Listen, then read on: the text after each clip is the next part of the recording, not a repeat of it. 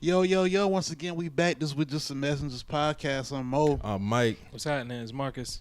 You know, I got my dog Drew Money on the boards, man.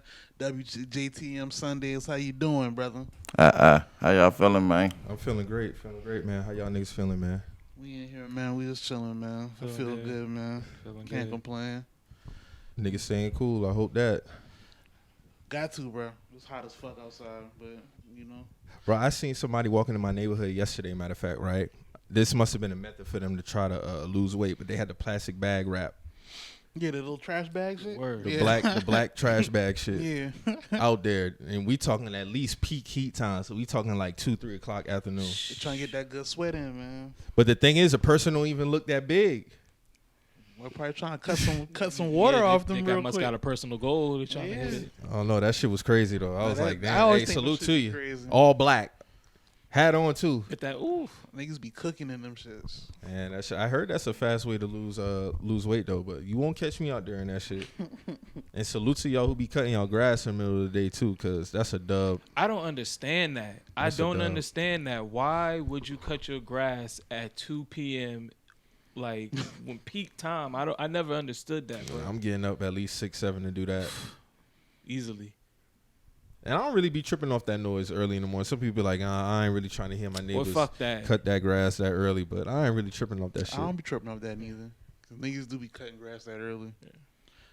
I just think that's kind of crazy, but you know, cutting grass at 2. Unless 2 you don't p.m. have is crazy unless you too. don't have a choice. Yeah.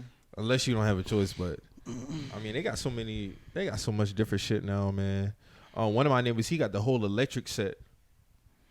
That shit don't make that much noise though. Hell no. No, them shit damn That quiet. shit, that shit quiet as a bitch. Mm-hmm. He got the weed cutter, the lawnmower. Like yeah, Word. definitely. Don't let your lawnmowers are the truth. Though my mama got one. It's just the truth. If they get a riding one, I'm pretty sure they got a riding one. If they got the push, if they got a push, I'm pretty sure they got a riding one too. Yeah, they probably do, man. What y'all niggas got planned for the 4th though, man? I ain't doing shit. I'm chilling. I'm chilling. I ain't doing shit. I ain't chilling. I'll probably be at my mom's crib maybe. Word. Get into some shit. Probably go to my uncle's spot. You know he gonna have a cookout rolling. One of my partners probably might have something, but other than that, that's it, bro. We ain't doing nothing too crazy. Word. Y'all not going out or nothing? Cause you know that's a technical Fed holiday according to the U.S. Mm-hmm. That's the one. That's the one the jobs acknowledge. Oh yeah, three of them. Labor Day, Memorial Day, 4th of July. Them the ones that they acknowledge for real. And that's crazy. That's 2 weeks right after Juneteenth. Mm-hmm. I don't know. I tried to probably give them a little leeway because you know it's probably 2 weeks apart. But I was like, then I thought about it. I said, nah. You still could have gave us that day off. Shit, my job gave me the day off for Juneteenth. Yeah, they did. Oh, that's what's up. A lot of people was picking and choosing though. I will say that. No, you're right. A lot of jobs did get off. A lot of jobs didn't.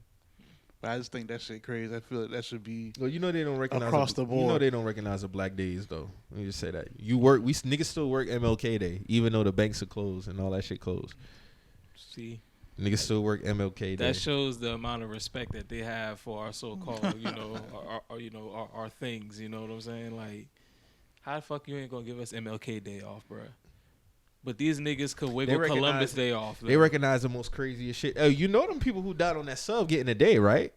Not a day. They going into a museum and they're getting a medal. What they getting a medal for? They didn't do anything for science. Like, Word, them niggas is getting a medal and they going in the museum. What did they accomplish to get a medal? Crush A medal? bones. A medal. Okay. Crush bones. A I mean, I'm medal. just speaking. That's natural selection, right? That's what you said last week. Natural selection. That's the natural selection medal. If that's the name, that's crazy. The natural selection award. I ain't trying to laugh at them niggas, but that's real shit. I just Man, want to that's know, like, insane. because you know when they hand out Dummy mission. I don't know how you get recognized for a dummy mission. bro, when you hand out medals, like you accomplished something, like you did something, or like you risked your life. a pristine something. Yeah. They would say they risked their lives, but that No, wasn't no. risking they their lives. volunteered their lives. That's what they did. They didn't risk anything. They didn't donate for science. They didn't do nothing. These niggas just got on the sub and just, you know. If anything, I feel That was sorry it. for the young dude. I said this last week. I feel sorry for the young dude. That Shit, was the on people there. in the Titanic should have them. If they correct me if I'm wrong, they should have a memorial before them. I think they do. I think Oh, they do? Yeah, I think they do. Oh, okay. But these, I mean, are they calling this like a national tragedy or some shit? Because like 9/11, certain tragedies, people try to go and be like, oh, this was a tragic event. We're gonna to honor and the people who were. I don't think Ocean Gate qualifies that. It definitely shouldn't. I'm just saying that's some I'm bullshit. just playing devil's advocate. If there was a way for people to say, we should celebrate this or try to commemorate this, because other tragedies have happened and people have commemorated it. But this seems like those were out of bounds shit that happened. Like, somebody flew a plane into the buildings. Like, nobody could predict that. Yeah. Y'all niggas, like you said, voluntarily got on this sub. They signed waivers. They paid $250,000 to just get this. My nigga, that shit done been sunk for 100 years now. So what else is there to see down there? We done seen it all. James Cameron said he done been on there 30-something times. Okay, what else is there to see? There's no research to be found down there. That shit is at 12,000 feet. There's literally nothing to do down there. Nothing. Cold as shit. You risk your life going down there. Well, not James. I actually went and I saw James Cameron, one of his expeditions down there. So his sub is decked out. Bro, I like that. Bro, I really do that shit. His shit is a little bit more decked out than whatever the fuck they had going on. And what I learned was it's not a submarine. It's a submersible. Yeah, submersible. So the shit only go down. You can't go forward or back. Oh, shit. It's a straight drop, bro. It's just a drop. So I'm trying to figure out how the fuck you're dropping right over the top of that bitch. I guess they going off with the coordinates where they recorded it at, and they just going from there. Yeah, that makes sense. But what's to say? What the fuck don't happen down there? That's the thing. Like, you don't know. You might be dropping in like a big ass. What if you drop it down there in a big ass whale, just knock it, and your shit just now you fuck. You just free falling. Yeah, you just free floating out there, and it's like the controller can only do what? And you still dropping at the same time, so it's like you don't even know where you're going at now. They should have had some type of rope or something connected to that shit. Something. They have the manufacturing to have something like that. I don't care what they say. They definitely got something like something to pull it back up. Yeah, definitely. I was like they magnet, like something. They said they actually had like some something that will release that will bring them back up in case of emergency, but the shit didn't release. It was a electrical malfunction or some shit like that. I don't know. Of course. Yeah, I'm about to say, yeah. Of course. But yeah, that shit threw me for a loop, though. Them niggas getting some type of, they're going to some museum, some Medal of Honor or some shit like that. They crawl so someone else can walk, I guess. I mean, I guess if you want to put them in some type of I guess, because they have, don't they got like museums for like the ocean and submarines and shit like that? Don't people who really died for some shit. Not some dummy shit. But they're going to put them in there, though. I don't see where this fits into that. But they're going to put them in there off the strength of, like, these niggas died for doing this in the ocean. So you're going to be mounted by... you're going to be propped by somebody else who did some real shit.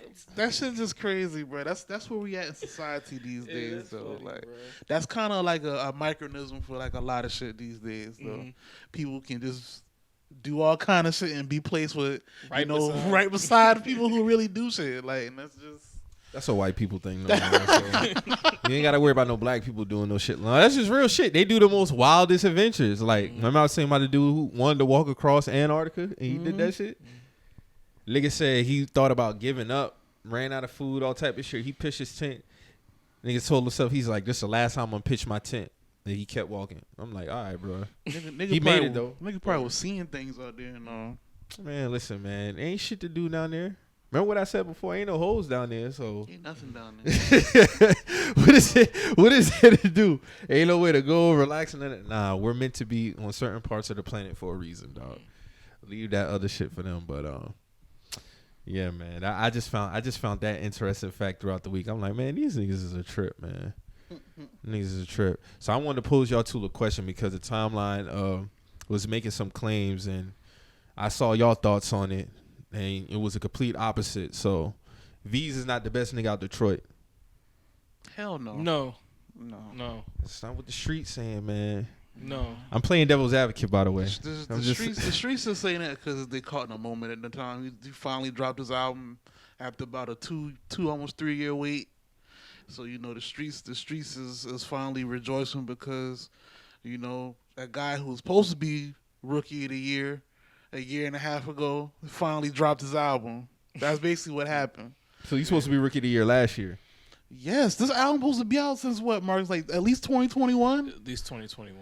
Like this album's 2 years overdue. I mean, And y'all didn't like it at all. Technically, if you think about it, his only real project dropped in like 2019. yeah, that shit dropped 2019, and it's like So 4-year gap. Has Basically. he dropped tapes in between? he dropped like singles and shit like that, Yeah. or But not his full shit, projects. His shit'll get leaked and shit like that, and then he'll be like, "Well, I'm about to scrap the album." Like he done had like 2-3 leaks, so to say leaks, and then he'll be like, "I'm about to scrap this shit, or I'm about to quit rapping." Like he done retired like twice.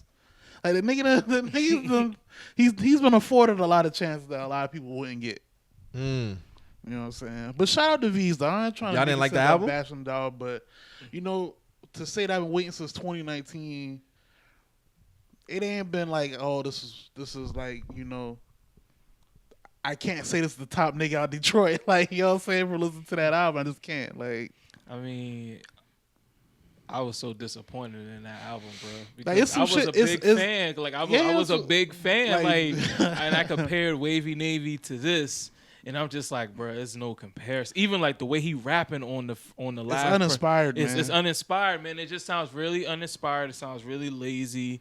It sounds like when Chief Keef had those moments where he would just get like real fucking drugged out on his song. It's whip it music. Yeah, like he'd get real drugged out on some of his songs. He'd just be like, bro, what the fuck is this? It's some Sosa? Steve-O shit, man. Yeah, like, and I fuck with, you know, of course, I fuck with Sosa, but I mean, those were like his, like, he had a point in The Sosa Dark Times. yeah, where he Yeah. was just real drugged out and just, I hated that shit. And same thing with Gucci. Gucci had that part in his moments, his catalog too, where he was just super drugged out, and you could hear it in the music, and it's like, nigga, you just mumbling, you rambling right now. Some of the songs hit, but I'm like, yeah, but since- for the majority of that shit was for the majority, What that letter shit grade was- y'all give it? That shit like a D a minus. D minus, bro. That's like a D minus, man. And And that's not even me trying to bash, bro. Because like I said, like I fuck with Buddy, like, but to say I've been waiting since 2019 for another full length project and that was it, nah. So if he's not the best, who's ahead of him? It's a few niggas ahead of. It's a few. I mean, it depends on what side. Because me personally, I think Boley James is the best rapper out of Detroit. Me personally, I wouldn't argue that. me personally. But if you want to go like on that other side, I mean, I fuck with Ray, but I don't really be listening to Ray shit like I used to listen to Ray shit like that no more. Honestly, I like Baby Smooth. Smooth go hard, Baby Money hard. Baby Money hard. I fuck with Smooth tough. Baby Smooth be talking that shit too. You right? I mean, I like Skilla Baby. Skilla Baby going Skilla Baby hard. Skilla going crazy. Yeah, Skilla going crazy. I fuck with, of course, Los and Nutty. Them the OGs of the sound. Right. Who else I'm fucking with? Of course, you still got Dame Dot. I still fuck with Dame Dot. I heard nothing from Dame in a while. Dame still going? Like, what we yeah, got? I mean, I ain't heard nothing from him either. I just still like some of his old shit. His older shit, yeah. His old shit still go hard. I wouldn't argue that either.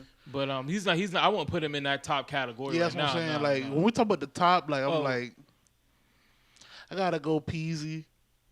I put But Peasy been kind of. his new shit was hard though. His new shit was hard. that ghetto album that came out like what was that, a month ago? That shit was hard. Okay, then maybe I ain't tapped in one because that one before that I wasn't really fucking with that one. I wasn't really feeling that. You got I put Baby Money top 5 right now. Baby Money been on a nice So little V's run. not top 5. Hell no. As of right now, no. That album no. would have. That's kinda crazy. That album would have knocked that album to me. No, A Niggas- lot of niggas was loving that album, bro. A Man. lot of niggas was loving that album. niggas are hype. I mean, beasts, as soon as it hit the TL, niggas have been. I've been seeing nothing but either didn't like that shit or niggas was on the complete opposite. Like, nah, this is why he that one. Nah. Like I said, niggas is caught up in the moment, man. I'm not even trying to be like contrarian to people liking it. Like that shit just wasn't it, man. If I listen to Wavy Navy and you was like, hey, this nigga supposed to be that one, and I listen to Ganger and I'm like, nah, that's not true. That's just not true. Completely Like, different vibes. I mean, like the vibes. It's not even the fact that the vibes different. It's like his approach to. It was just lazy. Yeah, it just sound lazy. And then man. his like, bars to me, his bars back then when he was on his first tape, them shit was like it was clever. It was like it was witty how he would like come with that, like how he would like He didn't apply himself. He didn't apply. Yes, he didn't apply himself. He's too comfortable. Yes, it just sounded real. It sounded to me. It sounded lazy, bro. It just sounded like a lazy ass body of work for somebody who I expected way more of. That's exactly what it is. To me, that's my personal opinion. It just sounded like a lazy body of work. Because I'm like, bro, I've heard you go way harder than this. I heard V's go crazy. I've heard V's go crazy. Niggas talking about he going crazy. And so like, nah, that ain't it. I done heard him. I heard him go crazy. I've heard him go crazy. So it's like nah.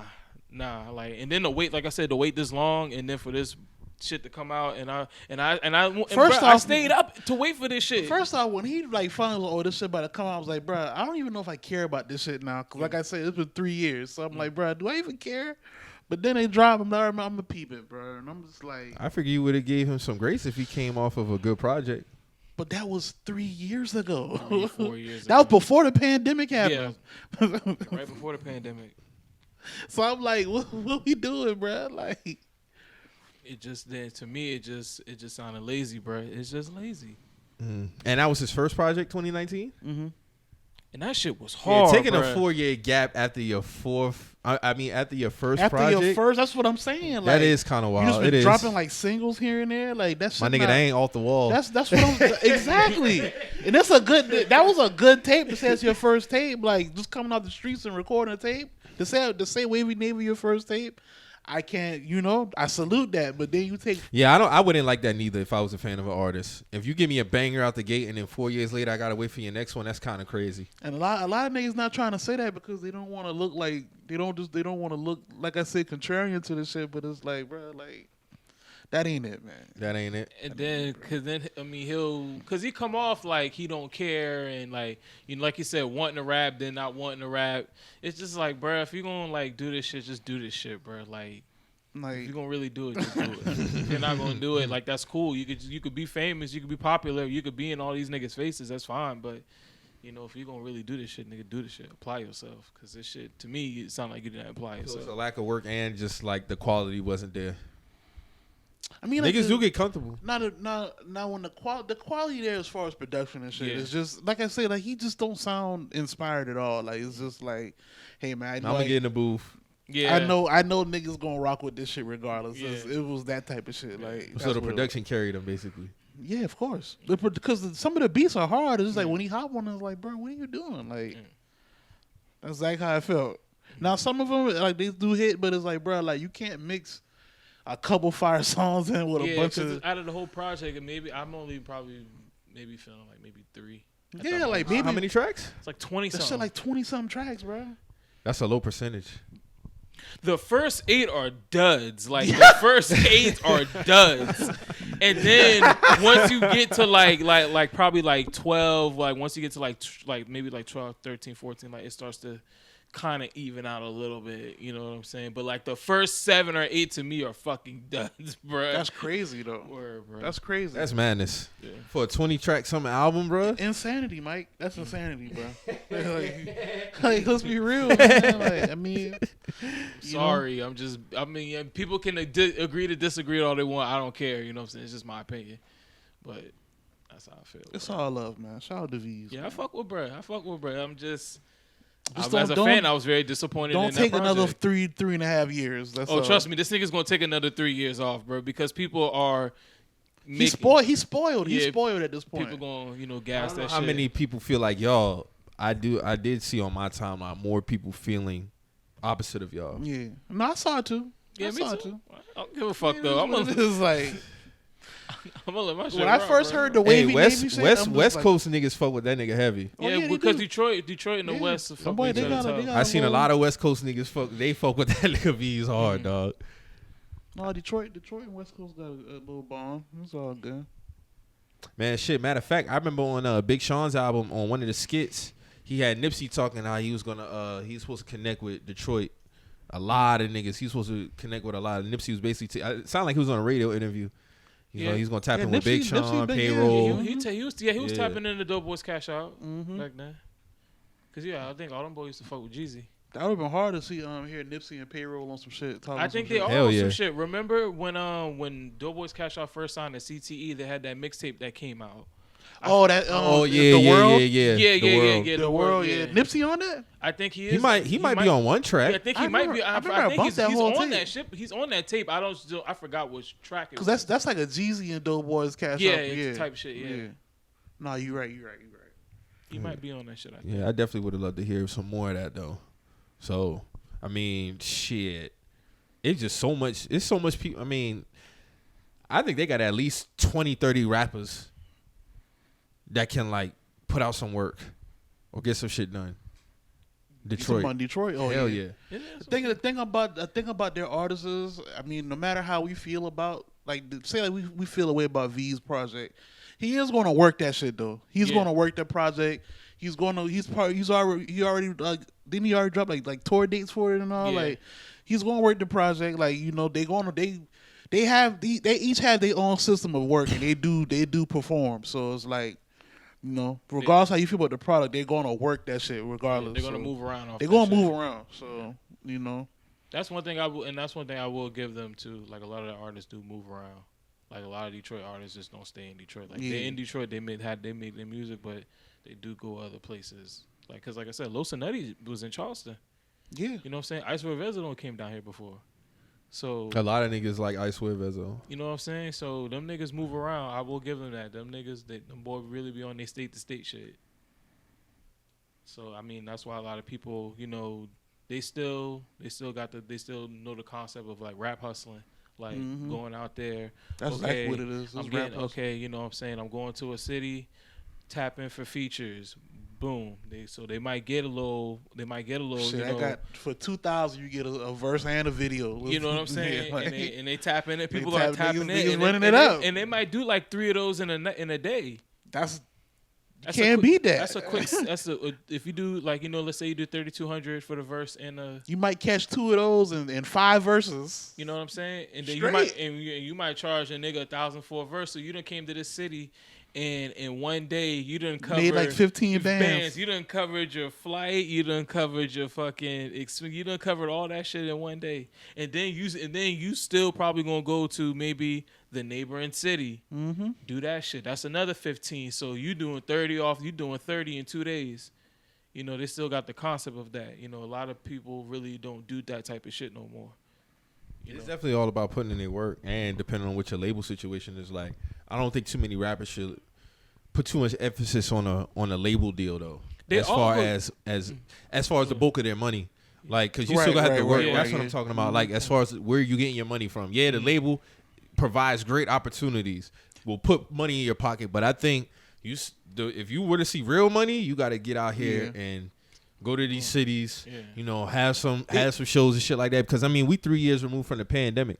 Yeah. So if you're just relying on an album deal from a label, that ain't going to help you meet ends, because then you can run into a situation where let's say you sign for a 3-album deal, they might not even let you release a second or third one, depending on your movement. They might shelf you for a little bit. They might shelf your ass. That's a real thing. That's it also depends on like what type of lane you into though, because Busta Rhymes kind of spoke on that on his Lifetime Achievement Award speech. He basically was saying like, because he got dropped from, they kicked him out of Leaders of the New School, and it took him 3 years from 93 to 96 before he dropped Hoo Ha. So he basically saying like when he used to chill in the studios and shit like that, like he used to hop in people's session, smoke with them real quick, and by the time like the blunt done went over, he done been in the booth and recorded a verse for them, and they were like, damn, that verse hard. Let me get that. So then you'd be like, yo, like I done did like 8 verses this week. I'm sending invoices out now. Let me get $5K for this one, $5K for that. So before you know, I'm making $30,000 a week. So this with no album out. So that was, you know, that's his hustle. How he did that before Hoo Ha came out. So, you know, it's all kind of ways you can apply yourself. You just gotta don't limit yourself, man. Learn how to leverage yourself. Learn how to leverage yourself, and that's how Busta Rhymes really got his, you know, his acclaim. Like he was, you know, he cool with everybody. Like Busta Rhymes never had no beef with nobody like that. So I never really heard about him having. Yeah, that's what I'm saying. Like he always been you know. And another thing about those Detroit artists, majority of them are signed to Empire, but it's like they'll get the distribution. Yeah, distribution bag, more of a bag distribution straight but, up, yeah. and then they'll use that distribution bag and go work with that. And so That's good. Yeah, they get, like I said, like I think it's all about learning. It's definitely all about learning because of course you could create, but you got to get the business side down pat too. I mean, I think that goes on anything. Yeah. Because of course, one of the biggest conversations always be about like masters and shit like that, right? So I can understand from a label standpoint of them wanting to own a majority of it because they're giving you the opportunity. But artists don't think about that at that time, 20, 30 years later down the line, like, oh shit, like I want to own my masters. Yeah. But then the label will put in some shit like certain benchmarks. Yeah. Okay, year 15, year 20, you can go ahead and copy your masters. That's crazy though. You can copy your masters. Basically. Yeah. I know. I know it's not. No, it'd be like worded that. It'd be like that. You It'd be gotta like buy that. it back. I mean, but do you think there's a fair way for everybody to eat and they own your masters, or it's not possible? The way it's designed, they make it impossible. I mean, the thing is this though, like I'm talking about is there a way for it to be fair if they own it? I mean, because like let's kind of go back to what you were saying though, like do you really? It depends. Did you want that major deal to begin with? Because if you're independent, that's not even a conversation. You already own your shit straight out. A master's just the right to license the music. That's all it is. But so like if you was independent from the jump, or you independent and then you get into business with a major, that's something you negotiate on at that point. You know what I'm saying? Because then you more leveraged up from that point because they want to do business with you. You know what I'm saying? So it's like, I guess it depends on how you really coming into it. The reason why I asked that because we've seen rare examples of it happening when rap was early, and we really haven't seen it at a high clip since. Example, Baby. Yeah. So Baby came into his situation with Universal. We're owning most of our masters. I think it was like 85%, 90% of their masters or some shit. They wasn't doing that 60-40 and the 60 goes to the label 40. No, we're owning the majority of our masters. So, I mean, you talking about somebody at that time, that was unprecedented. Yeah, that was. It was. But you got to think about the work he was putting in. Yeah. Whatever he told them in their meeting to make them be convinced that, hey, if we give him this 30M, we're gonna get this shit back tenfold. That's the thing. Like it's not about what you earn, what you negotiate at the end of the day. Yeah. So. But when they came in, they had leverage They had already had dropped put in the album, work. Put in works. People like artists had already done hit gold on the label. Yeah. They had something to actually. They already had a resume. Yeah, because I'm not the one to say that the people who negotiate the deals at the labels don't deserve to eat too. If they give you an opportunity from a business standpoint, yes, I created it. I wouldn't mind you having a piece of it, but you owning 100%. Like we seen the old stories, like Why Do Fools Fall in Love? Yeah, Dog didn't earn. He didn't own not a percentage of that record, and he died young too. He didn't own a percentage of that record, but that shit was worth how much? Back then, that shit was worth like what, $15 million or something like that. Shit, was it something like that? Like 10 million or something? Over the time, it occurred. By now, it's that. probably worth way more now. Yeah. But just back then, it was worth that. But he ain't thinking nothing of it. He was young and shit. So his name is on a record, but the label 100% owned that shit. Yeah. So I think when rappers or I seen Lupe Fiasco was talking about that because he wanted to get his masters at one point, and I forgot who he was. Leor. Leor was like, I can give him to, but what you gonna do with him? And he was like, he didn't really know how to take that, him saying that, but he felt like he should have approached the conversation differently because, he asked him like, what you want to do with them? Like, you just want him to say you got him, or what you got a plan for him or something? But, but I'm thinking shit. I don't play skateboarding games. I heard Kick Push on them shit. So who got paid for that? The label. That's what I'm saying. So asking him that's kind of asinine to me. Like, yeah, I want to get paid for my licensing for my song. Like, the song Daydream on commercials. That's what I'm saying. So, like, I've heard Lupe music on commercials, but at the same time, what about like certain artists like you? It boils down to the artist. Yeah, certain artists, you also got to think, like, how much do you think your masters is really worth? That's what it boils down to, the worth. That too. Yeah. Well, like, what do you... I remember... Budden still talks about how he gets checks monthly from Pump It Up, but he don't own majority of that record. I can see that. But he still get a check. He still get a check So like Def Jam owns majority of it or something? Whatever that record, whoever did whatever label, I think I would assume Def Jam because that's who we came out with. It was on Def Jam, right? Def So Jam, yeah, Desert I would assume we still hear Pump It Up till this day.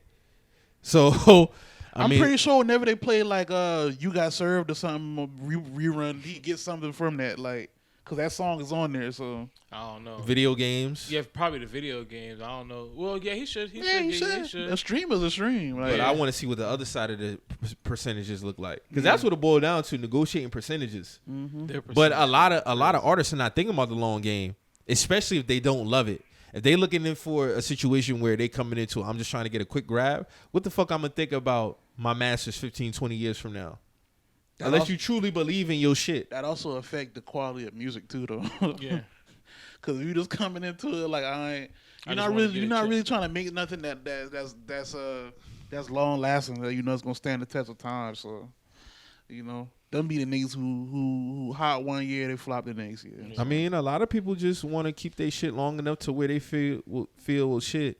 If I get a big payout for it one day, I'm cool with that. Yeah. I probably don't want to keep it for generations and generations and generations. Like we just seen Future sold some of his catalog, whatever the percentage was, for 200-some million. I would assume majority if you're getting that big of a payout. Mm-hmm. So whoever owns it now could do whatever the fuck they want to. They could put it on commercials. They could put it in, like have it played in stores, TV shows, whatever the case may be. And he can't say nothing about it. But with those artists, when they sell off their catalog, like maybe they did, for the most part, I don't think they own the majority of that music, so they just gonna sell off their catalog, and maybe they might be independent, or maybe they reconstruct a new deal. Because when you sell that off, you base whatever you drop from there, kind of just start over. You just kind of start over, and you can start over actually owning all of that new music. So I mean, you could, but they whatever. I don't know what percentage Future owned. Whatever percentage he sold, that's what he got. Yeah, I'm just using that as an example. Mm-hmm. So I mean, I don't know if there's a situation where. I think it's a fair way for everybody to eat. You can eat, the label can eat, because that's where the headbutt come in at. Because then it'd be that, and then some people just feel like they just be left out of certain. I mean, because they could. That's what I was about to say. They could feel. Who's to say that deal was fair at that time? You just now looking back and being like, oh, they fucked me. They own my masters. No, but the conversation y'all might have had 10, 15 years ago, you wasn't thinking about that. Over time, you realize, okay, yeah. When niggas signed you because you was freestyling at the radio, you wasn't thinking about masters, bro. Like you was just trying to. You just trying to get in. Like he was trying to get in. I mean, it's good that you gotta negotiate. It's good that you learned when you got in, but I mean, that just wasn't the terms then. So that's all. But having a benchmark that you can't get your shit until like 25, 30 years down the line is kind of wild. That's crazy to me, because you like. I created this body of work, and it's almost like the artist, the performer, literally gets the last bit. They get the smallest piece. We seen it. You know what I'm saying? But they're the creator. They're the reason why people feel the way that they feel. When people hear that record, they're not thinking about Def Jam. They're not thinking about the engineer. They're not thinking about promotion fees and all this other shit that they gotta pay out. They thinking about this artist made a great piece of music.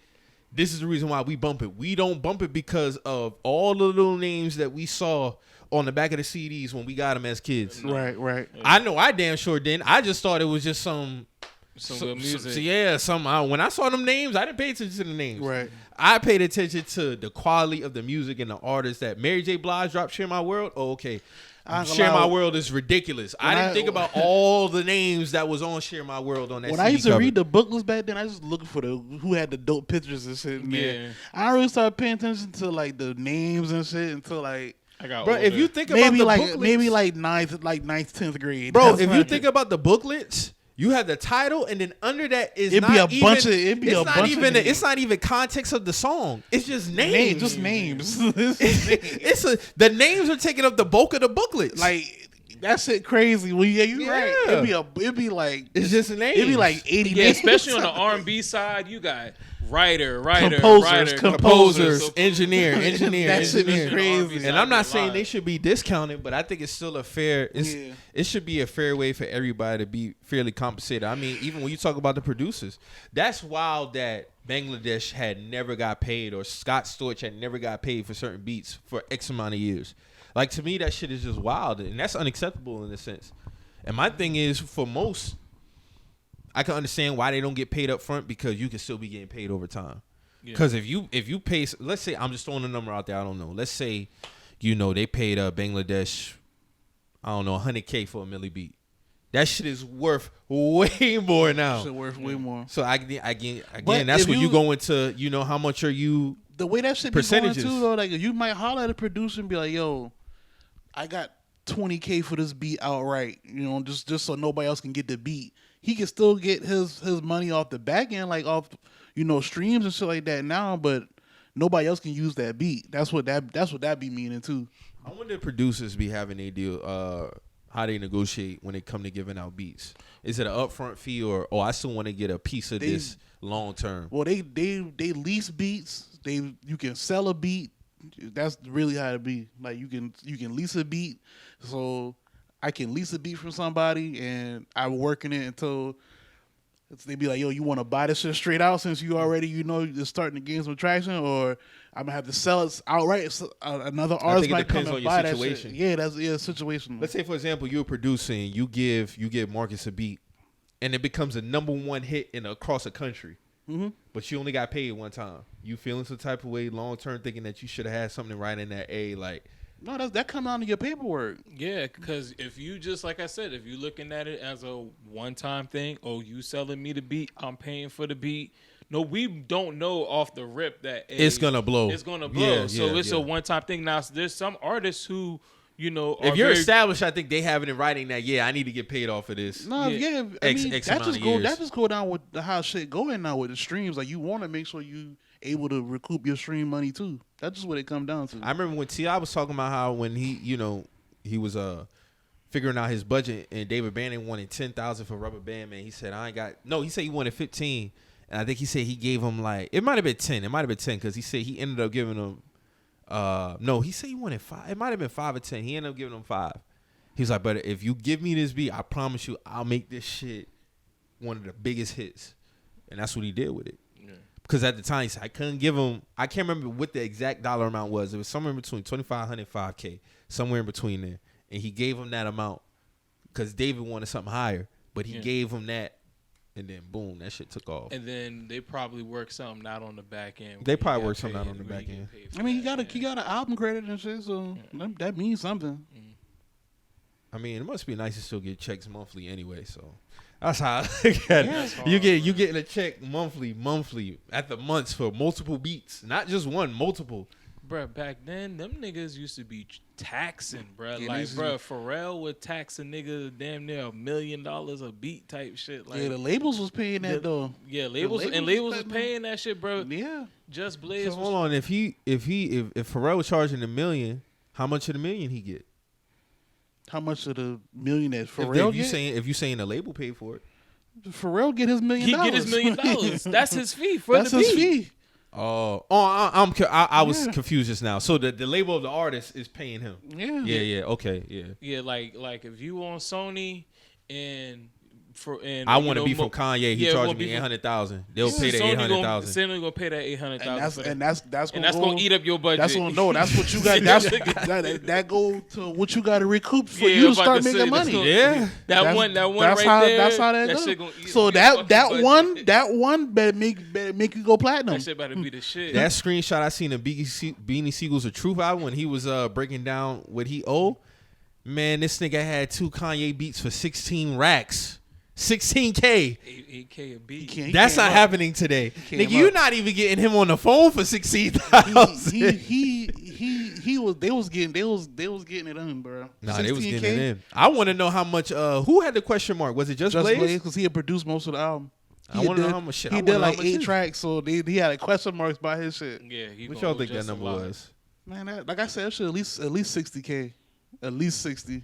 Probably 100,000. I'm thinking 200. 60 on the strength that he was Rockefeller, like, Okay. I'm gonna give you 60K, just for fucking with us, like you signed us, so that goes to show how Kanye really has grown over time.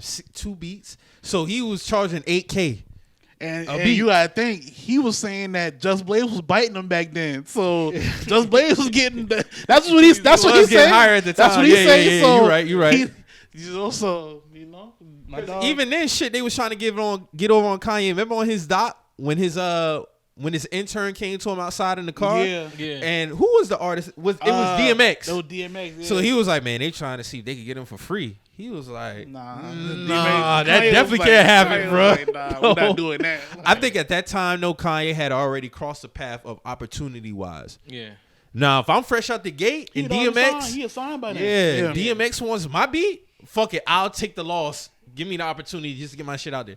By that time, he already had got the Grammy for what? It was Blueprint already was out. Blueprint, Yeah, it was all that already shit. out. Yeah, You're not getting no more free beats from that. Like that's just not happening. no, like, hell no. I understand that 100%. No, fuck that. That is interesting though. I was looking at that sheet like, damn, bro, that just speaks to the time. Cause you had it. Kanye was charging around 06 $1 million for show ups. Just to perform at places, $1 million. Yeah, because I seen it on that Sweet 16, Lil bruh had the bar That was mitzvah. L.A. Reid's son. Oh, yeah, I thought. yeah, Aaron Reed. Yeah, Aaron Reed. Aaron Reed, yeah, He had a ridiculous party. It was $1 million. Yeah, that was $1 million.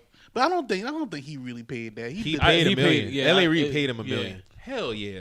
I don't know, man. Hell yeah, L.A. Reid paid him that $1 million. Y'all think L.A. Reid cut $1 million for real? Yes. I believe so. that. I think so. I'm not saying it's not We possible. thinking what, now. 06, 07? Kanye was already No, like. this is when Gold Digger was out, so this is like 04. That was Nah, this is like 05, 06. Yeah, 05, 06, That was yeah. 05. He was That was charging. I could see him I can charging charge $1 you $1 million million. if somebody paying that, bro.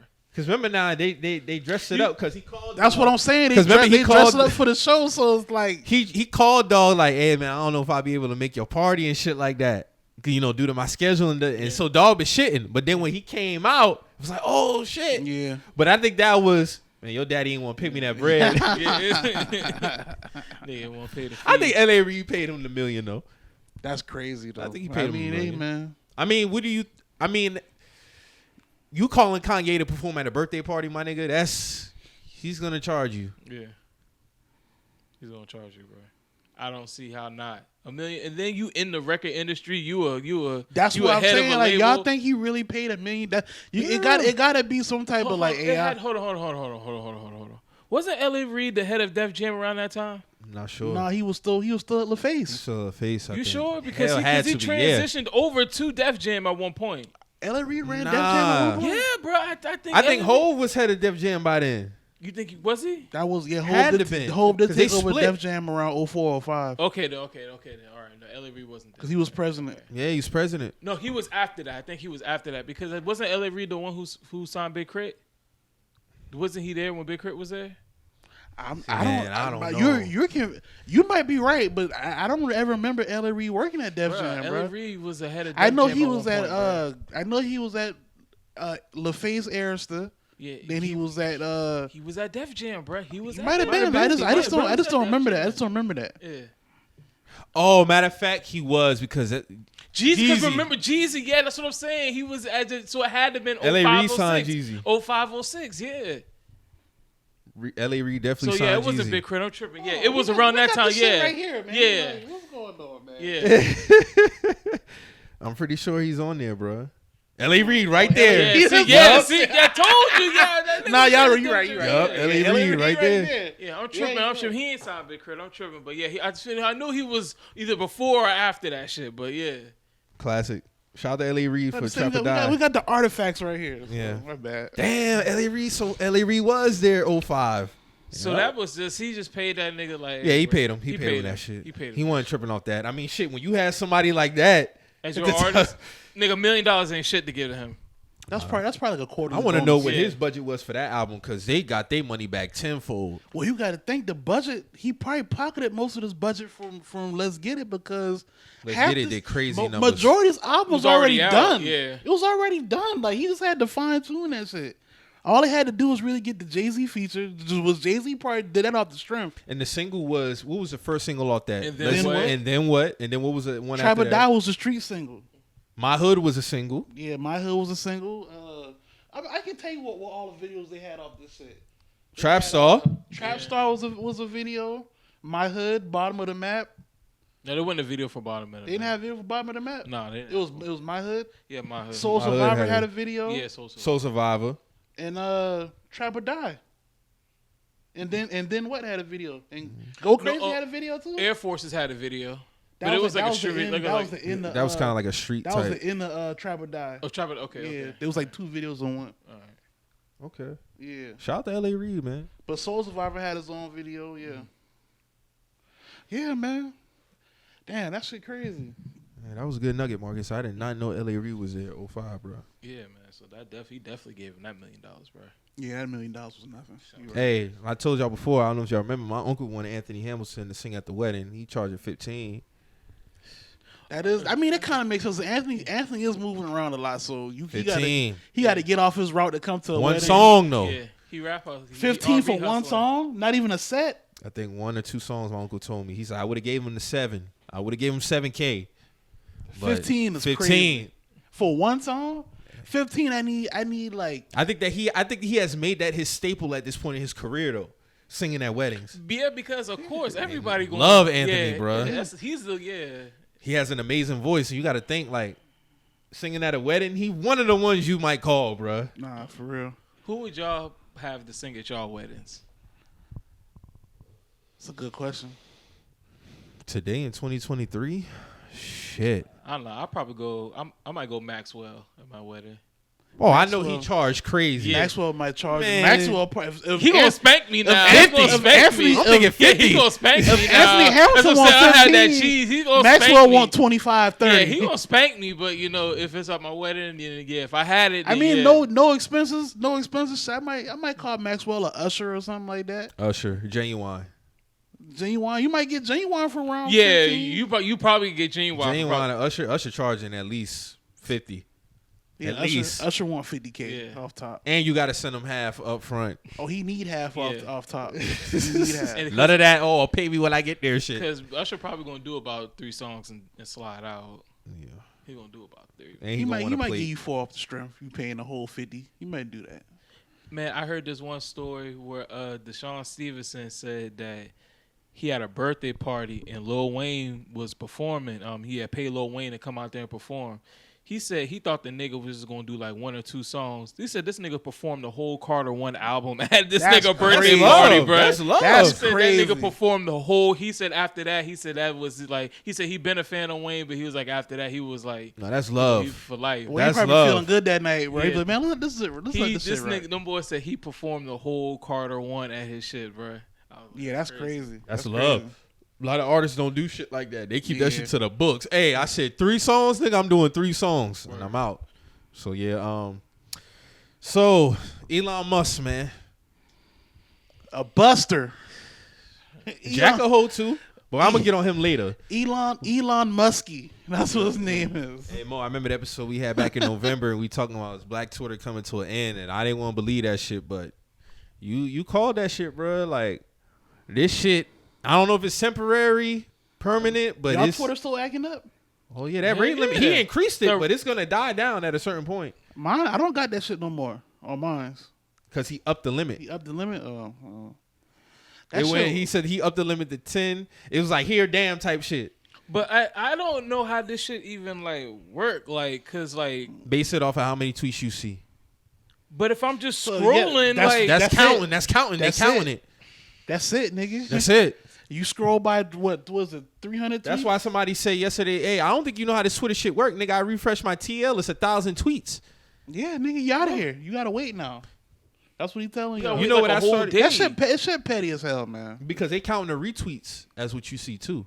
They count everything. So that's why he upped the limit yesterday, and I was like, "You's a dummy." I think I heard the bookmarks gone. I don't know if that's true. Bookmarks. Man, I tried to check my bookmarks because I had a bookmark in there for the show that I needed to have, that I wanted to see. Let me see. That shit crazy, bro. No, so the bookmarks are on there, but listen, everything that you go to is gonna count. So me just doing this, doing this, that's counting. You fucking up your daily limit. I'm fucking up my daily limit. Nicki Minaj just had a tweet said, "I'm monitoring my 600 tweet limit today for how I'm gonna promote the Pink Tape." This is insane, man. Yeah. Bro on some whole shit, bro. And there's a lot of people who got businesses. They run through Twitter. A lot of people are dependent. Like, I mean, just on every level though. Yeah, like, you know what I'm saying? It's just like, bro, like, what is this about? Like, what is this really about? Like, what is this really about, man? I don't know if you're trying to just flex. He talking about people doing like information mining and all this other shit. So he limited tweets. Like, this shit, man. I think I partly blame the niggas who bought Twitter Blue. I'm partly giving. They get 20% of the blame. Why you blaming them? Because that's enabling him. If they willing to pay for this shit, now I can continue to. Yeah, he's essentially like just saying, let me get the If they pay for it, y'all can pay for it too. I'm gonna have my cake and eat it too. Right. So now I'm gonna make it to a point where I'm gonna force y'all motherfuckers to buy this shit. I'm not buying it.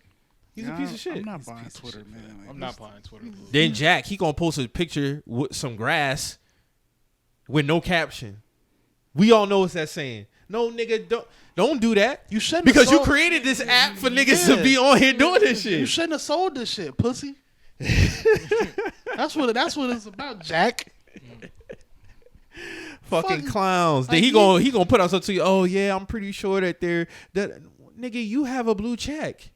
You're not worrying about anything.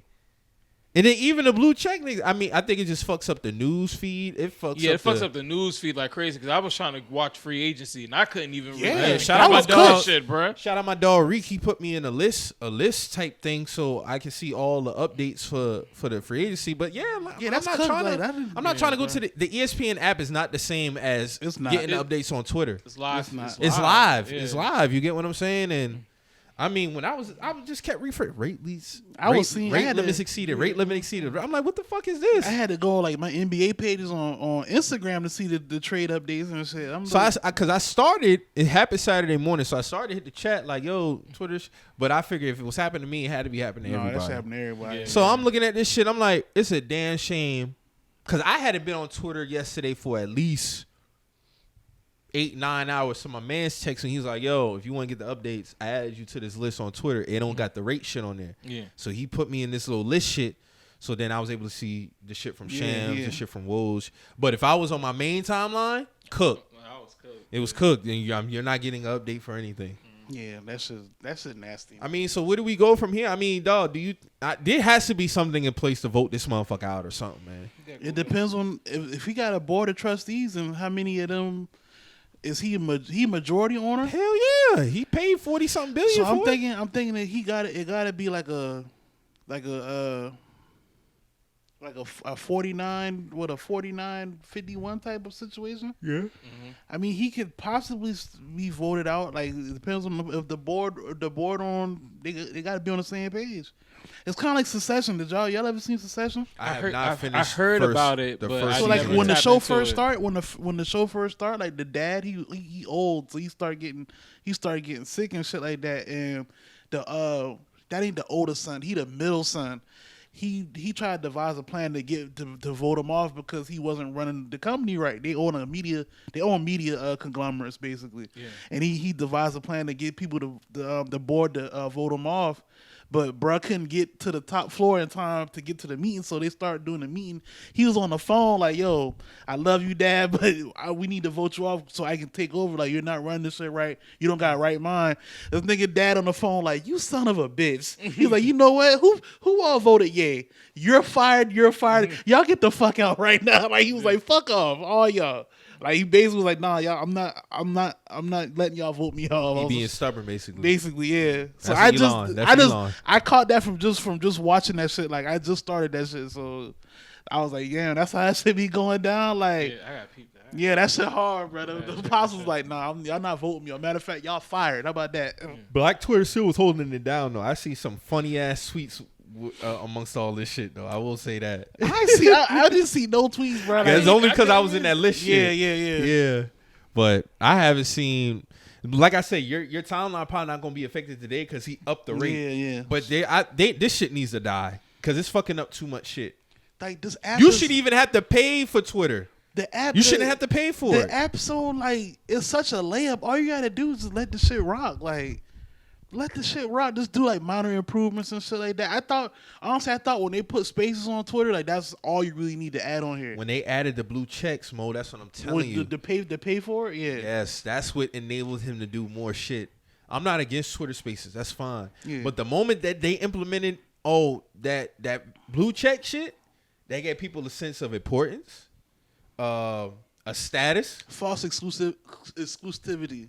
Facts. That's what it is. And you're paying $14.99 a month for it. Now you got some people getting their jokes off about, well, I ain't gotta worry.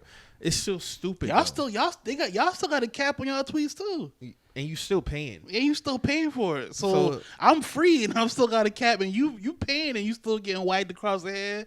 So you worse than me, nigga. Like I'm getting for free. You're paying for You're paying to get taken advantage of. Like I'm not paying for no social media, bro. Yeah, I'm not paying. Honestly, for no if I have media. to pay for this shit, bro, like I'm just gonna be more active on YouTube and Discord. Like that's all it comes down to. Like and Instagram, like Twitter just won't be a thing to me. Like granted, which is unfortunate. I mean, you can still go to. My bad. Go ahead. No, I'm just saying it's unfortunate because Twitter really is like the GOAT app. Like you can get news, jokes, connect with people all on one app. Like, but you know, the main thing for me was the news. Yeah, the free agency news. Yeah, I could go to Google and see what the fuck going on in France and all that shit. Twitter is real time. Like, but Twitter is real time for the free agency updates. Man, I caught all that LaMelo shit, all that other shit late. Yeah, I didn't see that until you posted that shit in the group chat. I got all that shit late, bro. So LaMelo signed an extension, right? Yeah, for 5 it could be up to 260. Yep.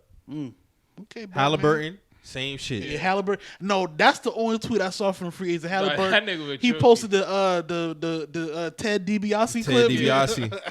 Hey, shout out to Ted, man. Jokey as shout hell, out to bro. Ted DiBiase. I used to play with him on Money Man. on SmackDown versus Raw versus SmackDown. The $1 Million Man. $1 Million Man. Hey man. Hey, what happened to JBL, man? Real quick, what JBL up to, man? Talking about dude, John Bradshaw, the clothesline from hell, dude. Yeah, man. I don't know what JBL at. JBL used to come out there in the whip, had the horns on the hood. He had that was him. He had the tag team with Farouk. Yeah. They used to be punishing niggas. Bro. Hey, bro, wrestling games back then used to be the shit because you just mentioned one just now. But bro, I remember like N64 had some of the hardest. No Mercy, WWE, WrestleMania 2000, NWO versus WCW. Yeah, bro, they had. I was talking about Raw versus SmackDown. Yeah, Raw versus SmackDown on PS2. Yeah. That was going crazy. SmackDown on PS2 was going crazy. 06 was the GOAT. That had Triple H and Rey Mysterio and somebody crazy, else on the cover. I can't remember. But yeah, man, shout out to Ted DiBiase. But yeah, Elon gotta go, man. Niggas was getting their tweets off for real. They was sending threats at this nigga, bro. Yeah, bro. They was saying Ocean Gate run it back and put Elon on the side. Yeah, run that shit back. Definitely. He had the greatest ratio ever yesterday. That shit had like 300K quote tweets. Damn. That's why he doing that shit because niggas don't fuck with him. He's one of them dudes. He one of them dudes like you trip off him at the basketball court. Now we can't play with the basketball. I'm taking the ball. He's one of them dudes. Yeah.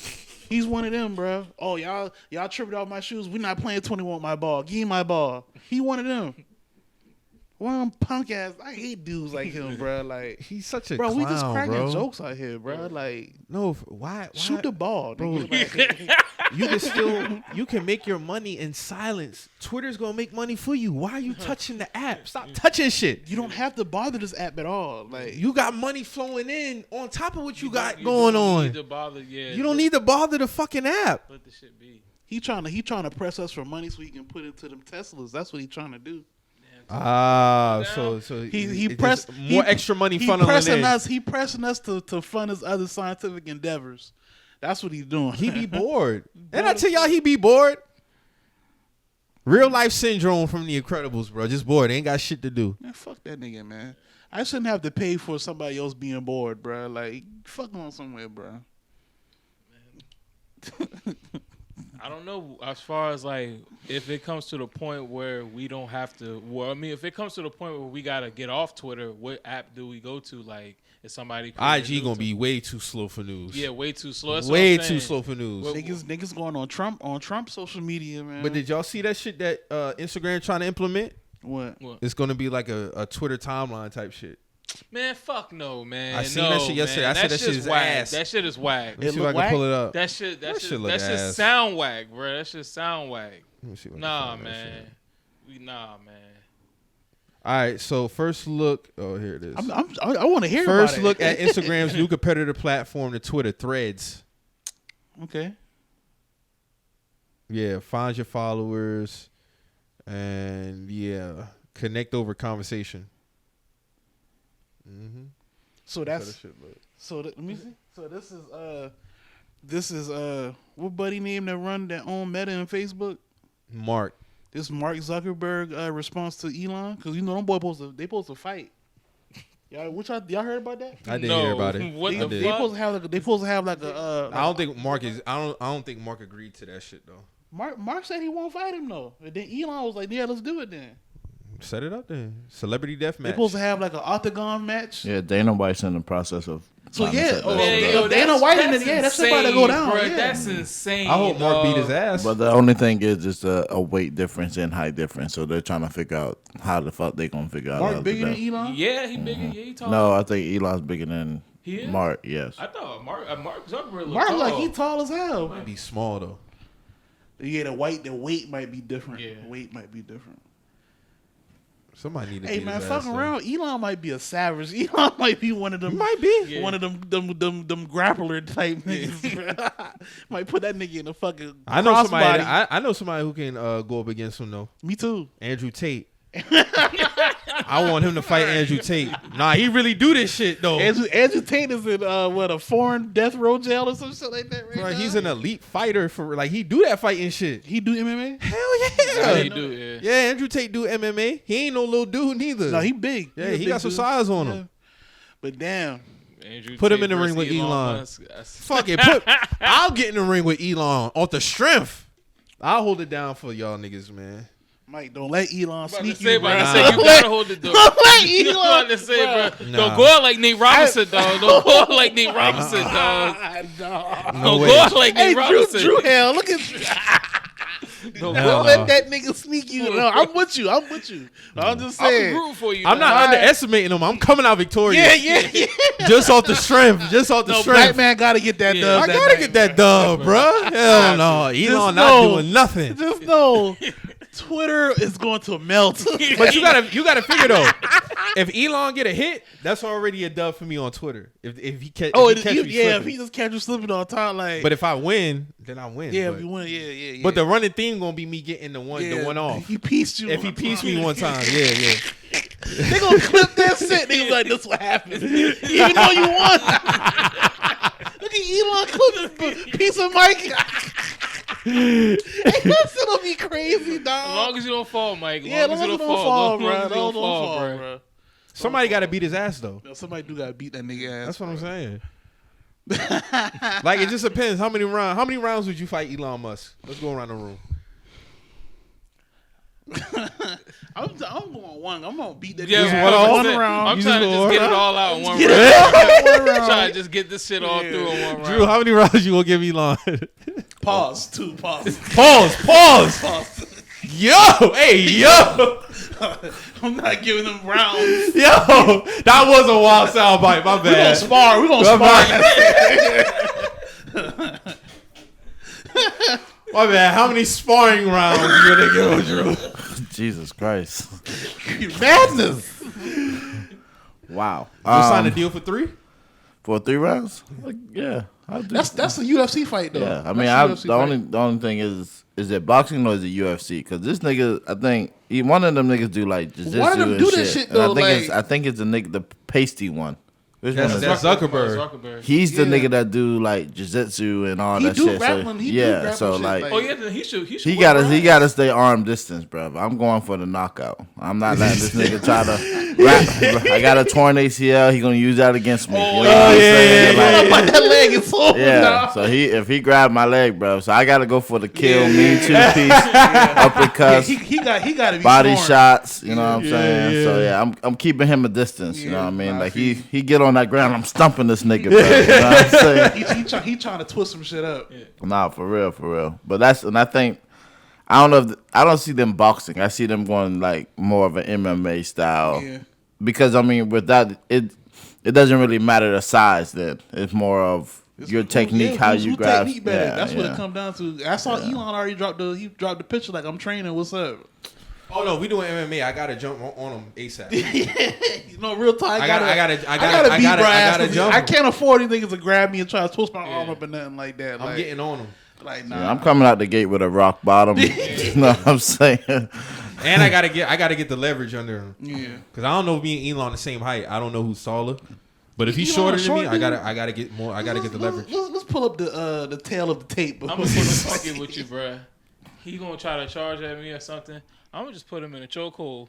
You gotta get him in that position first. Yeah, I think shit. He gonna. Elon Musk is 6'2". I didn't know that. Oh, we the same height. Oh, all right. So I got him by 1 inch. I'm like, yeah, you gotta knock him out. You gotta knock him out, Mike. If I grab him, it's a wrap. But I'm gonna try to knock him out. Yeah. Mark Zuckerberg is 5'7". Oh damn! Mark might be in trouble, bro. No. He might not be. That's what I'm saying. He might not be. And that's what Dana White was saying. Because he gonna have the advantage if he do that grappling shit. I thought bro was like 6'2", some shit like that. That nigga's he looked 5'7". taller. He looked taller. He looked tall. I thought Mark was tall. But y'all know how the TV make people look taller than what so they I really are. I got a little list. It say Jeff Bezos is 5'7", Bill Gates 5'10", Steve Jobs 6'2". I'm whooping Jeff Bezos' ass. I'm whooping Bill Gates' ass too. Mark Zuckerberg might have to get it. These niggas fighting billionaires, bro. This shit's madness. Fighting billionaires. Hey man, bring the guillotine, bro. Bring the guillotine. Bring the guillotine, bro. That's where we at in society. Nah, Elon. If me and Elon the same height, nah, hell no. I know I'm stronger than him. I don't care. Did y'all see they might even be able to host a fight at the Roman Coliseum? Yeah. That's nuts, bro. Yeah. They got the money for it. I feel like when you do shit like that, somebody got to die in the fight. Word. It got to be some "Are you entertained" type shit. Like, it got to be some "Are you entertained" type shit, bro. Like, a nigga has to die in someone's I hand. feel like a nigga got died or some shit like that. Like, this is the brawl for it all. Yeah. Like, it has to be. I'm Like, coming out on a black horse. I'm coming out on the black a horse. black horse with a nice helmet. Yeah. Let's go. Yes. And a velvet cape. This is the brawl for it all. Only one will leave. Only one will leave. Only one will leave. This is the fight for all glory. That's crazy, dog. That's fucking crazy, dog. No, man. Elon do gotta get his ass beat. But if Mark do that grappling shit, he gonna have the advantage because he's shorter than him. If he get under him, it's a wrap. Yeah, if we get him as a rap, but he cannot Let him grab him. He can't let him get. He can't get under dog on the ground. Cause bro gonna put them hands on his ass. That's it. I did not know Mark was 5'7" though. That's crazy. Oh, bro, that's crazy. Hey, get him out of here, man. Fuck Elon. I hope we can get back to the glory days though.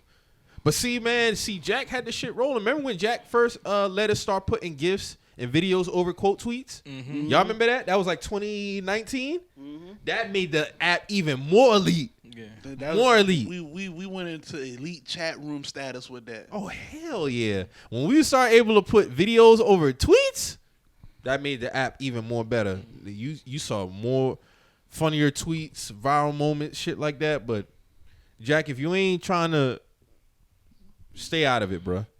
You got paid. And keep nigga. your fucking grass pick, nigga. Going on somewhere, bro. Talking about some touch grass. You nigga, sold please. us out already, Jack. Just go get the fuck on, bro. Yeah. Go do something with Tidal. That's what you and Hove in bed with Tidal now. Go do something. Why don't you tell us what a stream, what really a stream is, nigga? You posting. That's what we need to find out for real. Posting grass. They making up rules as they go with the streaming shit. Mm-hmm. Who was that you posted the other day? Say he get $2,000 off of. That was off a million streams. That was Frosty the Snowman from L.A. He was like, "This what a million streams get you." What platform that was? I guess that was probably he said like that was Spotify. I think that was his breakdown from like everything. I know Tidal is higher. I think that's his DistroKid. So if that was DistroKid, talking to Mike, everything. It was DistroKid. That was what he got paid from everything. I sent it to you on Instagram or I think it was. I think you sent it in the chat, bro. I can't.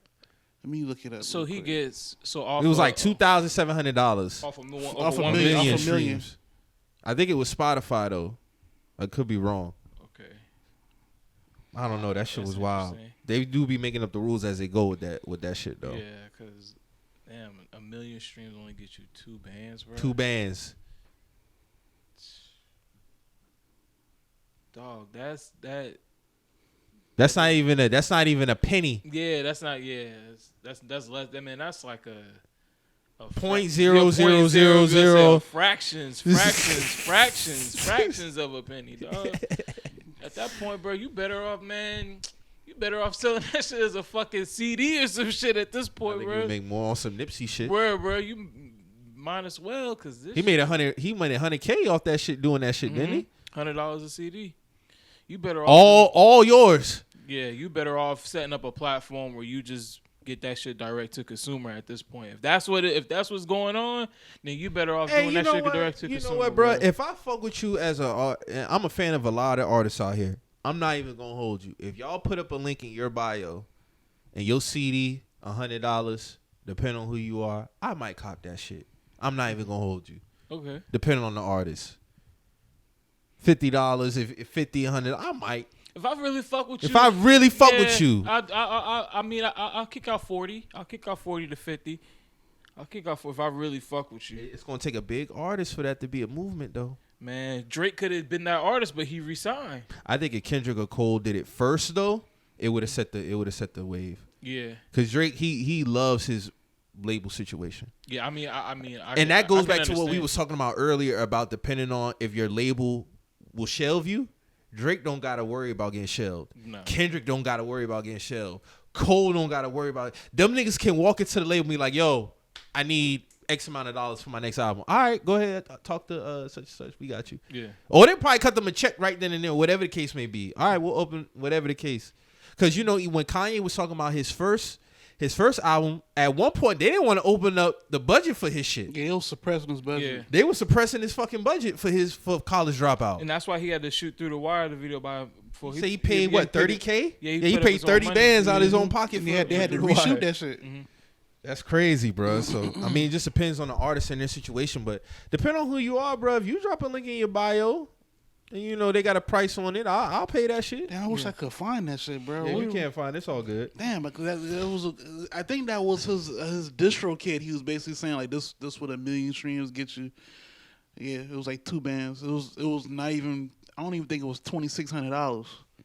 And that's a yearly check or like a... that's like a For whatever that song is. whatever. Oh, just for that one song. I think Distro Kid paid like what, every 2 or 3 weeks or something like that. Okay, so that's just for that. Well, every 2 or 3 weeks, you get 2,700. But you still got to get 1 million, though. Yeah, but that's, I mean... So imagine if it's less. Yeah, that was... You probably get a check in the mail for $600. Yeah, $670. Shit. $600. It's nothing. You know what I'm saying? That ain't shit. And that could be 400K streams. But 400K streams, you getting a $600 check. But if that's just for one song, Yeah. if you get multiple songs that got 1 million, You know, each song performs different. Yeah, that is true now. But bro These had songs, a few songs with a million if you got streams. though. if you got at least 3, that's 6 bands. That's 6 bands every 6 2 bands. weeks. Now, if you got an album ain't that's bad. doing astronomical type shit, like when Drake dropped Scorpion, that shit hit 1 billion. When certain artists drop albums, they doing millions, like multi. So I'm talking about like 10, 15. So if you one of them type of artists, then you ain't really tripping. Because your album is doing those type numbers. Yeah. So you ain't got to worry about the per song. Mm-hmm. But if you're a single type artist, like Mo was saying earlier, like when y'all said V's would just be dropping singles, that's different. So now you got to look at each song to see how each song is performing. Yeah, how each song. Now if your album is performing, you ain't got to worry about each song. I gotta do some real research on this shit because a lot of artists be saying they eating off the Distro Kid and shit like that. And I don't doubt it. I don't doubt it. I just like what exactly does a stream count though? Like, because it's like he telling us from just Spotify he got 2 bands for 1 million streamers on songs. Like it needs to be like a universal like breakdown for this shit. Like, Yeah, you know what I'm facts. saying? That's what I'm really trying to get to. Like, Yeah. But Elon, go to hell. yeah. I said it. Say go to hell, bro. Go to hell. Go to hell. So I saw an interesting conversation on my timeline Friday about PAWSE being canceled. PAWSE is canceled? Who said that? No, trying to end it. Oh, trying to. So, because was that the shit with Ian Schwartzman? Was and Queens Flip. So it was Queens Flip Parks and Ian, Joe's manager, and they was talking about PAWSE. So basically, y'all want me to play it, or you just want to give you a breakdown? Yeah, you can. Yeah, get it. However you trying to get in, bro. Let me see. Let me see if I got that shit. I know. Dame Dash kind of spoke on that too. He was like, he knew Rockefeller was over What he said? when Jay-Z wasn't playing PAWSE no more with them. he was like, oh, this shit not fun no more. I was like, Hey, that's funny, bro. like we just hit a pause in here. Yeah. Like, come on, man. Like, All right, here I got this shit right here. insecure about what I'm gonna say, so I'm gonna say pause. Now, the pause isn't only homophobic. Sometimes, like, it'll be a girl saying some crazy shit to a guy, and you gotta pause her. Yeah. You guys holding hands? Which is still homophobic. Are you crazy? Wait, hold on. I'm just trying to understand. So pause. You don't like the word pause. You said When I hear someone say it, all I hear is, I am nervous to sound like I'm about to say something that's going to question my sexuality. So instead of saying it, I'm going to say pause. And it's offensive because where it derives from, which is the term I just said before. So hold on. Mike, So every time you say it, you're Mike. saying, Do you know how it used to sounds me. to listen to people have this amazing dialogue, and then in the middle of an amazing conversation, 20 times you hear the word pause? Pause is not bullshit. I guess I'm immature because I still think that shit is funny. No, it's funny. It's funny, yes. Funny. It's more funny. comedic than it is like what you use it as a comedic. Correct. Okay, but there are people that use it as a way to let you know. Drew, we on the same page, bro. Like, Insinuate I swear we anything. are.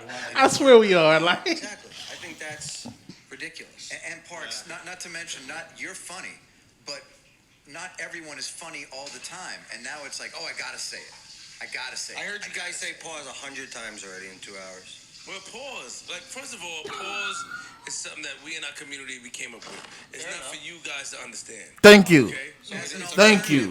thank you, Queens, for being a real nigga. Jesus. It is an alternative. Yeah. Okay. Don't escape now. Don't back down. I'm not backing It is down. I an think it's alternative to ridiculous. another term that we say because when you say things, it may come off salacious. Let me put it in. Pause. Yeah. Okay. I want to eat a hot dog. Pause. Oh, shit. It's just jokes, bro. Like, what the fuck, man? I'm gonna Like, go. nah, Mike. No. Yeah, See, but nah, I just you want to not- get to the point where Queen y'all- Flip. Let's talk about look, it. I'm glad Yeah. Queen. I'm glad Queen said that because y'all not about to govern us, bro. Like, nah, brother. No, this is how we. Yeah. No, this is how we let loose, bro. Like, nah, bro. See, the only thing we've had conversation about pause on the Right. show before. So at the end of the day, the foundation is a joke. It's a joke. Do niggas overuse it sometimes? Yes. Yes, it do. Yes. It's like, all right, bro. Like sometimes when we talk about some serious shit, niggas be Yeah, like, "Hey, yo, boy!" I be like, It's my a nigga. time and a place. It's a time and a place. But at the end of the day, For it's the a most fucking part, joke. It's a joke. Like, Yeah, it's a like, joke. It is what it is. With Mace, I think they was talking about something, and somebody was like, Mason Cam do be killing the They pause, do. though. They I ain't gonna know, lie. 'cause They I do. think- They do be killing. They was I be like- like, hold on, bro. That didn't need a pause. They had somebody on the show and they was like, "We're gonna dive into Draymond Green," and Mace was like, That was hey. Marshall. That was Brandon Marshall. And Mace was like, "Yo," Mace was like, "Yo, what?" That was crazy. That was Brandon Marshall. Mace was like, "Yo, that's crazy." Like, what? I'm pretty sure your boy. I didn't hear this shit, but I can hear from the voices that these are white people No, talking. they are. Yeah. They are. so. They are. I It was don't. three. I mean, It was three of Parks, and then was two other white dudes, and then Queens. Parks is the nigga from Joe Budden. Podcast. Yeah, the engineer, the white dude. Okay, Yeah. I didn't know he had a show. Nah, they do an improv on Wednesday. Yeah. Okay, Yeah. But It'd be Queens he's like for- he's on the show too, though. He's Yeah, on the yeah, show yeah. too. okay, I got you. And then I got Ian you. is Joe Budden. So that was their improv episode that they do Wednesday. They go YouTube live Yeah. for it. Yeah. So this is actually a live stream of their improv show on Wednesday. It's usually Queens Flip, Parks, and then they'll have like some random guest stars on there. Gotcha. Yeah, because I never heard of it. I didn't even see this clip, but just off of the voice, that's my first time Oh, hearing this shit it. done went up. This shit went up to like 1 million already. It was giving white people trying to chime into this shit, bro. No, and that's I with anything. Yeah. yeah, and then the only thing I saw from this whole Paul shit was Jose saying some shit, bro. And I was like, I didn't even click on the clip because I just said Jose? something. Yeah, Jose said something, your boy. So it was like, Y'all talking about who I think y'all talking yeah, about? we talking about who you think I'm talking about. But yeah, man, he said You some really shit be talking calling about. that man Jose now. That's Yeah, crazy. I mean, shit, he jealous one's envy, man. Jose, man. You know what I'm saying? Nah, go ahead, Drew. My bad.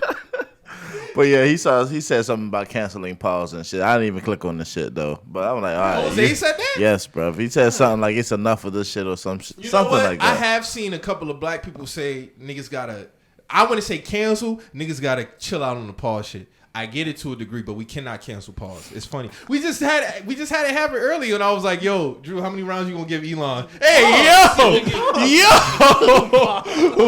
No, it's so embedded in our culture that it's no choice, bro. Like it doesn't matter how professional. Like look at Chuck. They're on a big platform on TNT. Shaq always on something. And so and they gonna sit there and he'll just like.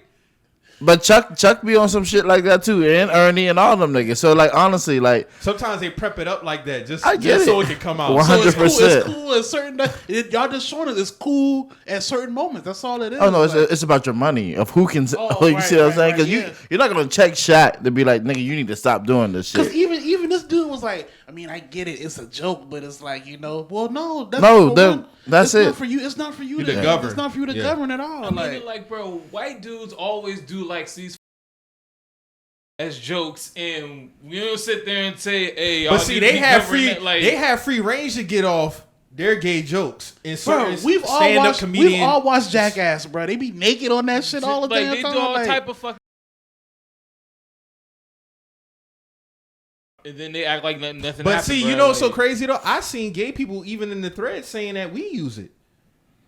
Oh, okay. That so what's the problem? Yeah. What's the problem? They use pause against each other. What's the problem? What's the problem then? What's the problem, Ian? People just trying to be, I guess. People just trying to like. They're trying to govern shit, bro. Trying to govern us, bro. No. It's just people are soft as fuck, bro. And it's just what it is. Like the times that come, everything's very sensitive. You gotta watch what you say. Right. The R word is no longer welcome. You know what I mean? It's not even the context of saying like you can't even say spaz. Yeah, that's exactly. offensive. That's offensive too. So it's like, yo, bro. Like at the end of the day, y'all changing the Webster, y'all changing all this other shit on any other governing day, but the shit that really should be effective and the shit that y'all really should be having in place, you don't have in place. That's a fact. It's nothing against gay people at all. That's what they're trying to make it, and that's not what it is. I respect all walks of life. This ain't got nothing to do with disrespect towards gay people and none of that. Pause has been embedded in black people culture from the beginning, and I've seen gay people use it. If gay people use it, bro, and they feel like it's okay, then we good. Then, and if not, then I don't got no problem taking out my vocabulary. But as of right now, hey, I don't see issue. I mean, we've had that conversation before, Drew, about certain words that we don't use no more. Hey, I don't have a problem not using the F word no more. Understandable. You know what I'm saying? But pause, like, come on, man. Like it's not. Yeah, you're taking it too far now, bro. It's pause, bro. Like it's not.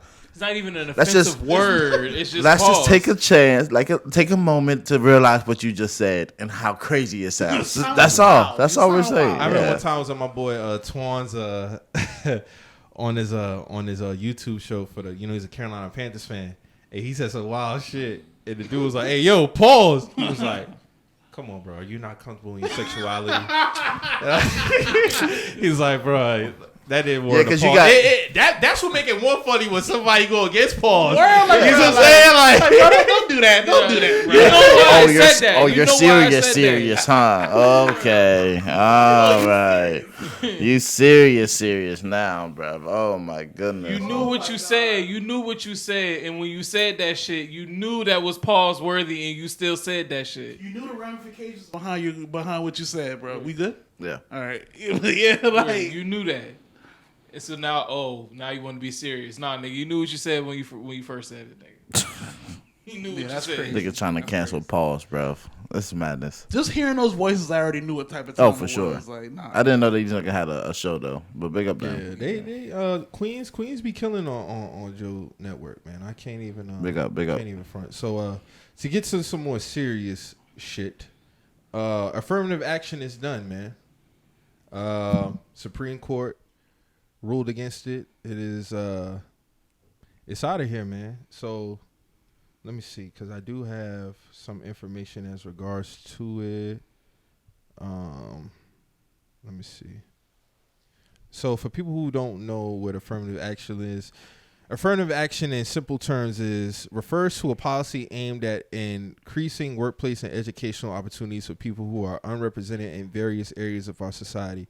It focuses on demographics with historically. You all right over there, Drew? It focuses on demographics with historically low representation and leadership professional roles. So yeah. And the person who's actually, Clarence Thomas, a black man, who actually benefited from affirmative action was, one of the leads in this getting up out of here. So, yeah, man, how y'all feel about that? I mean, for him, Clarence Thomas is typical house nigga.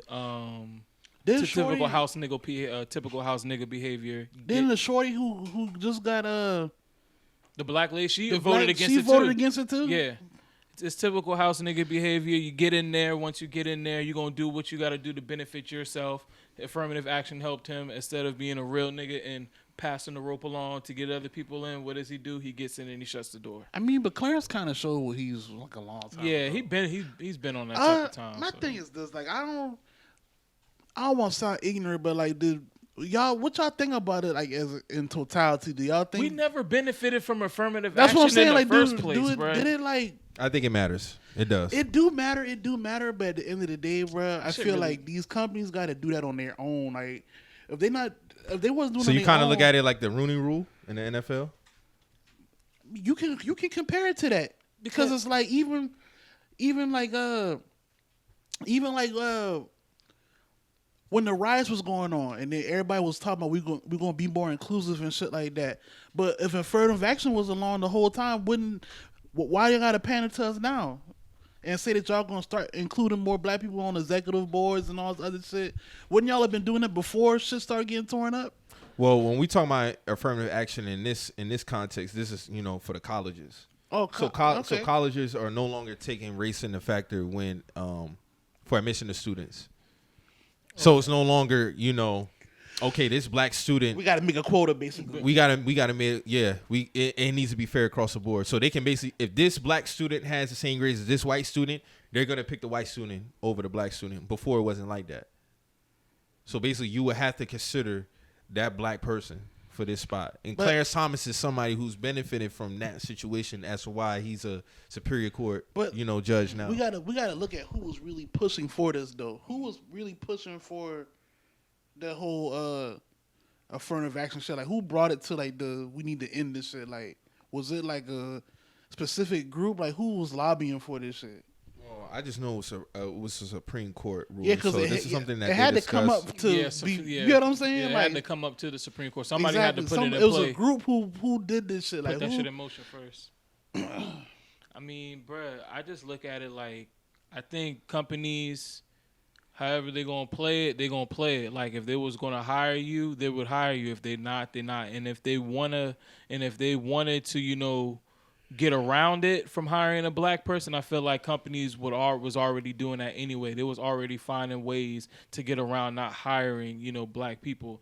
Now, some people, like you said, wanted to meet a quota of certain things, then, I mean, even that's kind of tricky because you can meet the quota for a quarter, and then after that, you could drop the motherfucker and then pick somebody that you want. So I feel like companies, if they're going to hire black, they're going to hire it because they want diversity. They want inclusion. They want to show people when they actually go to this company that, hey, there's people that look like you.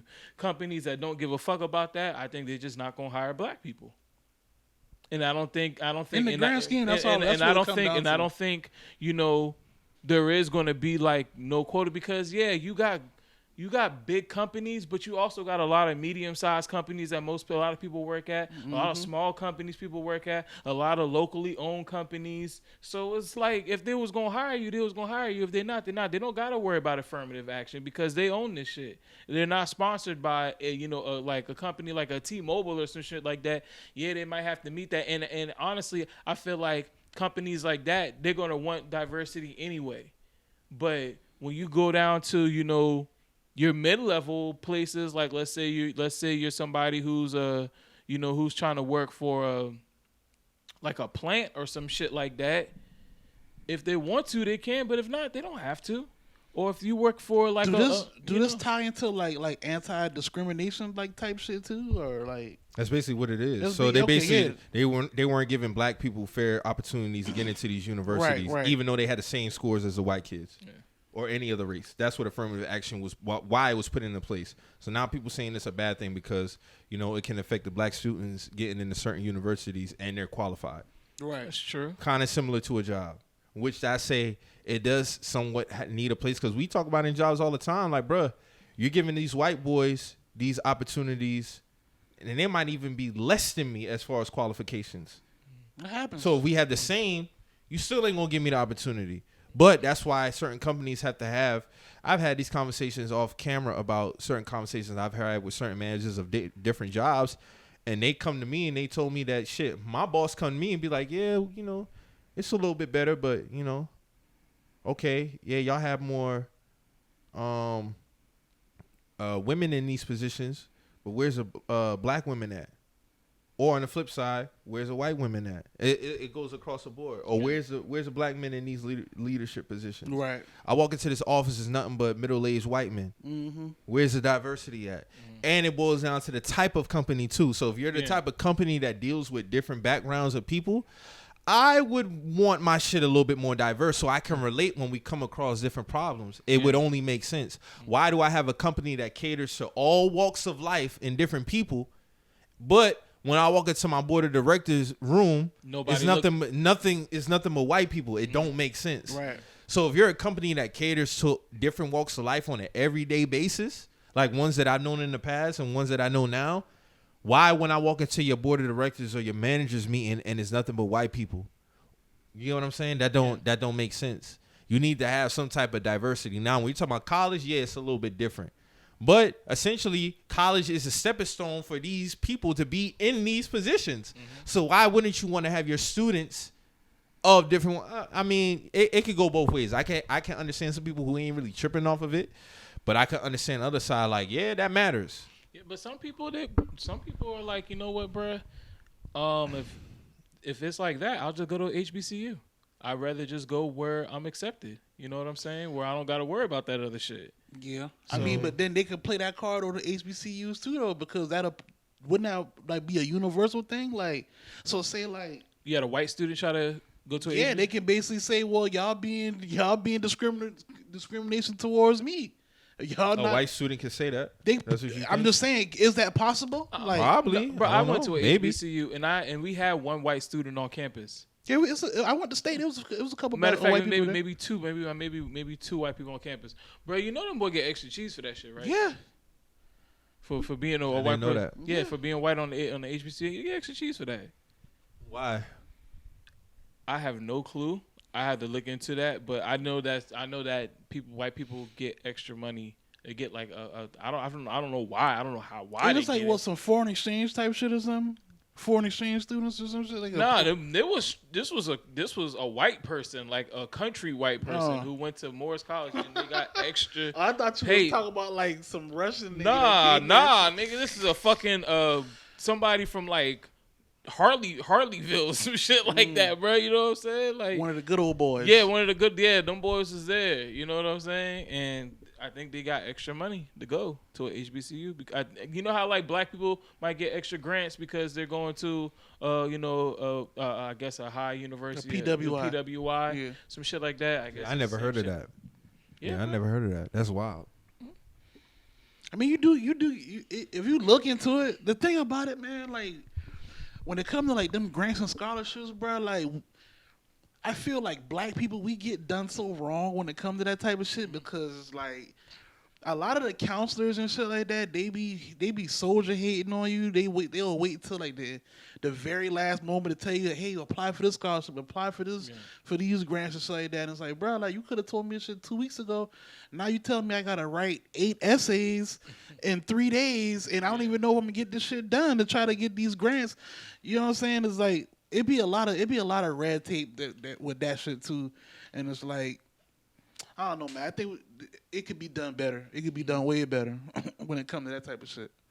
As far as like helping people get extra bread to go to school. Yeah. But I do know you can get extra bread if you go to PWI as opposed to HBCU or it all depends on what you find for yourself. Yeah, what type of grant you get. It'd be interesting to see how it plays out. I see some people protesting against it. I see some Asians protesting against it. It's been a lot of dialogue behind this. No, for real. It's been a lot of dialogue behind it. A lot of people don't like it. You know, some black people just like, man, shit, we still gonna get in, so it don't matter to me. Yeah. And some black people like, nah, this shit is. So I guess it's all about perspective at the end of the day. I do feel like in certain spots though, it's not something I'm against. It's a shame at the same time too that you have to have something like that, but that's the state of the world that we in. That's how I look at it. Like, yeah, you shouldn't have a Rooney Rule in the NFL. You shouldn't, especially when it's 85% black. But that's just what it is. Okay, so you got to give an interview. If you have a coaching vacancy, you have to at least interview one minority coach. But to me, that's like feeding us crumbs because it's Yeah, like you just that's gonna exactly give us what it one is. minority coach. It's like, bruh, if the person is good for the job, I feel like whoever the best is the job should get the job. Period. Period. You know, at the end of the day, I understand both sides. Like, yeah, I'm not gonna hire somebody just because they're a black coordinator. Yeah. My nigga, you gotta be qualified too. You gotta be now. qualified, Like, yeah. Yeah, like, But if my whole coaching staff is black, cool, but we still gotta win these games. Yeah, win these games, or it gonna be changes done based off that. And whoever fit the bill after that, you can't really argue it. Then. Like say for example, like say Bill Belichick is available for a coaching job.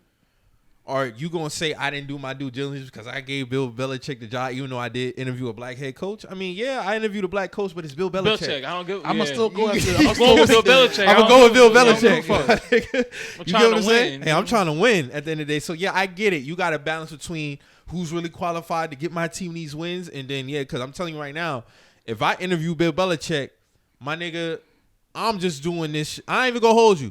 I'm just interviewing you because just cause I gotta beat the quota for Bill the gotta interview. fuck up this interview for me to not give him this job. You He's get what I'm gotta literally saying? tell me I don't want the job He because I literally don't give gotta a tell fuck me if that, you yeah. fuck up or not, nigga. I'm still gonna give you the job. Essentially, yeah. Essentially. So that's same thing with basketball. I don't think basketball has that rule, but it would be the same. If Greg Popovich is available, my nigga, like I'm just throwing a name out there. Like, yeah, Sam Cassell, you might not get this job, my dog. If it's between you and Greg Popovich, I'm gonna give the job to Pop. I'm gonna get the job to Pop, bro. Pop would have to tell me he just don't want to coach. Yeah. So yeah, you're right. So I think essentially when you look at certain things, and this applies to anything. Matter of fact, perfect example. When Bun B was talking about, you know, how he wants his Mexican Americans to be a part of, you know, his show sometimes because that was the bulk of his fan base buying his music when he was coming up, and a lot of people felt like that he was quote unquote bootlicking when he said that. And I was like, bruh, race don't apply there This because is numbers. Texas. When I think of Texas, I'm not even gonna hold you. I think of Mexicans. It's It's numbers. It's an ass of Mexicans in Texas, bro. Like, so if you are, simply speaking to his business. demographic, His demographic. his business demographic, bro, That's if you a rapper coming up in Texas, most of your fan base may be Mexicans, bro. There's nothing wrong with that. They gonna be at your pop ups. They're gonna support you. They're gonna buy your merch. They gonna he opened Trill Burger. Even niggas was under there like, bro, he just opened Trill Burger. Yeah, niggas there now, but go there in 3 weeks and see who will be majority people there. I don't live there, so I can't really attest to that. But it might be right. Like it might be all Mexican Americans in that motherfucker, like chilling. Like I mean, it's a big demographic to hit, bro. Like, why? If as a business person, why wouldn't you want to cater to that? If you see that. Hey, every time I go do shows, it's 50%, 60% of my fans at my shows are Mexicans. Why wouldn't I not cater to that? And then when he was speaking on it, like he wasn't using no type of coonish language or trying to. This was being real. Mathematics. This was straight mathematics. I don't understand like what niggas wanted. Like what was they looking? What was they listening to? Yeah, straight mathematics. What was they listening to? Because the niggas was like, man, fuck Bun. And I'm like, bro, what? What are we doing? Like I We wake not up and doing that. niggas trying to cancel Uncle Bun. Like we're not doing that. Speaking facts, I mean, even when T-Pain spoke about his demographic, majority of his people buying his music was white girls. I just seen appeal to T-Pain him. But that even when rap came out, I remember that number being consistent for years. Yeah. That the number one consumer, the number one buyer of rap music was white women. Mm-hmm. I remember that being a number that was a thing- consistent. That was a thing for a while. Yeah, You're it right. was. I don't know if that's still true today, but you got to, dog. They I make think up it's down. 67% of the population. Yeah. Period. So all rip, they got us beat off numbers. Yeah. I don't expect if somebody is if we're talking about a very successful rap superstar and we was to break down their demo of who buys their music the most, I would assume it's a white. I don't know if it would either be white women or white men. I would assume. Just because they already are the most populated in the country off rip. So you talking about Bun B, who in Texas versus a high concentration of Mexicans, bro? They are going to be the majority of people buying this shit. Man, them niggas is Mexico light. Texas is Mexico light, bro. I don't understand what niggas was listening to when they saw that clip. Like, it was just a lot of unnecessary emotions. Bro, that whole area, like Lower Cal, Arizona, New Mexico, Texas, that's All that. heavily populated Mexican people, All bro. that.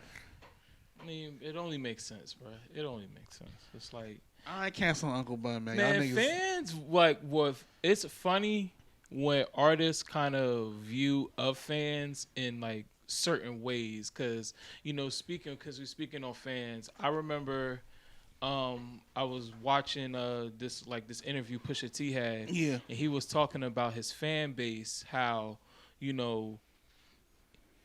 his original fan base was, street niggas, shit like that. his original fan base was Chitlin Circuit Yeah, crowds. was Chitlin Circuit yeah. crowd, street, you know what I'm saying? And so when he got like with Clinton Sparks and they started doing like the the re-up game mixtapes, That opened him up. and went from going from one certain type of fan base to a whole nother fan base to the internet. It was kind of hard for him to digest that, because it's like, I can't find my mixtape in the mom and pop shops. I can't, my mixtape ain't next to the Jeezy mixtape or whatever Right. was hot at that time. And he was like, bruh, this is a different fan base. So when he goes out to his shows, his fan bases look totally different now, but that fan base has rode him from that point on to now. Right. And it's a mix of people now, but if you look at his shows are majority, you're gonna No, have it a lot is. of, It you're is. gonna have a lot of different kind of people. So it's like artists, it's kind of funny when artists kind of like acknowledge their fan base and kind of know like what's up with it, because he's gotten to a point now where he knows what his fan base is. It's not like he and said, fuck the niggas. It's not like he said, that's what I'm saying. It's not Yeah. like he said fuck the niggas, but it's just like, bruh, if these niggas if I'm not in the spaces where niggas see me, then niggas just don't know. Right. And so now I'm in spaces where people actually know now. So it's like niggas, it's like if niggas come through this space, they come through. But if not, it's all good. And Bro, whatever majority of your fan base is Mexican American, my nigga. That's just what it is. It is. You still got black fans. You gotta ride with it, because if you go against it, then you're not gonna have. You self-inflicting You're yourself. self-inflicting yourself. So it's better to just like whatever fan base draws to you, bro. Just cater to them. Like, And just cater to essentially, them. I mean, that's just business. That's just Yeah, business. at the end of the Like, day, bro, if they're buying, if I'm so desperate to go to this one market for the niggas, like you said, the shit, like, you know what I'm saying? Like, if I'm so desperate to try to share fans with Lil Baby, you know what I'm saying? I'm an artist and I'm trying to share his fan base. It's like, nigga, I'm not going to really get a true audience. Because Like, Lil Baby got the majority of that market already. they don't want you. You know what I'm saying? Like You this, gotta we go just to the- talking simple business. Yeah, you like, gotta go to the people that want. Who are the people that buy your merch? Yeah. If these white people buy my merch, fuck it. I'm not gonna say I'm Put make me on music these. for them. Put but me on a Torah boutiques then. Yeah, if you know what so I'm I can be saying? with them. Like I'm not gonna mold myself and try to cater to Yeah. them. But I just know they fucking with my shit, so why not give them that shit? Why not? Okay, shit, nigga, I'ma have one of these motherfuckers come out in the crowd, whatever the case may be. Just know, like, bro, acknowledge your fan base. This is your fan base, and these are the motherfuckers who actually give you money. You know what I'm saying? And also, it's just, even when you speak about music essentially brings everybody together. Yeah. Music essentially, I mean, you think Michael Jackson can really narrow down who the bulk of his fan base is? Michael Jackson taps literally every he walk tapped of everybody, every yeah. type of human, bro. And It don't matter. And I'm who it pretty is. sure Michael Jackson would wholeheartedly agree with what Bun B was saying. Yeah, he does. I mean, you got to think Mike made "They Don't Really Care About Us" video. But You know I'm what just saying, so black so or white video. Yeah. off the business alone, he Yeah. brought like, yeah, he's right. Like, Yeah, he's right. He's right. Like, and that's Michael. Michael was the most savvy businessman that we ever had. So Mike was a Michael's a dog with the business. Yeah. Like, Mike was a so- savage, bro. If one thing Mike knew was how to make music, and he knew the business side. That was a slick motherfucker, bro. Hey man, that Beatles shit still is crazy to me, dog. Very crazy. Very crazy. I mean, So I will own your music one day. And sure enough, Mike owned the boys' music, bro. I just thought that Mike was probably was eating dinner one day. He was like, I'm going to go buy this shit now. yeah. I'm going to go get it. I'm definitely interested to see how that shit gonna play out as far as the affirmative action on how that pans out. Right. Because I mean, if you think about it, man, it's gonna leave more room for racism. But I understand, like I said, I understand both sides. But it can leave a little bit of room for like what's to come from that shit. You know what I'm saying? So we did have that. The mother and the son was not charged in the killing in Chicago. The one that we seen where, you know, there was an argument at the spot, the chicken spot. Black man stole off on this black woman who was a mother, and her son killed him. Her name is Kalisha Hood. I don't know the son's name. They were not charged in the killing, and she's gonna file a lawsuit. I think she kind of dragging it with the lawsuit part. Who's she suing? The police station. Okay. So I'm interested to see how that play out. I don't think she'll come out on top of that. I mean, you already. They let you off. Yeah, they let you off. I think you should kind of just take that victory in stride. Hey, man, I mean, hey. If you feel it, like, I mean, if you feel like you got a case, but I don't see how, but. I don't think she really got a case. I don't know. I thought that was just interesting, though. I did not think that they was going to not get charged. Quick. That was quick, too. That was very quick, yeah. That wasn't even a week. And I think also because they said they like to get very technical when it comes to killings. That's why I didn't see that really getting because. So apparently those details that came out that couldn't have been true then, because if she was telling him to walk bruh down, then he would still be in jail. They basically saying initially when he started hitting her, of course we hear the shots. Yeah. If you keep going, I think that's when they start bringing in the charges. You get what I'm saying? Because at that point they're no longer a threat. But I guess they looked at the whole shit and they was like, yeah, we don't see no need to. Hey, because you also got to think, what if the guy got shot once and then he came back with a gun and would have came? I think him being a 14-year-old kid also played a big too. part. Yeah, they wasn't trying to railroad. All he thinking about is protecting his mom. Yeah. They probably didn't want to get too in depth with who owned the gun, whose gun is this. Da, da, da, da. I mean, I think at that point, that's not premeditated. No, it happened right then. It happened right there. So it's like. You think about protection of your mother at the end of the day. You get what I'm saying? So I understand it. Hey, salute to them though. Yeah, I mean, I didn't want to see them get railroaded. It's unfortunate, bro. He's put in that situation, but I mean, I'm glad he ain't about to. His life didn't get. His life not get put on hold behind that. But I mean, because 14, he's already gonna be traumatized. That's what I'm saying. I had to kill a nigga for attacking my mom. Yeah. Like, you know what I'm saying. So that's already a lot to deal with off top. Like, so he not even 16. Yeah. So, if I was him, I probably would just like move out of Chicago though. That would be best. That'd probably be best. I don't think they really got to worry about that neither. I mean, not with no retaliation. It's just I feel like when you got something that's that traumatic, just a new start somewhere. Somebody don't know that you like, because like, bro, you gonna go to school and be like. I mean, because that shit gonna hang over his head. It's gonna hang over his head a lot, especially staying around. You know what I'm saying? Be like, oh, that's the nigga. And I'm not saying nobody might not retaliate, but you know how kids are. They might want to see if he's like that for real, like, or he might be pushing to other situations. You just never know, like. So I'm not against him if he want to get up out of there. Yeah, salute to them for getting off on that. I thought that was a very surprising decision. Very surprising decision. Yeah, that was quick too. Very surprised. I did not see them coming off on that. So got another list, man, that we got to talk about. Yeah, Billboard dropped their top 50 rap groups of all time. I do have a bookmark. Elon, you bitch ass nigga. My bookmarks are still visible. So here are the top 20. Number 20, UGK. Number 19, G Unit. 18, 3-6 Mafia. 17, Cypress Hill. BC Boys. 16, 15, Naughty by Nature. 14, Fugees. 13, Mobb Deep. 12, Grandmaster Flash and the Furious 5. 11, Migos. 10, The Roots. 9, De La Soul. 8, Salt and Pepper. 7, Eric B. and Rakim. 6, Public Enemy. 5, Run DMC. 4, Tribe Called Quest. Number 3, NWA. Number 2, Wu-Tang Clan. Number 1, Outkast. Now, Dipset was 24. You could definitely take out. You could definitely take out like Naughty by Nature. You could definitely take out Naughty by Nature. This is the thing. It make it kind of hard because I respect Naughty by Nature. You know what I'm saying? Like I know. Bim bim bim. I mean, Naughty by Nature's cool, but man, come on, Dipset. Like they have more cultural impact than just better songs. Like how?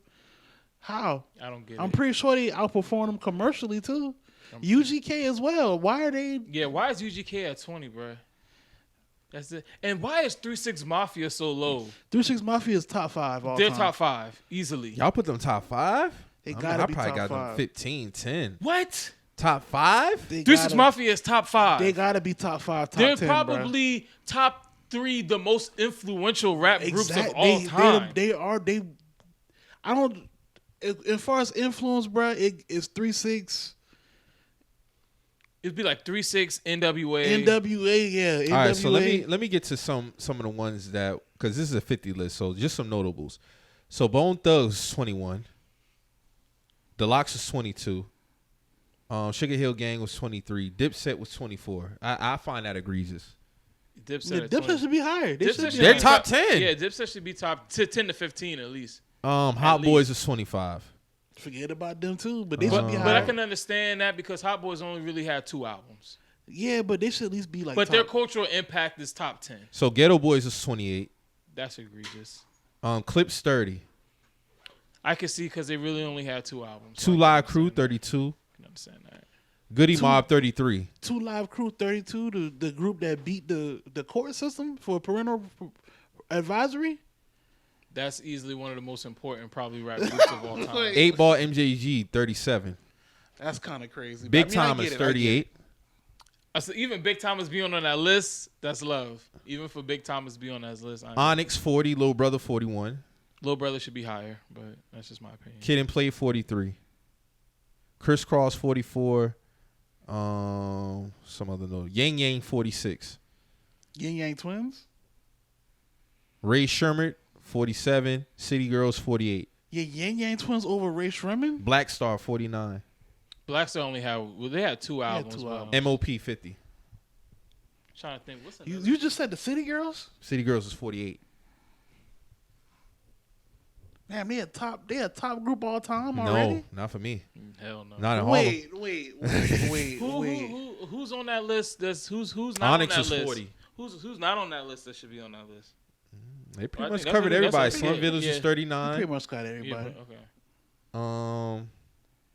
Yeah, Holographics 36. Where's Smiles and Soft Star at? They're not on here. The Far Side was 35. Far Side 35, okay. Brand Nubian 34. Okay. I'm mad at that. Yeah. Boogie Down Productions 31. Okay. That's all it is. No Houdini? No, they didn't make this list. Damn. That's what hit because I saw Damn, Freaks Come Out at Night. Yeah, that's there. crazy. One Love not on One there. Love not on. That's Oh, crazy. Man. That's oh, crazy. Man. Yeah, That's wild. wild. That's not real hip hop. Will and DJ made it at 27. Will and Jazzy Jeff? 27. I can see that.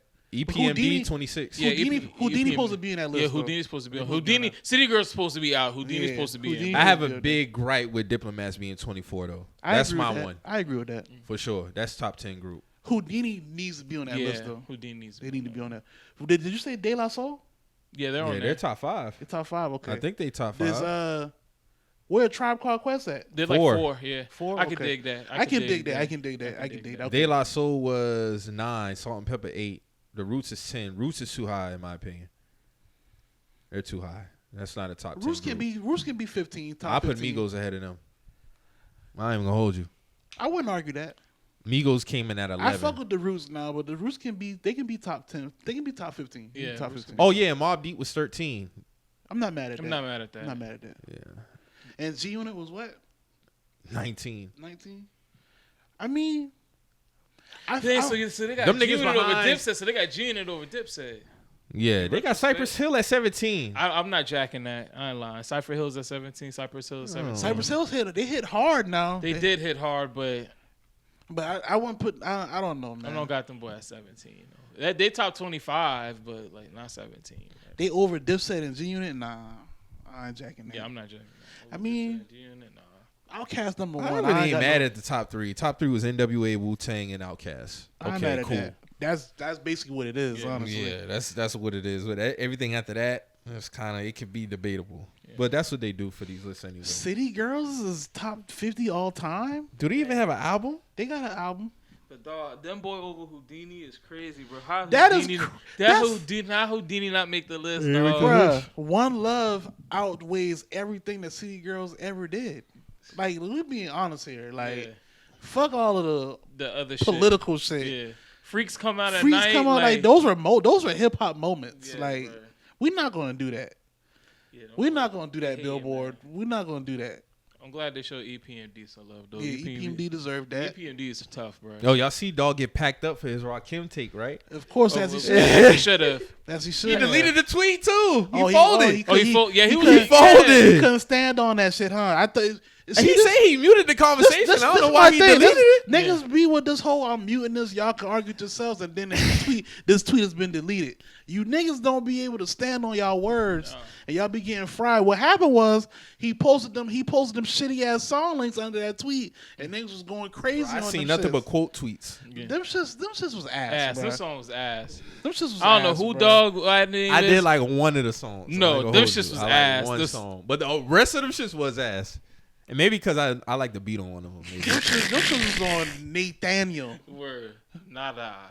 So you gotta be careful when you a rapper and you make takes like that. See, at first when I first saw it, I'm like, nah, you can't go against Rakim, because you know me. When it comes to 80s rappers, I don't listen to a lot of them niggas. I listen to Rakim, LL. The rest of them, I catch them by the wayside. I fuck with But a you good can't bit of 80s kill rapper. Rakim, bro. No, You cannot do that. Never, as a culture, we're never going to accept the God MC slander, bro. We're just not going to do that. Rakim was rapping at levels at 18, 19 that Bruh, we ain't seen he's niggas literally do, bro. one of the most important rappers, because if Facts. you look at rap pre him I'm gonna play and this. rap after him, it's night and day. Rap before him, not to diss LL, not to diss Run DMC, but it was very kind of, I wouldn't say juvenile, kind of robotic. He brought a new element to it. I'm gonna play what Jay-Z said about Rakim. He's the forefather of the flow. Everyone was on a different. He was on a different wavelength when everybody was rapping, and don't suck back, and I went Ram, I said day, and I think and I thought Run DMC. I thought Run was the first person with the most charisma on stage that we've ever seen. But he was rapping when Run was rapping like with my Adidas. Kim was rapping like I'm Arsenal. I done delivery. He was rapping so far ahead of everyone else at the time that I don't think there's ever been a rapper with a bigger gap.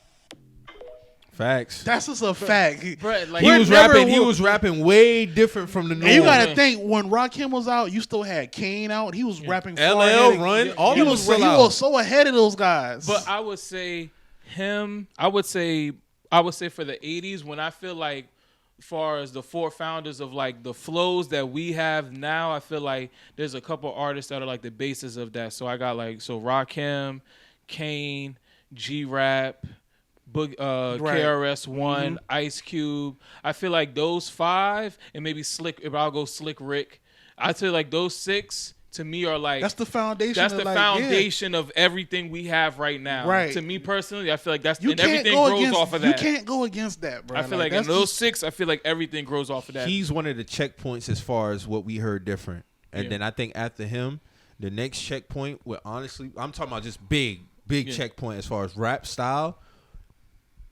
I would say Big. I know. I go Snoop.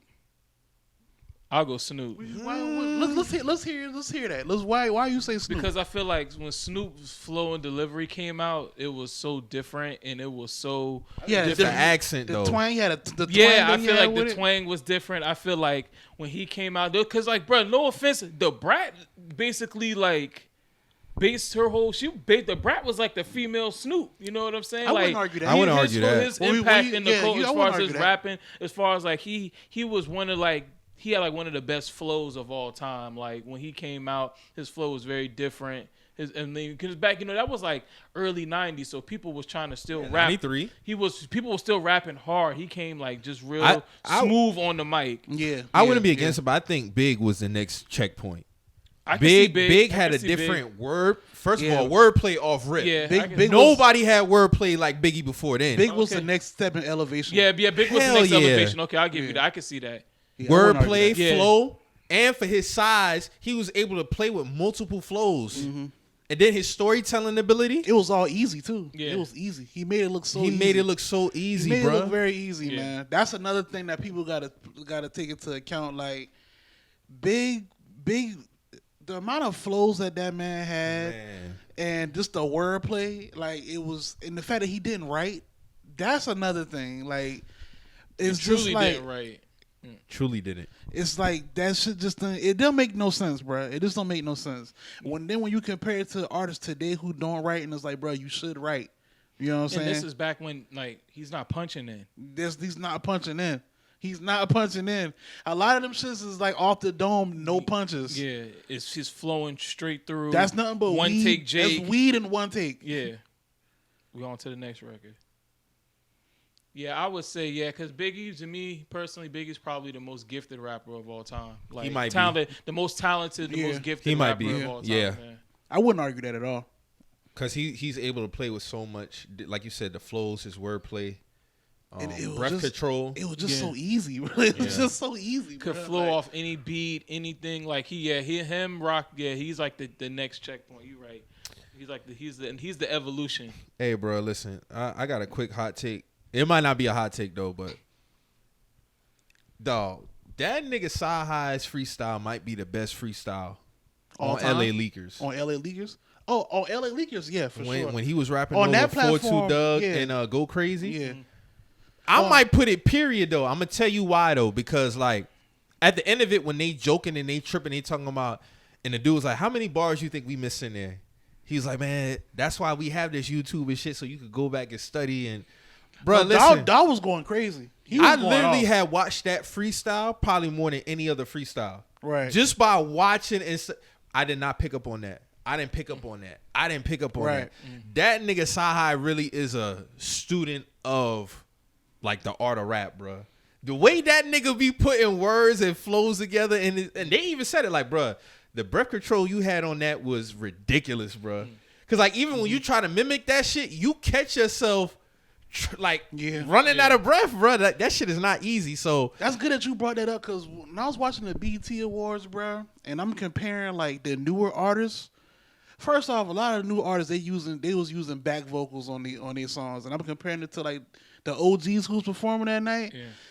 They was taking them niggas to school, bro. Like this is how you do this shit, bro. Like Busta Rhymes, he's older. all that breath control is crazy. Yeah. This man did the Look At Me Now verse and still knocked out a strong 10-song set, like moving around, no back vocals. Yeah. You know what I'm saying?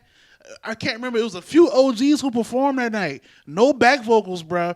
But when I'm looking at some of the younger artists, they had back vocals and they still was sounding winded, bro. And I'm like, bro, like y'all That's not a part of it that we really don't speak to. Y'all not in the gym, bro. Y'all Bruh, niggas, and you know why, bruh? These niggas don't even do clubs no more, bruh. they really don't. These niggas don't even do clubs no more. They don't. But the only person who I can say, like from the newer generation who was like on their shit, Lola Brooke. Cause she performed, like she killed that shit, and it was like no back vocals, no nothing. But then someone told me she under Tiana Taylor, she's like grooming her and shit like that. So it makes sense. It makes sense. The performance gotta be the performance. So it's like, tight. but when I was looking at it, when I was watching everybody else performance, I'm like, bro, like even like the pre-show, like them dudes who performing outside and shit, like I'm like, bro, like y'all don't got back vocals. Some of y'all do, but even the ones who don't, like y'all still not really, you know. I don't want to pick on her, but Lotto performance when she did "Rip Me Out the Plastic," like I'm like, bro, like you got back vocals, your DJ helping you for most of your verse for one. Yeah. And it's like, bro, like you still sound winded as hell. Like it just ain't make sense, Practice, bro. man. You gotta get. They in the gotta gym. get in that gym, bro, because the OGs was showing them boys like, hey, like Lyrical exercise is a real thing. It's a real thing. Like it's a real but thing. but they don't even like I said, like bruh. They don't even do club performance. They don't know like if they do one performance, they might do like a big performance and they'll have the background vocals. They don't actually go into like, you know, those. Just play the acapella. They just play acapella because like when you was in the club, like if you saw an artist in the club, the artist will always be like, "Hey, DJ, cut that shit." I ain't gonna Don't lie. go and start exactly. rapping. When I saw Lil Boosie perform at Kush Lounge, that nigga was a performer. It was just acapellas. I got the whole song, bro. Maybe it might be different from now, but like I'm just saying, I'm just using for example. Like when I've been seeing like established artists perform, like them boys performing no back vocals, bro. Like you know, so like even like when people who be doing music now, they be asking me like for tips and stuff, but like, bro, try to your breath control delivery. That matters, bro. Like it really do. It's gonna set you apart from everybody else around you, especially depending on what part of the verse you on. All that shit, dog. Like even when we rap along with rap songs all the time. Dog, when I be rapping with Wayne shit, that nigga breath control on some of them verses is ridiculous. He's bruh. not punching in on that neither. Nah. That's another nigga who's not You right. get what I'm saying? Yeah. Like, bro, like Wayne is like that. The breath control on some of them verses is ridiculous, bro. I would love to see Wayne perform like Birdman Jr. live. Yeah, that's crazy. That's a perfect example of breath control. Cause you know how much bars he was running on that. He's just running on that shit, bro. Running. Yeah. I know when the engineer like was done, he's probably like, bro, what the fuck? That's gotta be crazy. That's gotta be crazy. That's gotta be crazy. Like, what the fuck did I just witness just now? Like, that's gotta be crazy, bro. So I don't know. No, them niggas just be running off like. You know, we all see the freestyle of Wayne rapping the "Those What I Got" when he in the booth and he's just doing all them body movements while rapping. Yeah. Bruh, that ain't no punching either. Yeah, that's no punching. He's just running, and that's like that whole freestyle is just that's a long verse to say you're not punching, bro. To say you're not punching, that's a long verse. He only had the one breakdown where he did the hook. Yeah, just went straight back into it, and then that was it, bro. Yeah, bro. And then it was just like a quick, guns up, like guns up now, but yeah, that's it. We right back in it. But you gotta think Wayne was doing that since Suffix. Suffix. Like Best of Me beat. He just rapping. Yeah. Oh man, like he's just rapping. Like you know, don't get me started on that one. So it's like I don't know, man. Like the younger, dudes, the breath control is a part of the rapping ability that like, don't get spoken to a lot, especially when you're performing live. But like you know who had to have the greatest breath control of all time though? Big Pun. Easily. Oh yeah, easy. For his size, easily. He was running on them tracks. Easily, he was running on tracks. For you to be that big, bruh. Yeah. And you rap like that. Yeah, he was running on tracks. Him and Big, like they the epitome of breath control. But you gotta get in that gym, man. Like you just can't be. I did notice that with Lotto performance, like, bro, you gonna let the crowd rap most of your shit or your Lotto DJ did most of the song, bro. Man, I seen Future perform, bro. I saw Future perform. I saw Future do his own shit too. Man, when I mean to tell you, this nigga like. Breath control, and he didn't have nobody. He didn't have his shit in the background. He was rapping all his words. Yeah. You could clearly hear him, bro. This man did the dedication, bro. You gotta really do this shit, bro. No, when this man did, Jadakiss used that as a spade. It's a real thing. And niggas was like, nah, like he while we was just doing songs, like, nah, it's a real thing. He was rapping them words. Like Future, when I saw him, he could have let the crowd perform March Madness, but this nigga did that shit, bro. This nigga like. He movements people still can hear him clearly. I was like, damn, this nigga moving around. I think it still can like. I think it's dope when you implement the crowd at certain points, but then you get right back into him. Like with Jay-Z on the Black album when he was rapping Big Pimpin', and at first he was letting the crowd get into it, but then when he was jumping to his verse, he was like. And then he started running with that shit. That shit kind of dope. Yeah. It's all about how you play. You play with it, but you can't let the crowd rap the whole shit now. Yeah, like, I'd be disappointed if Jay-Z was using back vocals, bro. Like real talk.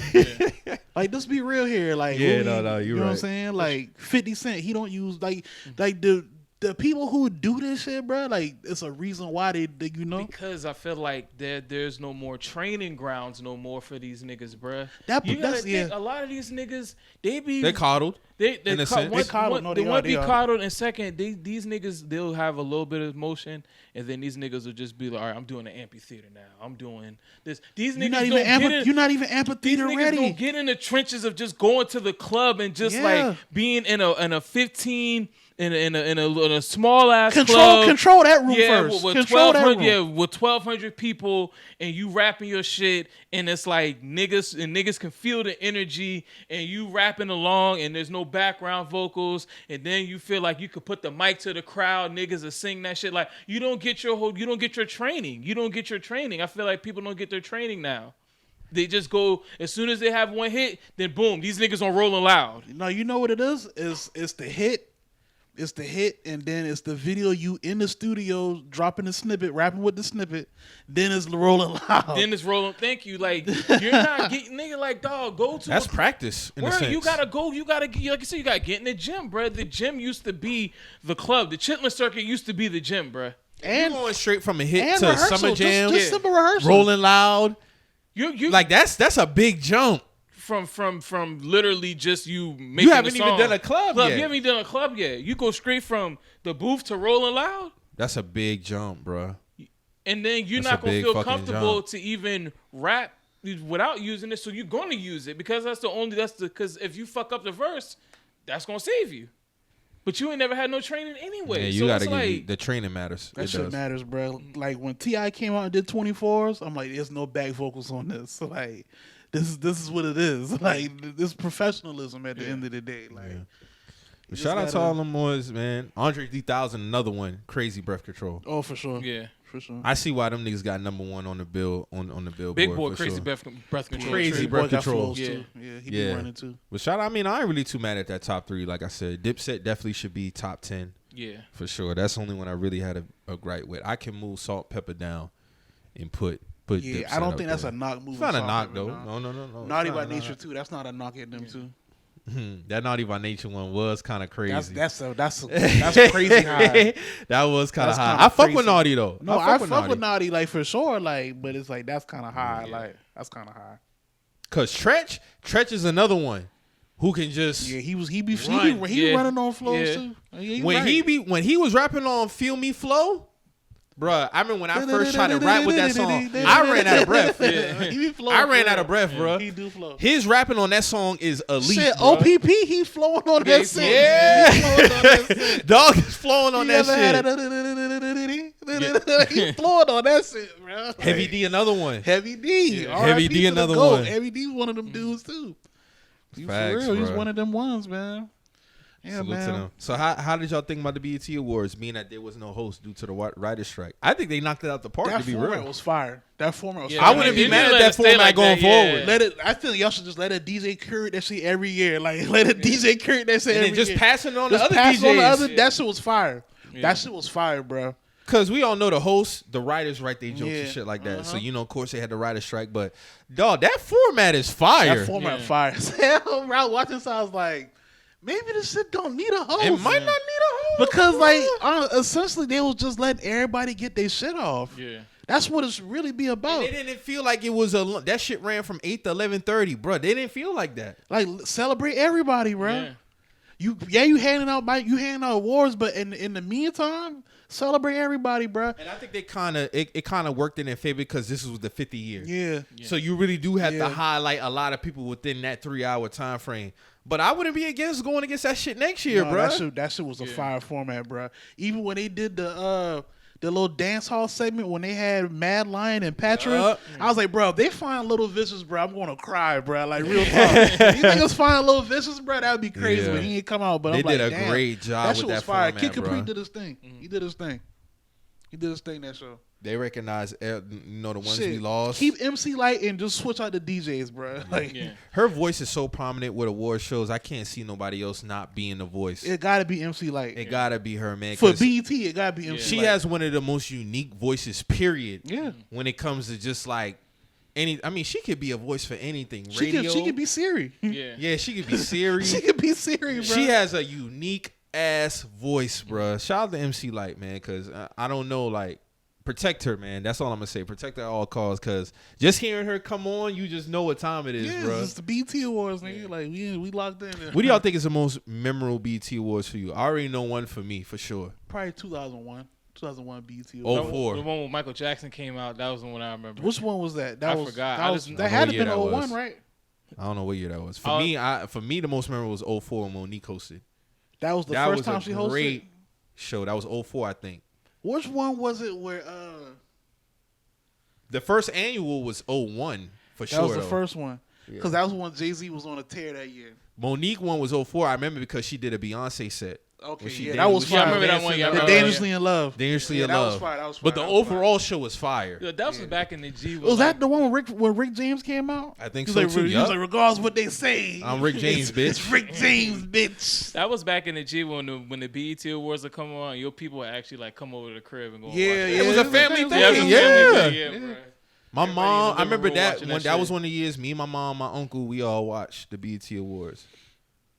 And 04, that window, like you said, Yeah. like 01 to about Shit, up in the 10, it was real good. Nah, it was good. They had a great 10-year stretch. To be real, they did. Yeah. When we got into like the mid-10s, that's when it was like. Yeah, it kind of fell off a little bit. Was like, but they getting it back 08 together, was special because Wayne Yeah. crazy that year. And he dominated the hip hop awards. Man, when he performed Gossip at the Hip Hop Awards, One of the greatest hip hop moments. Yeah, one of the greatest performances of all time. Everybody in attendance was on their feet. Yeah, that was one of the greatest performances of all time, bro. Greatest one of the greatest That's Wayne songs of all that time. was a shift bro. in rap. Yeah. It was a shift in rap. Like, oh no, like he owns this That shit. nigga saying hip hop ain't a dead because I'm alive, nigga. Man, that nigga, dog. That nigga a goat, bro. Fuck them niggas talking about. What niggas talking about? That nigga goat, dog. I forgot. Hey, Even when I came across his 106 Apart performance, that they know. Yeah. I forgot that he rapped that shit. Too, they switched it to like Lil Wayne is like a Lil Wayne segment of the show. Mm-hmm. That was a promo for Carter 3. Yeah. Like niggas was on Nas' head for the hip hop his dad shit on the low. Niggas, but the South was not was like Jeezy was on that nigga. Jeezy was on that nigga crazy, bro. Did Nas got any street credibility? Did Nas ever bust his guns? I'll never forget that radio interview, bro.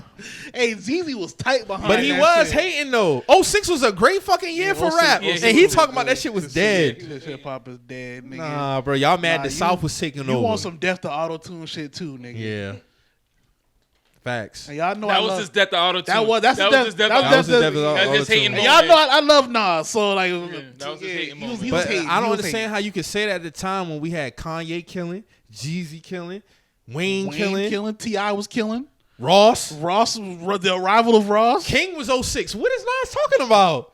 He was hating. He was hating. Hip hop is dead now. Now hip hop dead. Now hip hop dead. If he had any leeway to say it, I might give him a leeway for 2023. If that not 06.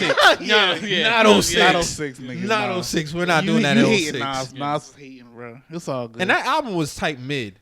What, hip hop was dead? Hell yeah. The only song I liked on that shit was Still Dreaming with Kanye West. Yeah, and Chrisette Michelle. Yeah. Was Thief's Theme on that album? Nah. That was on that's Disciples? Yeah, Disciples. Street Disciple.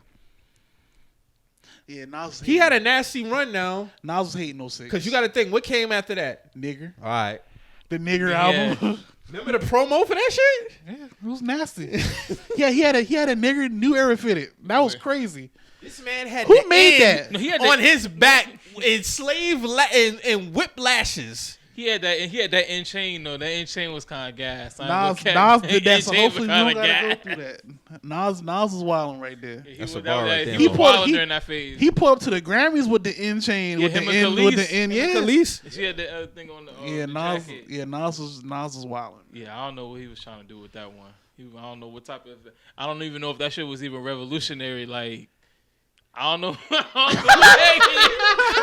shit revolutionary? Was that you know what? I gotta go. I gotta go watch some promo from that promo run. Bro. That was a nasty pro. Imagine it in the social media era. I gotta watch some. I think he would have got more heat if it was social media he era. Got cooked. He would have got cooked. I gotta watch some interviews from that. And promo Twitter run. was out when that shit. He got buried. He would got buried, bro. He would got buried. He would have got buried. He would have had to take like 3 years off and come back. Like. Nah, nigga, go on vacation and come back, nigga. Like, don't do that. Don't Sorry. do that, nigga. We're not doing a nigger album, nigga. Like, what's wrong with you? And the crazy thing is, he had a couple of dope tracks on that album, but just the overall. No, brother. We're not doing that. Cause I remember, bro was on what's the show that used to be on Fox? Bill O'Reilly? Didn't he go on Bill O'Reilly behind that shit? On Bill O'Reilly? Bill O'Reilly was talking about that album or some shit like that? Because Bill O'Reilly was on a tear against rappers around that time. Yeah, he was on Ludacris. With Ludacris. He was beefing with Dame. Who else, bro? He had words for rappers back then. Like, he had words. And then niggas found out he was tricking this whole time on prostitutes and shit. It was like, nigga, you can't speak on us, bro. You buy a hole, nigga. Like, going on somewhere. Going on somewhere with that shit. So, do you think when do y'all think we'll get a response for Pusha, or if we get a response? And if he don't respond, do y'all think it's like? At this point, it's kind of like I don't care. I don't care. If he do respond, then great, But if he don't, then I really don't see this. Because at the end, I'm just looking at this beef as like this. If this is gonna be like sparring, if this is like a sparring match, then I guess. But at the same time, when I'm looking at it like, bruh. This really like if this shit could like don't get me wrong, Jim Jones could rap, but if this shit, if this shit would turn into hell in a cell, would you be able to climb out this motherfucker? If you know what I'm saying? If it's like, so you saying because if Pusha really sits down, it gets ugly. It gets ugly. It can get ugly if he really just sat down. Because I don't think Jim can out rap that nigga. No, he can't. He can't. So it's like with Jim is more so gonna have to be the packaging. The swag, the whole thing with Pusha can rap him. He don't even gotta have nothing around it. As long as he just got the. But it'll be lethal because we know Pusha can rap and he can package that shit together, bro. So Pusha got just as much swag as Jim Jones. Yeah, so it can get nasty depending on what he dig up. So I'm just looking at it because he hasn't released nothing yet. So I'm just asking. I don't know if y'all been paying attention to it. If I've been waiting, I've been low key kind of waiting just to see what he respond to for Jim. Yeah. But I mean, if he don't, then by technicality, he gonna say Jim Jones. Harlem gonna say it. Yeah. Your man's T-Rex. Your doppelganger. He was on that shit had me tripping. Come on. But I'm gonna be real with you. Well, nigga, Jim spit that shit. A nigga related. He with the gangsters comfortable. He's with the gangsters comfortable. He's like, it's not even about that. It's about character. I'm gonna be real with you, bro. Like if he's gonna respond. Yeah, he gonna respond. Hold on, I gotta play T-Rex. Y'all keep talking. I gotta find that shit. My thing is like, I mean, because of my boy said a long time ago, nothing goes unseen. Yeah, man, I saw a tweet that niggas say Pusha T rap like he watching you in your house, but you don't know where he at. And now I'm like, bro, that shit do make sense. That's a great example. That do make sense, bro. You hear a nigga, you be like, bro, where is he? Like, where's this nigga? So how the fuck this nigga got this information? How did he divulge this? How does he know? Yeah, how does he know? But yeah, I mean, at this point, it's like, I know it's coming because I mean, at the end of the day, he did take like what a month before you drop a story of Adidon. No, hell no, Mo. He dropped that. He dropped that shit 2 weeks weeks after. He had that shit in the. That was like, he had that shit in the holster. His album dropped like May. That shit was out like maybe May 23rd. That shit was out by at least June 1st. So Duppy came out. Duppy came out that Friday. Duppy was a quick response. And then he dropped. Remember we heard Infrared. Infrared is on the album. Infrared was on the My Name Is My Name. No, that's Daytona. Daytona. Okay, yeah. I'm tripping. So then Duppy came out that Friday. And then Adidon came out Tuesday. May 29th, because it was the anniversary of Exodus 23:1. That's what everybody was like, oh shit, he dropped the shit the same day as Exodus 23. Okay. All that shit happened within a week. No, yeah, you're right. Because Drake dropped the freestyle with the little invoice shit that Friday. Yeah. Because you got to think. Yeah. The break was in between Two Birds, One Stone and Infrared. That's what it was. Two Birds, One Stone had came out probably like October. Yeah. His album ain't come out till May. Yeah. That's what it was. That was the gap I'm referring to. That was the gap. That's the gap you're referring to. Yeah. All right. I mean, the thing about Pusha T is like he moves at his own pace though. So and he's like, surgical with that shit. And he got the shit coming with Drama out. But that puts Drama in a funny position because if he does this, he just dropped the tape with Jim Jones. That's what I'm saying. That puts him in a funny position. My thing is this. I don't think he's gonna pick no sides on that though. If I drop my diss tape on your if I drop my diss record on my Gangsta Grills, and I got a relationship with Jim Jones, you're kind of a part of it now. On the low end. I get what you're saying. No, I get what you're saying, and essentially it don't have nothing to do with it. I don't want it to do that because they try to do that with Kanye. You get what I'm saying? No, but look, I'm gonna just break it down. And Kanye should have been absolved from that whole. It already looked funny because Drama be in the middle of a lot of this shit already. Anyway, damn, you right. You right. And he was in the middle of Meek and Drake shit. And then this is kind of an extension of Drake type shit. Yeah, anyway. Drake. Yeah, this is so it's like so he's gonna ride with it. Like the shit is kind of it's the politics. The politics getting thick. Yeah, I don't think Drama would align himself with, as far as the beef, align himself strongly on any side. Because like you said, Jim cool with Drake. Drama, they done hash that shit out with Drake. Yeah. Okay, but it Pusha T, he got a relationship with all them niggas. Yeah. And he's dropped Gangsta Grills with Drama before. I don't think Drama should get caught up in the crossfire though. Now Cam, that's different. Now Jim Jones, Cam done kind of insert himself a little bit. Yeah, he's definitely getting the shot. He's getting a shot. He's getting a shot. He's getting a shot. He's getting shots, bro. And you can play the whole I retired shit all you want to, nigga. Nah, you still getting some bars. You getting bars. But see, I'm kind of confused because did he hear something? From that post, I would assume that somebody reached out to him for some information just from reading that post. See, it means that's if I read that. Niggas always trying to get information for Pusha T, but every time people try to get information on him, there's nothing to give or nobody's not giving. I'm talking about the shit. Cameron post. Oh, the camera. Okay. So if I read that correctly, it seemed like somebody might have reached out to Cam for some information. Well, shit. Look at the information that Pusha got. Yeah, I mean, yeah. But the thing is, bro, Cam does shit on Jim so crazy. That's what I'm saying. saying. This man got a whole Instagram live shitting on this man. But they done made up then. They done made up since my though. thing is they still. That's one reason why when I was talking with y'all in the chat about it, Yeah. that was my only point. I'm saying that Jim and Cam done been cool for some years now. They done got back cool. Yeah, they had a long stretch where they wasn't cool. I still remember the Instagram live video when Cam had the robe on with the soda, drinking the Pepsi, and talking about, oh, Jim's a crier. That's what he do. He cry, emotional. But I just think now, if that's the basis, I'm saying if that's his, like with Pusha T, foundation with Drake was, okay, you're not black enough.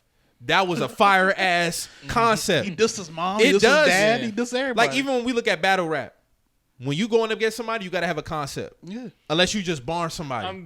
But if his concept is Cam shitting on Jim, I don't think that works because they done hashed that out now. But but you could always play like y'all niggas really ain't close as y'all because they really I not. think they'll laugh at that though. I think they'll laugh at that. I don't think it'll stick. I'm not saying that to be on no. I'm just going I don't think it'll stick honestly if that's his angle. But there's a lot of shit. I think Pusha can find another angle that can work for him. Yeah. That's all I'm saying. But I mean, there's plenty of angles though. There's a lot of angles, and there's a one big angle that if he really wanted to explore, he What's could. the big angle? Say it. Unless we gotta bleep it out or something. Don't say nothing crazy now. No, I'm not gonna say nothing crazy, but niggas know the big angle. That man is no phone call away. That man. You talking about Max? Never mind, Mike. Never mind. Oh. I think Max could probably get involved. You never know. You never know, bro. My thing is this: Pusha T is he's very surgical with this shit, like we said. So I'm pretty sure the game plan is in the game. The thing with Drake's one that made it so lethal because everybody thought that shit was a rumor, on top of the other shit. Mm-hmm.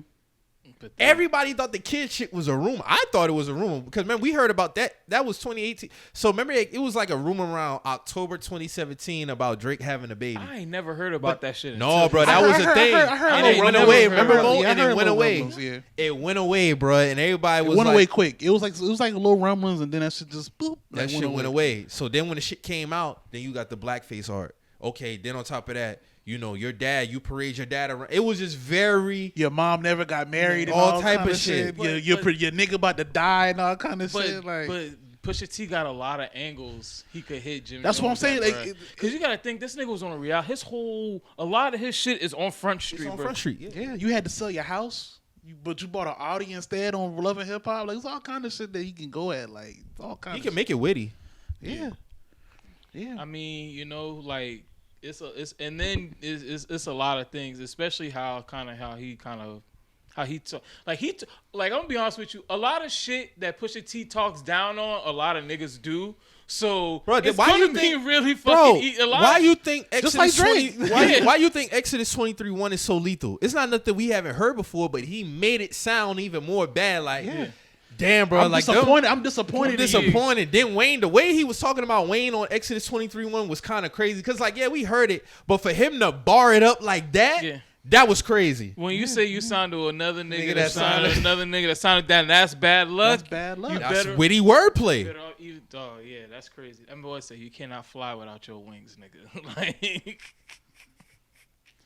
see, this why I don't like, because niggas be trying to downplay Pusha T off the sake of this whole, like, you know, we still holding animosity behind the Adidon disc. You think it's still animosity behind it? Niggas are still hurt behind that shit, bro. Niggas still feel a way about that shit, bro. Yeah. Like, because now they reduce it to, they call him Pusher T, like he was just spilling tea. But nigga, the song was more than him exposing the baby, bro. The nigga was dissing this nigga for real. Yeah. Like, I think it was more of an identity crisis on that record more than anything. But it was more. But they try to reduce it to him him just all he was doing was spilling rumors. That was an identity crisis. That nigga was dissing this nigga. He's pulling the layers back. He sat him down. He sat him down. He talked to him. Yeah. You know what I'm saying? It was more than that. So I just feel like for people to be trying to minimize, bruh, like, bruh got like a different type of lyrical genius to him. Like, he really be like on some. Man, it'd be a psychoanalysis breakdown. Yeah, it's like your flow, your hair wasn't nap enough. You afraid to grow it because your hair wouldn't nap enough. Yeah, it's peeling the layers. Even like I said, even with the Exodus, you peeling the layers back. You know what I'm saying? Like everything is not appeared what it seemed, and that's what he be doing a lot of. He said, "Them niggas won't die with you." Them niggas won't die with you, man. That's what he said on Exodus 23:1. He said, them niggas won't die for you, man. They won't do it. And that was some real shit. Like, hell no. I still bump that record sometimes. I ain't even gonna hold you.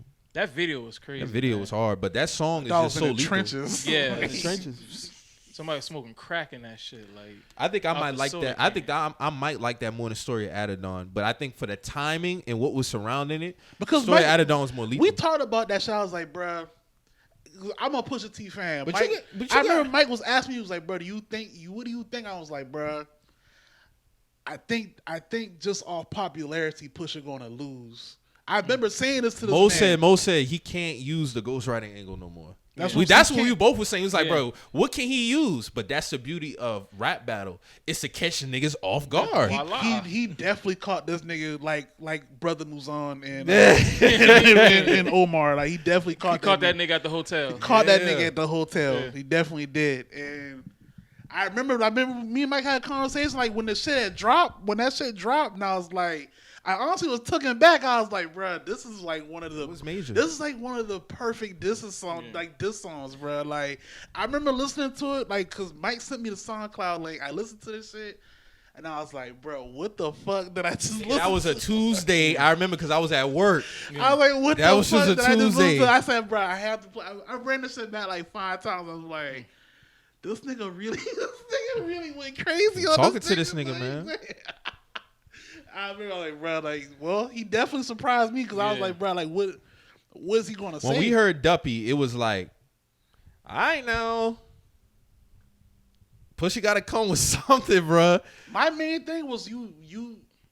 The thing about it, the Duppy shit, like, it was like, all right, you did it, you did that now. But now it's like the invoice shit. Like you getting into getting into treacherous waters with that because the invoice was a good play. You name dropped the man wife on that shit. You did the little invoice like we want payment for relevancy and all this other shit. I'm like, oh okay, like niggas trying to pop some shit. You know what I'm saying? So that wasn't. You got to think when Duppy dropped. He was rapping on that shit. This wasn't back to back. Yeah. So when he came back, the timing. Yeah, the timing. That's what really gives like, oh shit. Drake was ready. Okay, Drake want to step in the ring. Yeah. I was like, okay, Drake in the ring. I had to get. I couldn't argue him. I was like, okay, this nigga in the ring, because like that song came out, then he came. Infrared was like all right. But he always that was the bait. Thing where he throws bait and then niggas. But see, he didn't reply to Exodus 23:1 though. He didn't. Wayne was the only one to reply to that. I'm talking about what Pusha does. He just that's throws what. But that's what I'm asking. Like, do y'all think the record to Jim was bait? I said that. I think it's just bait. I think it's just bait because you got to think. I just from Pusha T history, like if he's really going to talk to you directly, he's going to do it himself. Like this was played at a damn. For all we know, he might have played that record for Pharrell. Pharrell's, I'm just gonna play that at the fashion show. Yeah, I think he know what it was gonna do. This is Pharrell's show. Yeah. That ain't Pusha T had nothing to do with that. Yeah, you know what I'm saying? And if you look at the crowd, even Jay-Z was like, "What's going on?" Like, you know what I'm saying? Yeah. I think he knew. I think he did that on purpose because he knew what type of reaction. I think he knew that Jim was gonna get in the booth. Oh yeah, for sure. And that's what I'm saying. It's kind of bait. We don't know. It's like the infrared shit because infrared wasn't as direct as Story of Adidon. No. So now it was like, a couple bars and it was like, it's just the bait. You just throw the bait out there, and then once they bite, if you bite, then I'm gonna pull a net back on your ass. I'm gonna pull his net back on your ass, and now you got to stand on that. And now this is like, okay, you took the bait from the fashion show shit, and now I'm gonna let you get your 15 minutes, and then I'm gonna come and shut the lights out on that shit. Do y'all think? If Pusha responds, it can be as lethal as Story Added On. it don't gotta be as lethal a story as added on for so? Jim Jones. And I'm not. That's not a knock at Jim Jones. I'm just saying. I'm not saying have to be. Do you think it can be? Depends on how I go. It depends how smug he wants to be. It depends. It really depends. Like you say, if he catch me off guard like he did with Soria Adidon, it'd be tough for Jim. Because Soria Adidon caught everybody up. Because everybody's like, what angle you gonna use to go at him? It's like even with this Jim Jones shit, it's like, all right, that the fashion show shit happened. Jim Jones immediately get on Instagram. That's still not top 50. Then he drop his shit, and it's like, all right, we done talked about that for this week. What are we gonna talk about it this week? Are we? Nah, niggas just waiting to hear what. Now we just wait. Now we really waiting to see what Pusha T say. So now, let me play T-Rex shit. Now that's not even really, Yeah, nobody not even really checking for like. Shit. Let's be honest. Like, you know what I'm saying? We're waiting for the man. We're waiting on the man of the hour now. Yeah. In a way that he's talking about a nigga could really understand it because you could identify with him. Look where he did it at. He was on 112th Street kicking that shit. Yeah, chilling. Comfortably with the gangsters. Comfortably. Some people was trying to play him saying, yo, Pusha dropped his joint at the Louis Vuitton show in France and look where Jim Jones is at. I mean, it's about the bars though, man. It ain't even about I agree with that. It's about character. Look what he told him, nigga, you been a fly bitch. So of course, that's gonna work for you over there. But Jim, you know what's funny though? Jim Jones want to be over there though. He was dog. I'll wait till that. You talking this fly bitch shit, but nigga, you want to be. This is your shit too. Yeah. You want to be over there too, nigga. Yeah. That's the funny shit to me. Like Jim Jones want to be over there too, bro. You just when Virgil had his show over there, Jim was like, man, I want to be over there. Like you want to be over there. You want to be in the moments too. You just did some shit with Julia Lang, my nigga. So you want to be in them spaces you want to too, be in bro. those You spaces. want to be in those spaces There's nothing too, wrong dog. with that. There's nothing wrong with that for what Jim Jones, you know, he deserved them type of looks too. You know, I'm not gonna say that. That but picture is hilarious though. The picture with Jim Jones taking the selfie and Pusha T in the background. Oh yeah. That shit is hilarious. I can see him using that as cover art. Just how Jim Jones looked, like he real happy. Jim Jones is happy in that Y'all selfie, see the bro. picture Ali posted from With, St. Lunatics? With Pusha talking about T that's when it's all ended with it's him sitting next to with Lil Nas X at the Tom Brown fashion show. So my boy, he sent it to me. He was playing. He's like, "Oh, Jim gonna use this for his next disc cover for Pusha." I'm like, I was like, already, but I was confused because I'm like, why the fuck is Ali posting that? But I don't know why he's Ali saying that off posted the that. heels off of Jim's disc. That's why he posted that. So he basically saying this was the end for him. Like The this end is what of did Pusha it. T? This is what did it. Oh. I mean, like I said, Jim's disc was okay. I mean, bro, like It was no okay. offense, bro. When you hang around Kanye and Pharrell, my nigga, you're gonna be in fashion shows. You're gonna That's just what it is. It's just what it is. That's just what it is.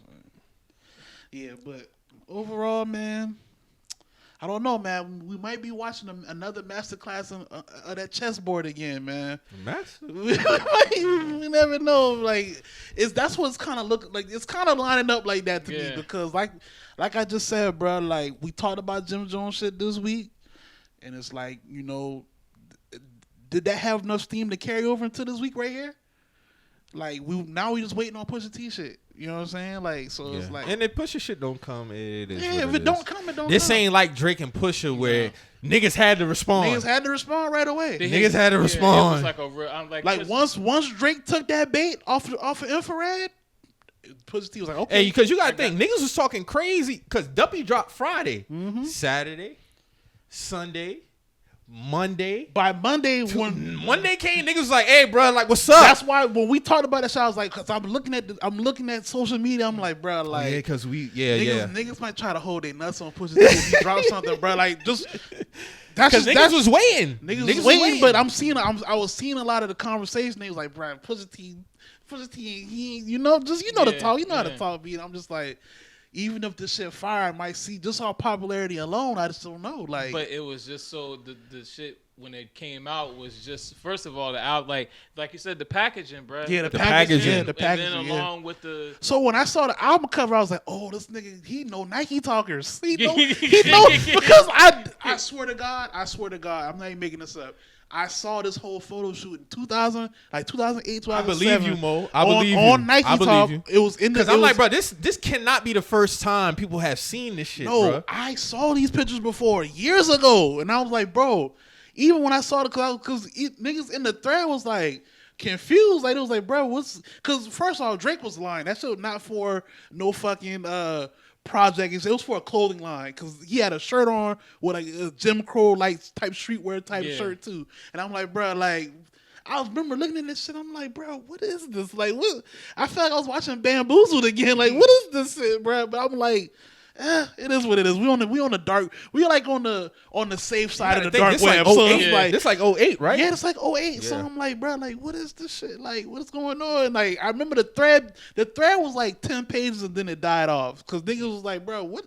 This nigga making prohibition streetwear, like and I remember all this shit. I'm like, all right, whatever, bro. So then fast forward, and I see the picture. I'm like, oh, this nigga know Nike talkers. And remember when he first posted it, niggas thought it was Photoshop. No, and Pusha came out off rip. No, this is from real. such and such. This is him. Remember they even tagged the dude who took the picture. Yeah, because they tried to get him in it. He was like, nah, this is Drake. This was Drake's idea. All type of shit. I remember the dude, bro. I remember the dude. Yeah, dog quickly threading under the bus because they tried to paint it because it was like there's a contrast. I remember because that's when Everyday Struggle was out and academics were talking about it. Academics was like there's a contrast to that picture. It shows like another side of it and all this type of shit. Nah. And I'm thinking to myself like, bro, this 08.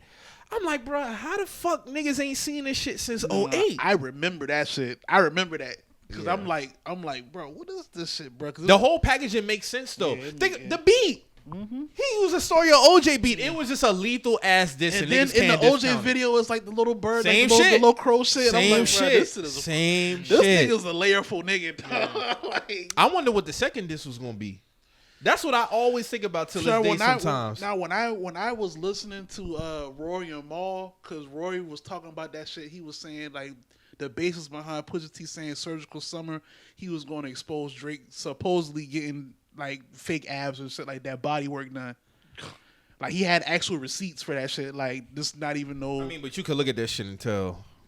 Hey man, but to have it exposed by your arch nemesis has got to be another type of blow. Like you know what I'm saying? So them abs that's supposedly what was in the pipeline. Damn, he was Bandman Kevo before Bandman Kevo. Facts. That's a fact. That's a fact. He beat Funk Master Flex. I remember when it was when Drake. Remember Funk Master Flex got the BBL on Instagram? Yeah, he did. Bro, I remember when Drake, because he had plenty of shirtless pictures, but that one in particular a few years back, and I was looking at them abs. I said, bro, that shit don't look right.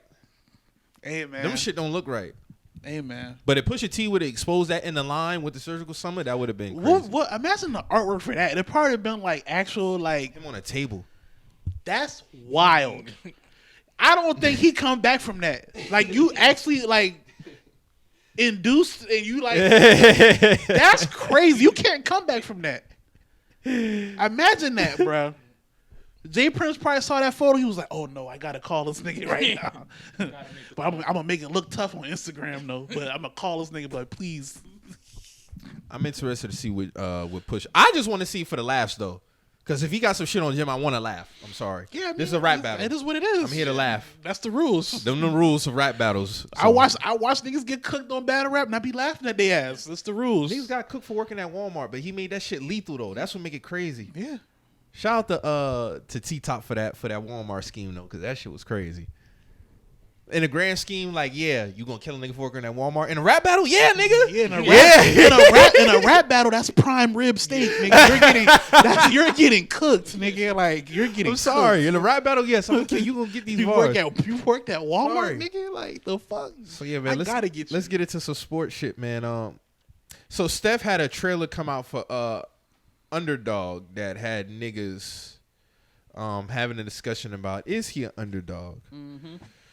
So let's get into it, man. What y'all niggas think, man? I think at one point he was, but I feel like that was quickly like he debunked. quickly debunked that within like his fourth year. But from his story, being not highly recruited in high school, going to Davidson, taking 3 years, he became a star, within that NCAA tournament run, and then he got drafted seventh or eighth.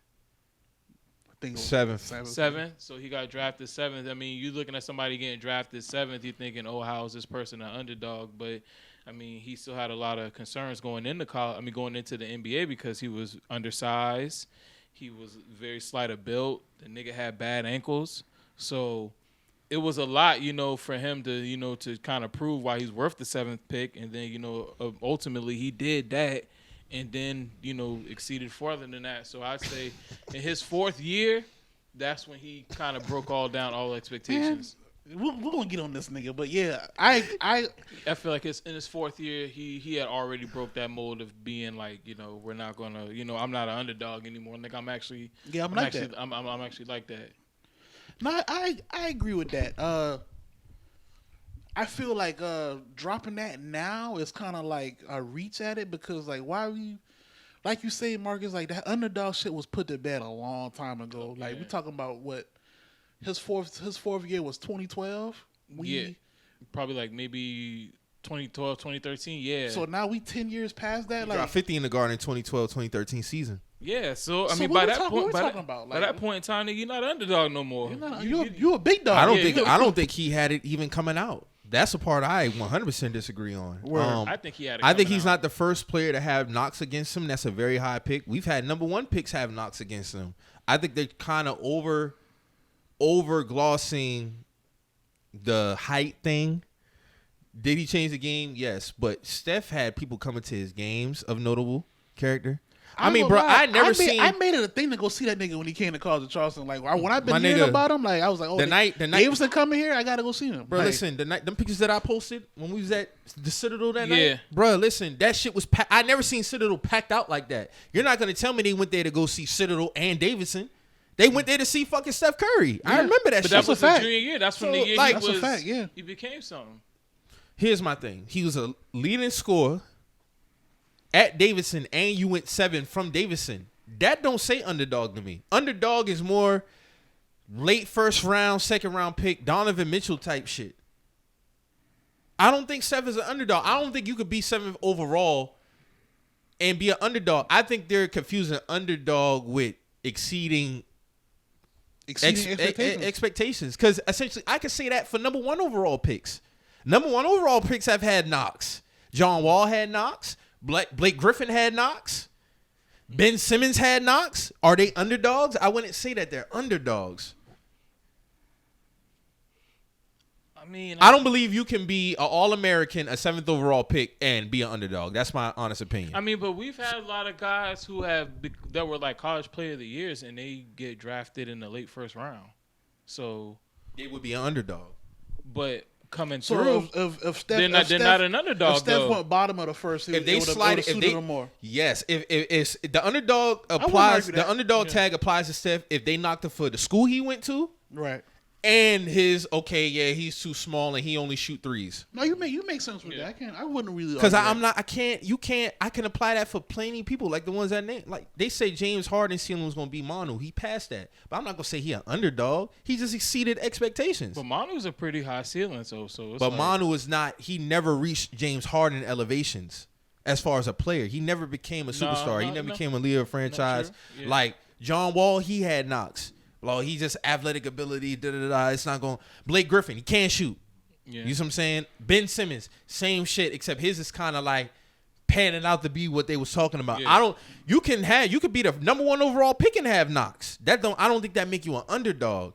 But I think because if that's the case, is Dame an underdog? Dame was 6 overall. No, he went to Weber State. Yeah, I don't think Dame was an underdog. He was. I think everybody kind of wants to have like this war story. You get what I'm saying? I agree. I definitely feel like they milking the underdog shit because he been put that shit to bed. Yeah, because Kawhi was 11th, PG was 13th. I want to say. The only reason why I wouldn't apply it to Kawhi and PG because they didn't have if they were expected to go top 5, but they went 11, 12, then yeah. Nobody knew about Kawhi for real out of San Diego State. I only knew about Kawhi because we used to play them boy in the tournament. Like UConn used to play them boy. That last one before Kawhi went to draft, y'all played against each other. Beat them. We beat them, and that's when I really got tapped in with bro. But that's when he's not an underdog. Yeah, he wasn't an underdog. I knew about Kawhi off of Nice Kicks because every time they would do like the college, he was always on that shit. He always on that. That's how I knew about him. But I didn't know nothing about Paul George though. Me neither. I didn't know about him and they just like Giannis. Giannis not an underdog. He was a project. You get what I'm Jones saying? was a project. He didn't start playing basketball till he's fucking what, 16, 17? Yeah. Mm-hmm. So that's not like, an underdog. That's not an underdog. So I underdog. think a lot of times people kind of run with it. But I mean, hey, it's a slick play on marketing for Steph. I get it, but you're not underdog to me, my nigga. I'm sorry.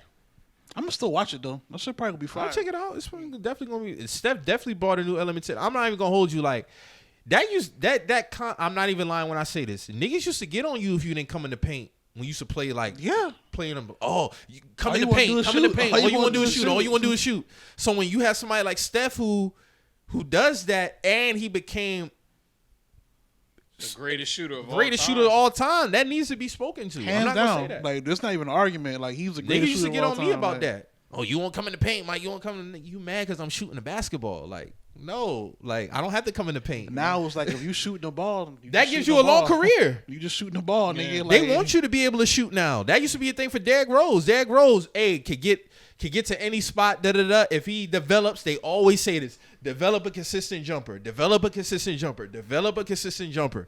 That has been a consistent theme for a lot of athletically gifted players. I mean, I was watching Lou Will.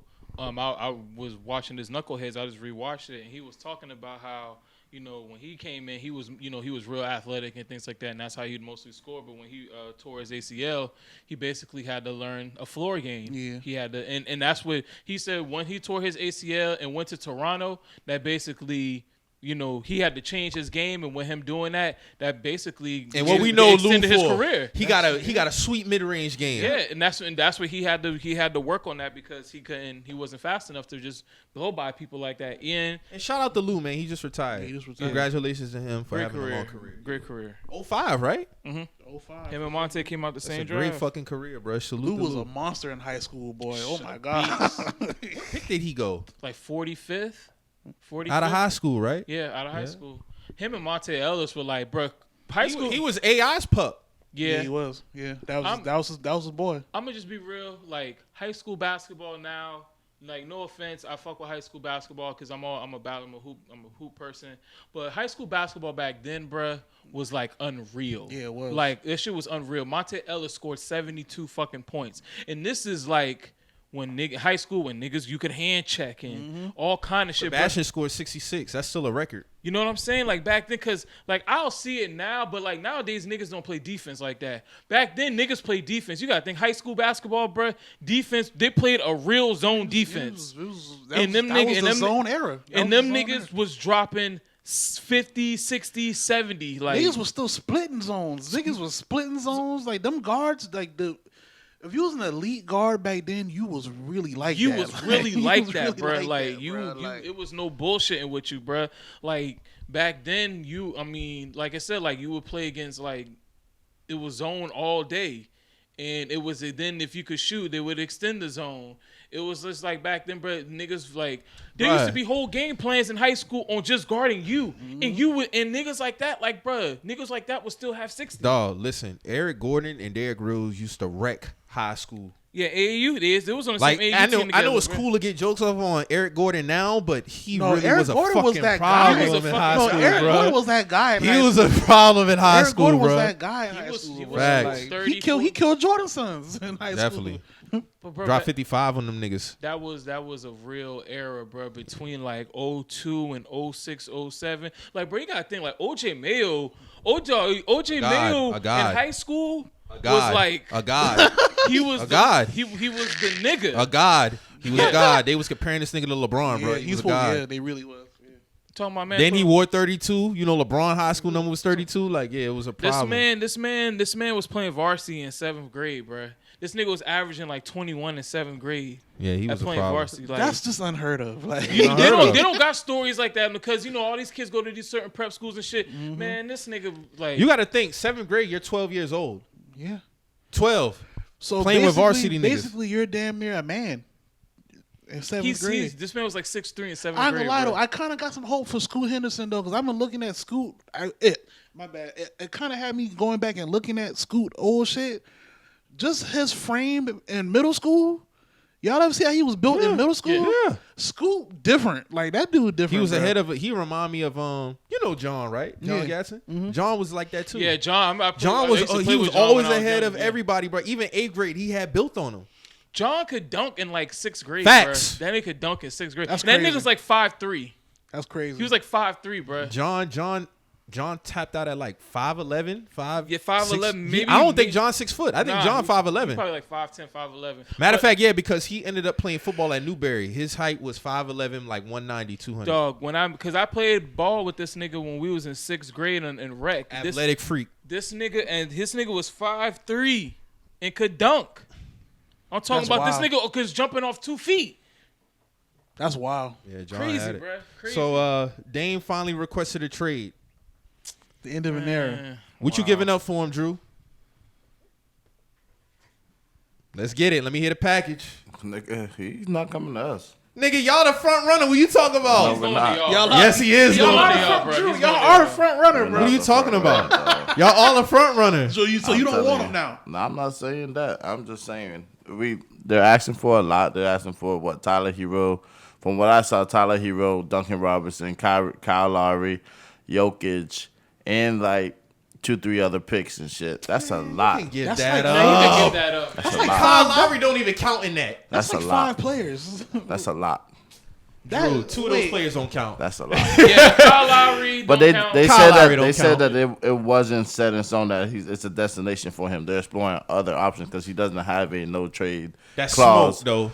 No trade clause in his. I heard if he do pull a trade off, a third team have to get involved though. Exactly. So The only destination I've heard is Nets. And I think that's some bullshit because he's not winning nothing in Brooklyn. He'd be wasting his time going to Brooklyn. well, that's the thing. He's also been adamant on speaking. I mean, granted, his words don't mean shit at this fucking point. It don't. You know what I mean? don't. So It don't. I mean, for him to say he doesn't want to go to a place where, it's loaded with superstars, this and that, he That's wants to cap. basically be, the guy there. Man, I Get feel your ass down there with Jimmy and Bam and if make that's that the shit case, work, If nigga. that's the case, nigga, you would have stayed. So fuck out of here. Fuck out of here. But He again, lying. I mean, He's an attention whore. bro, that's what I'm saying. Like, and that's not the key culture. So that's why I'm kind of not giving the shit the burn because. But you would be excited if you got him though. I mean, who wouldn't be? You know what I mean? Like, that's a great piece, but again, it got to make sense. Like, I think they get back to the finals with. like I was talking to Reggie last night, and I was telling him, he was like, "Boy, we back, Lakers back." You remember Mo? This nigga hyped the charge and They shit. made some good moves. And I was like, I said, yeah, again, it's the same shit. The name sounds good. It sounds good, but when you piece it all together, will it work? Of course, I'm a Gabe Vincent fan. I hope he succeeds with the Lakers. But the nigga choked when it mattered. You know what I mean? And Strus. Strus, they choke when it mattered. And he got paid. He got paid from Cavaliers. You know what I'm saying? So for me, man, like the name sound good, but is it going to work? Right. Is it going to fit the Heat culture? You see what I'm saying? And that's what it is. The people who buy into your team, who buys into the rules, the regulations of your team, of how people operate and how people give it up. Granted, we don't see Dame on no club shit or no wilding out in the streets like you see James Harden and shit. Yeah, his problem just been health lately. Yeah, but also at the age of Dame, it makes sense that he only signs with a contender. Brooklyn's not a contender. They're not going to get you. By no means. Yeah, they're not going to get you where you're at. So ideally, it does make sense to go to the Heat. It makes sense to maybe go with Milwaukee or some shit. I say Milwaukee, Miami. You see what I'm saying? Like, it makes sense because of the pieces, one, to build around the franchise, a brand new franchise of what Portland's putting together. It makes sense to go grab. Shit, they can take that $109 million for Chris Middleton. You know what I mean? Mm-hmm. They could take that on the chin. I think we have a big announcement like we did 7 years ago on the 4th with KD. You think that's what they waiting on? I don't think that's what they waiting on. I think that's when all the shit gonna get hashed out. It could happen this afternoon. But what would you give up for him, Drew? Tyler Hero and Duncan Robinson. The end. That's it. Oh yeah, you're bugging. No picks. The end. Yeah.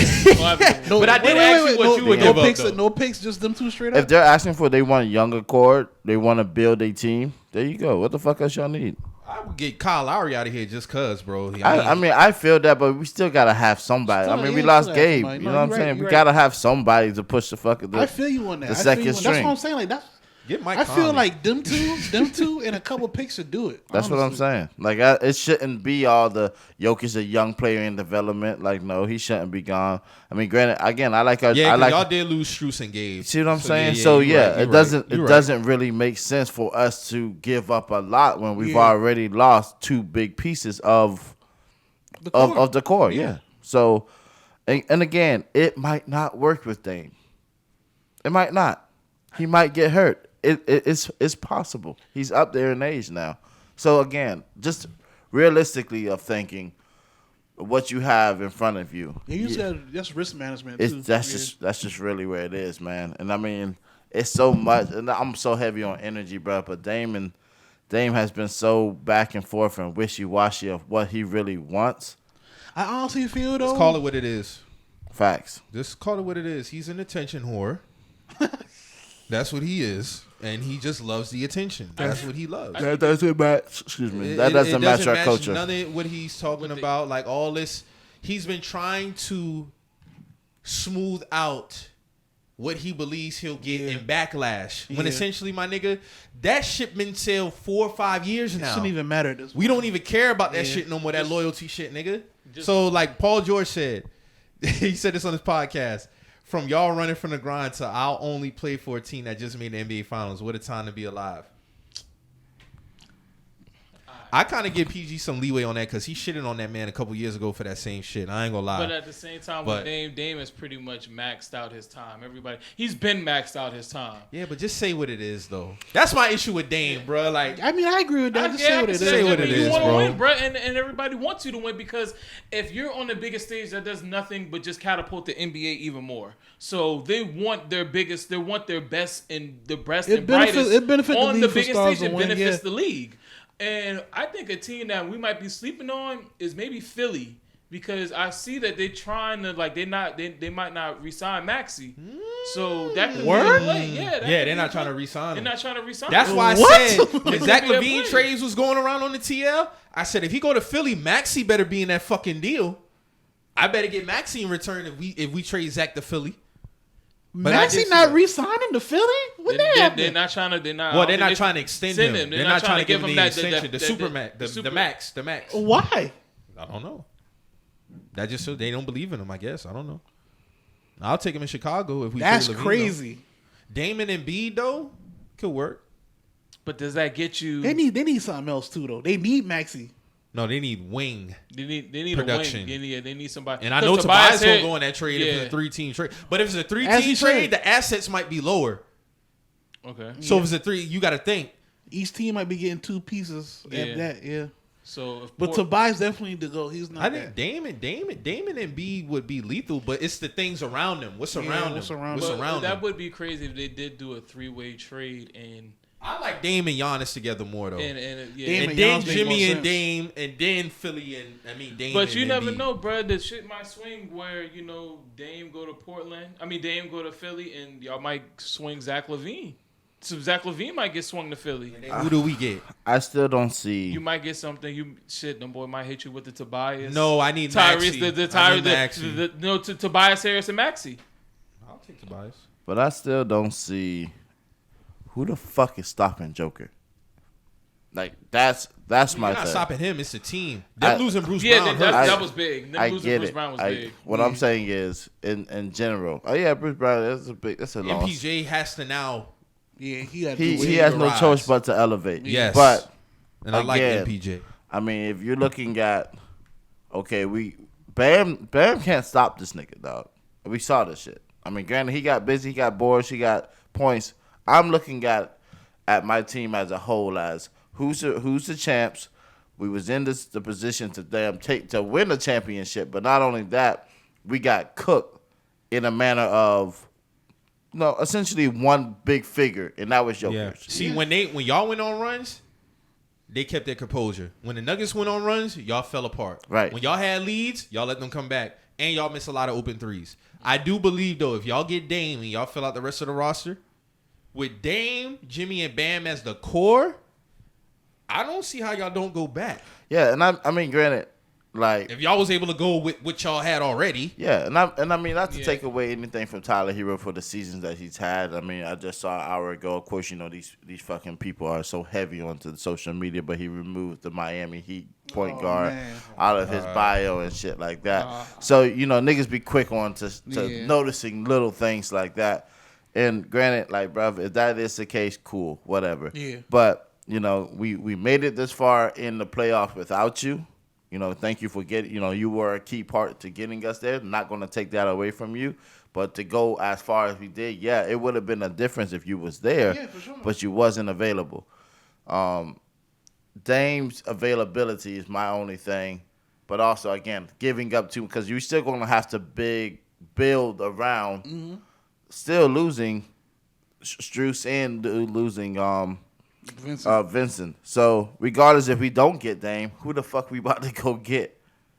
Yeah, because y'all done lost Gabe and you see what I'm saying? We're still in that predicament of who the fuck are we going to replace? That's why I say that y'all had us in that trade, bro. Y'all could still. Has Dennis Schroeder got picked up yet? Yes, he is. Toronto. He's in Toronto.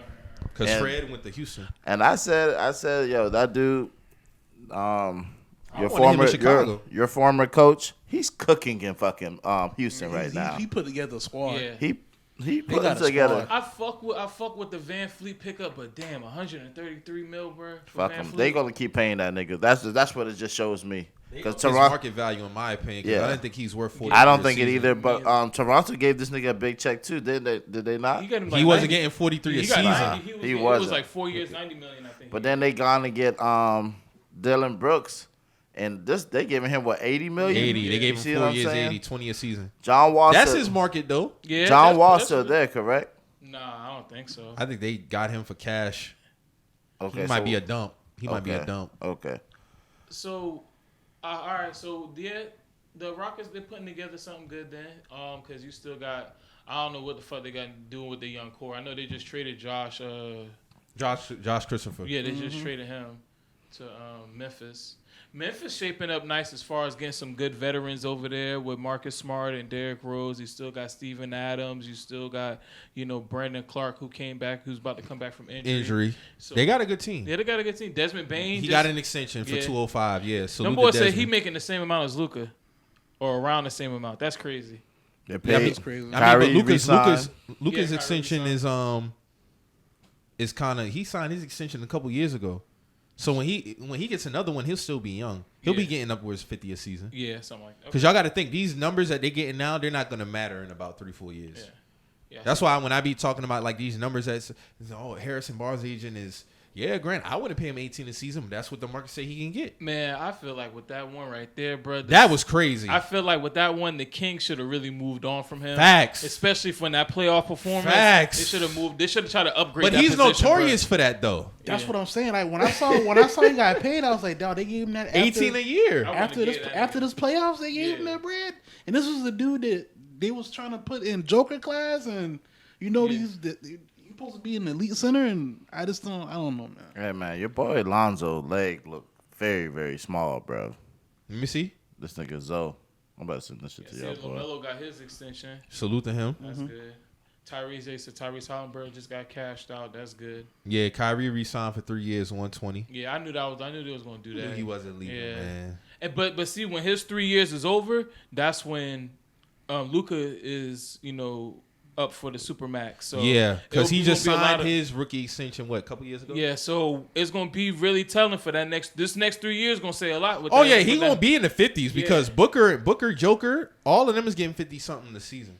No, what I'm saying with that team is, like... He's not leaving. You don't think he's leaving? Hell no. He loves Dallas. I could be wrong. I don't know, bro. But if Luka becomes a free agent, he's hot commodity. Hot. Everybody's gonna throw it. That's when the bag is gonna be crazy. The bag gonna be crazy. He might get 60. But if the bag, he might get 60 a year. I feel like if the bag crazy like that, I feel like Mark Cuban will pay that. I mean, yeah, he'll pay, but it just all depends if he'll get the highest. He'll get the highest from Dallas. Yeah, but it all depends on if he still wants to be there. Yeah. But I think Luka loves Dallas, man. But I tell you what, though, that they better make the playoffs at least this year. I think it really depends on how far the Mavs go, what happens with Lukic. because he's not trying to lose. And Kyrie getting that. You sent it to me on IG, Drew? Yeah. Luka getting that. I mean, Kyrie getting paid.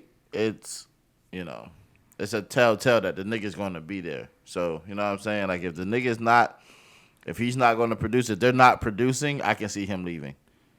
Yeah, that's what I'm saying. I can see Luka leaving too, bro.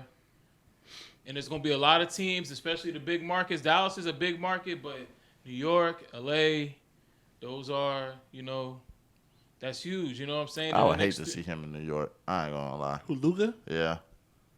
I can see Luka being a Ticket Clipper. price is going up $300. I can see Luka being a Clipper on the real.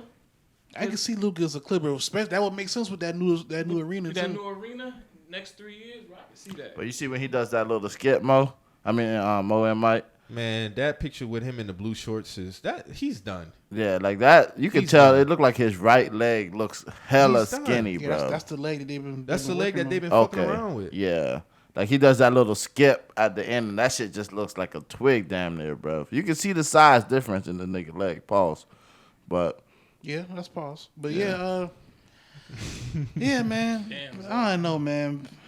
It's unfortunate, but I hope the Bulls put that petition in that they've been talking about that they can get from, like, just get that shit off the books, man. Yeah. Pay him out and then. Bro, what? Like, they've already said he's not coming back for this season. That's not something that's common when it comes to a player. They usually be some hope. So they've already charged the 2023-2024 season to the game.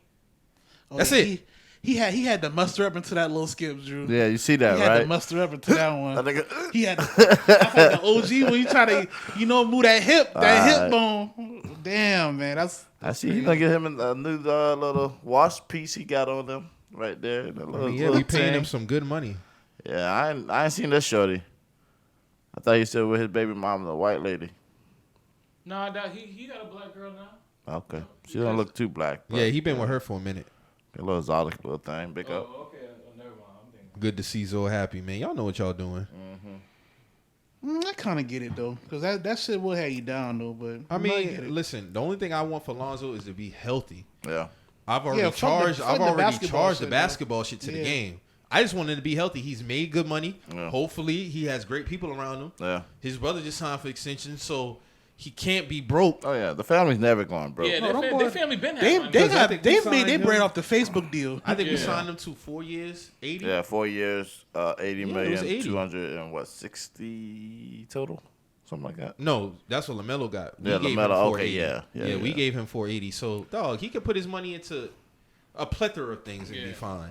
I don't know what it is, man. Like, I as a basketball fan growing up, why niggas really don't want to go to the Bulls, bro? Like, it's not like a destination that people really let's go crush these niggas like the dream team. Well, they be in talks sometimes, but it just never like.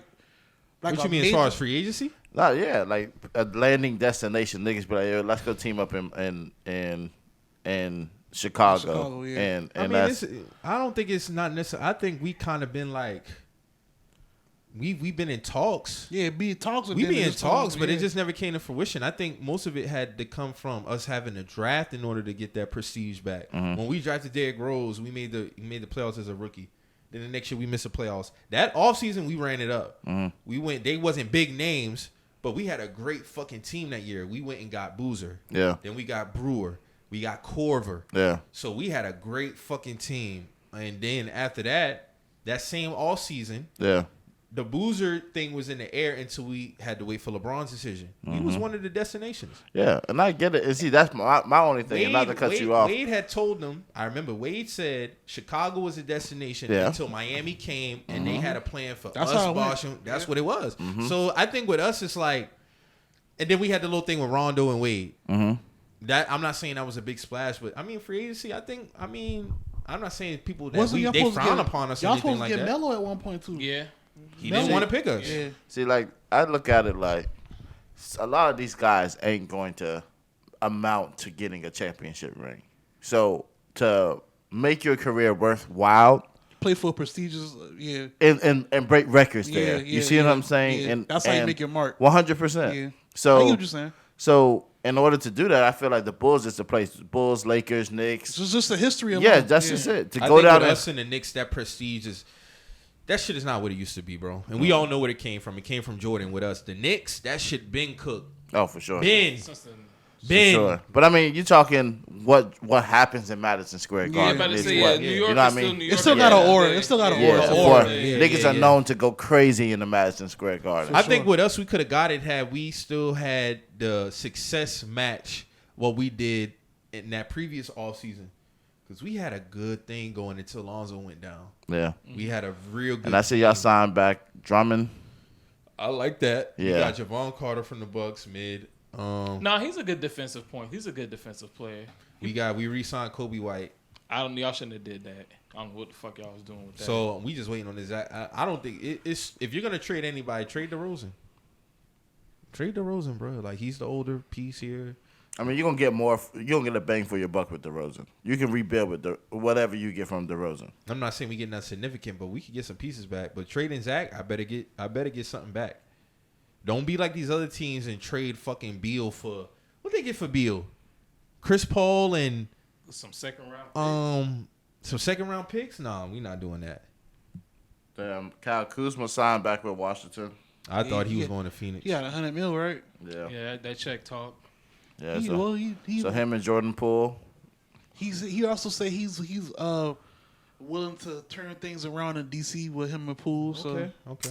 Yeah. He said this shit before, bro. He said we're gonna figure this out. He tweeted that. But I mean, he's supposed to say that. Yeah. He's supposed to say that, but we all know what time it is. Because he said this shit with the Lakers, isn't it? He don't even got to say that to be real. I mean, this is the Wizards we're talking about. I mean, ain't too much of turning it around. Yeah, I'm gonna turn it win, around. nigga. Right? That's it. I'm trying to average just win. Don't tell me about it. Like this. Be about it, man. If you win, you're turning it around. That just happens.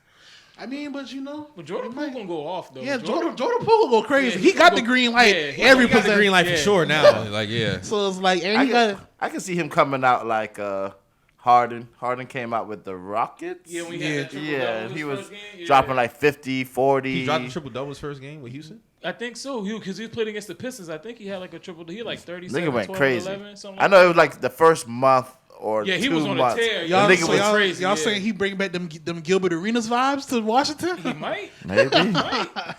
He gonna be. It's possible. It's possible. He got the free reign. No, he can jack half. If anybody got the green light, it's gonna be Jordan. Oh, for sure. Y'all think Poole can be a Beal, John Wall, Harden though? Absolutely not.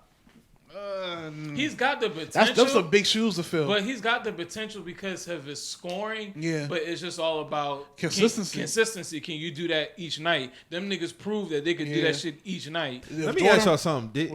When James got traded to Houston, did y'all see him becoming what he was? Because I didn't. I always knew he was nice. I always knew he was good. I didn't know he I didn't know I know he was gonna be on some franchise type shit. Like I didn't know about his point guard ability like that. Yeah. I knew about his scoring coming off the bench, but I didn't know how nasty of a passer he was. I said when he was one with OKC and it was the big three and he was coming off of the bench, and I said this shit when we was on Popular Street, still in the shed, bruv. I'm telling you, I was like, this nigga can go to any franchise and be the front runner of a franchise. And lo and behold, he did. I didn't see it coming, Drew. He did it, but it ain't in the capacity I wanted to see it. You know what I mean? maybe Like, that's probably how you described it earlier, though. Just breaking records and that's doing it. your thing. You know what I'm saying? And if that's what you want to go down for, bruv, your name in books, you'll be talked about forever. Cool. I thought his ceiling was 6 man. Forever? Yeah. Jesus, Mike. I knew he was. I mean, he was nice. 6 man of the year. No, I get it. Because it was what? It was Russell there, KD there. Who was starting? Serge. Was what? Thabo Cephalosha was starting over there? Yeah. Defense, Andre Roberson. Andre Roberson. Yeah. But that nigga came off that bench and started cooking. You know what I'm saying? No, he was running the second unit. Yeah, for sure. But I mean, even with his draft position, I guess that's where you're supposed to get your franchise player at. I mean, he was 3rd overall, but coming out of Arizona State, his knocks was his performance in the tourney, and his guard, his pass, like you said, his passing ability and shit like that. They all knew he get buckets and shit. Yeah. But I didn't see James turning up because you got out the gate with Houston. He never averaged under 25 after that first year. Yeah. it just went up, and then MVPs and all NBAs and all this stuff. I didn't see that with James, but at Poole, I don't see Poole doing no shit like that. I don't at all. I see him doing some like crazy shit, like half court shots. All-star. I think I think scoring wise, I think he's got the ability. I mean, it all depends. Now, do I think he's going to score points? Is his ceiling just a good player, or can he be an all-star? I think he can be an all-star because I feel like he has the final green light. But I also feel like it's about like when you say consistent. I think if he can consistently do the things he was doing before, he got the bag, then yeah. Because we've seen him do these things before. It's just not on a consistent basis. You just got to be consistent now. Right now, I'm going to say he's a good player. He could be a good player. But it's going to be up to him to elevate. He got to ascend on his own. Okay, he got to make that ascension to be a number one of a team. I don't think he's that now. It's going to be a learning curve. I'm going to be real. He's going to learn a lot this year, though. Yeah, I mean, that's the thing. Like, I see him coming out with the Golden State mentality of jacking threes, reckless threes, half court threes. He wants something to prove too. Yeah, you know what I'm saying? Yeah. So I have to tighten that up too. I see him doing that, but he's going to have to make the shots. Yeah. Because if not, it just doesn't make sense. You know what I mean? You're going to go on to a lot of different teams. You're going to start your run on a lot of different teams. Journeyman status. Yeah. And if you start doing shit like that, now you're gonna have to come out every night and be dropping at least 20. Like let's talk about it real quick before we get up out of here. Cam Reddish, I feel like he's on his last fucking train. You think this is with us? Has to be, bro. Yeah, like, there's no more excuses for Cam Reddish, bro. He was getting Paul George comparisons coming out of Duke. He was getting Melo comparisons coming out of Duke. A lot of people. He was getting comparisons, bro. So now I'm getting no more excuses for Cam Reddish, bro. What was his draft? He was drafted what? First round. Like top 10 for sure. Yeah, top 10. I could be wrong. No, he was top 10. He was top 10. He definitely wasn't past 13. He was like 8 or 9, if I'm mistaken. Yeah, it was later on. It was close to the 10th.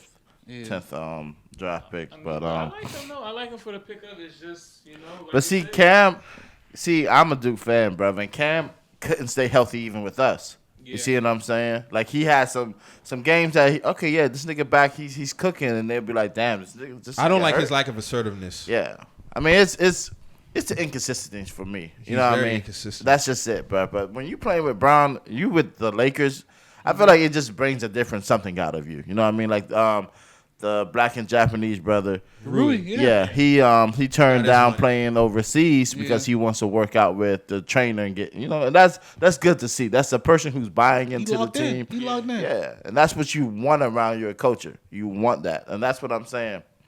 Buying into a team's culture.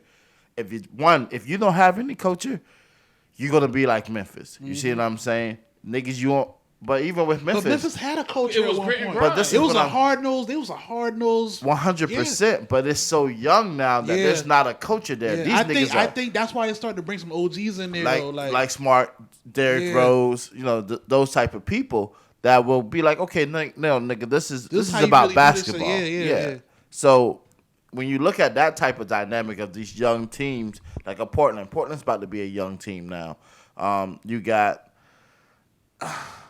Milwaukee's not a young team anymore. Like they've already they have their identity, so they should have a culture now of what it is, what they're expecting, what they want from their players. You see what I'm saying? So certain newer teams, they still have those pieces of like, okay, we have some type of culture. When you look at the Wizards, there's no culture there. I don't look at somebody saying like, oh yeah, they ain't gonna play. Jordan Poole doing dance moves and doing all like the TikTok shit. I see that shit happening out of their season. Oh, for sure. I see them doing. Them boy, they already. I'm cool with a few niggas out there already. Like, man, I already see Jordan Poole.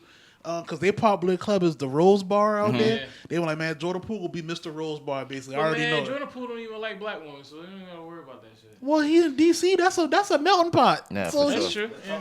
Yeah. I mean, it's Chocolate City, but it's a melting pot at the same time. Like, so he gonna find his. So. Yeah. And I mean, to each his own, bro. But at the end of the day, it's about the culture. I feel like that. The locker room culture and what you're going to build there. So if Jordan Poole comes there with that mentality of like, I'm going to build this culture, then boom, I'm cool for it. That's gonna be on him and Kuzma because they both got championship pedigree. But see, then I see the jokiness of the light skinned brothers and the splash. But I already see. I can't argue. Those are valid points. Yeah, I already see the. They're gonna try to make them a duo. Yeah, and I already see, especially on Legion Hoops Twitter. I can see the play. The Aura duo. hate that fucking page. If they come in with some type of championship pedigree of actually showing like if they come in with the mentality of okay, we've both won champions. We've both been there. We've been there before. Let's try to all of the good habits that we've picked up from doing these from winning. We need to go and set an example. Set an example and exude that. And now, like you said, if it's on some come in there, light skin tag team duo, fashion show, we're gonna get our shit off type shit, then nah, this shit's not gonna work. It ain't gonna work. If you're trying to get your shit off, then it's not gonna work. But if you're trying to win, you can actually establish those are valid points. Those are valid points. I can't. So real quick before we get about how you feel about again Torian Prince, re-signing Reeves, Rui. It's cool. I mean, like I said, we got a good roster. Gabe Vincent. Gabe Vincent is cool. I feel like we didn't have to give him 33 mil. I feel like he could have. I mean, that's 11 a year. That ain't a lot of bread. Get the man the bread, bro. We gonna give him 8. That's what I would have given. See, I think y'all look at the total number, but I look at the year. I get it. I mean, it's 11 That's what a year. I look at. It's 11 a year. Yeah, I gotta look at that now. It's 11 a year, but I would have gave a nigga 8 a year. $3 million. I mean, that's why he signed with y'all because y'all gave him more than y'all gave him more. That's true, but man, I mean, it's cool. Like for us, I mean, y'all we've established. We all know what y'all main problem is. We all know. We have no inside. AD gotta be it, man. AD gotta be it. For everybody else to elevate, he gotta be it. We have no inside. I see him in the boxing ring now. I don't know what I really gonna do, but Dog, I mean conditioning. Yes, I get it. But JaVale, Dwight, we need another line of defense when we're playing against. Because for us, honestly, the only team we need to be looking at is Denver. How can we get around these niggas? Yeah. That's the only team we should be trying to prep for, trying to y'all was in the Western Conference Finals. That's who we need to be trying to press. That's what we need to design our team for, to try to beat them. And for us, we need front court. We need some more big bodies. The wing positions, that's cool, that's great, but we need some big bodies. Yeah, and that's what I'm saying. Like, again, I've said this shit multiple shows now. The league is starting to turn around into the big man league again. And the versatile big man. Yeah, you know what I'm saying? So this year is going to be a whole. It's going to be a whole different look of the game. But I'm excited to see this shit turn this transition back. You know what I mean? I got because a homeboy. Go ahead, my bad. To go all fucking like guards and essentially have like your forward and a center. You know what I mean? Or like a fucking one center or one forward that playing center and everybody else shooters. You know what I mean? Like. It's cool and all, shooting threes all day. It's cool. But let's see a nigga get dunked on. Let's see a nigga get back down, post up. Nigga, somebody come around and somebody get banged on, bro. Like, but also not even that. Let's see the big man dishing out threes, dishing out passes, dishing out all that shit. And that's the thing that the Lakers, I feel like, even with those pieces that they put together, Jamal Murray got a post game. Jokic got a post game. Michael Carter, he post game. You know what I mean? Like, what's the boy? The dunker, Eric Gordon, post game. See what I'm saying? Like, when you look at their bigs and everybody's there, it's pretty fucking big, bro. Pause. But it's still one of those things. Like, how are you going to match up? 7 games? That's tough. Mm-hmm. That's really fucking tough. And Cam ain't going to do it. Gabe, we've already seen it. He gets scared. I mean, again, AD is just. What are you gonna do? Are you gonna be a big man today? Are you gonna be, a passer? Yeah. Nigga getting body point guard. Yeah, like come on. But my thing is, we keep trying to play this nigga at center, bro. He's not. We've tried him at center and it doesn't work. Why we keep trying to do that, bro? I know these are technical terms for center. Power forward and center is damn near equal. Facts. I mean, yeah, true.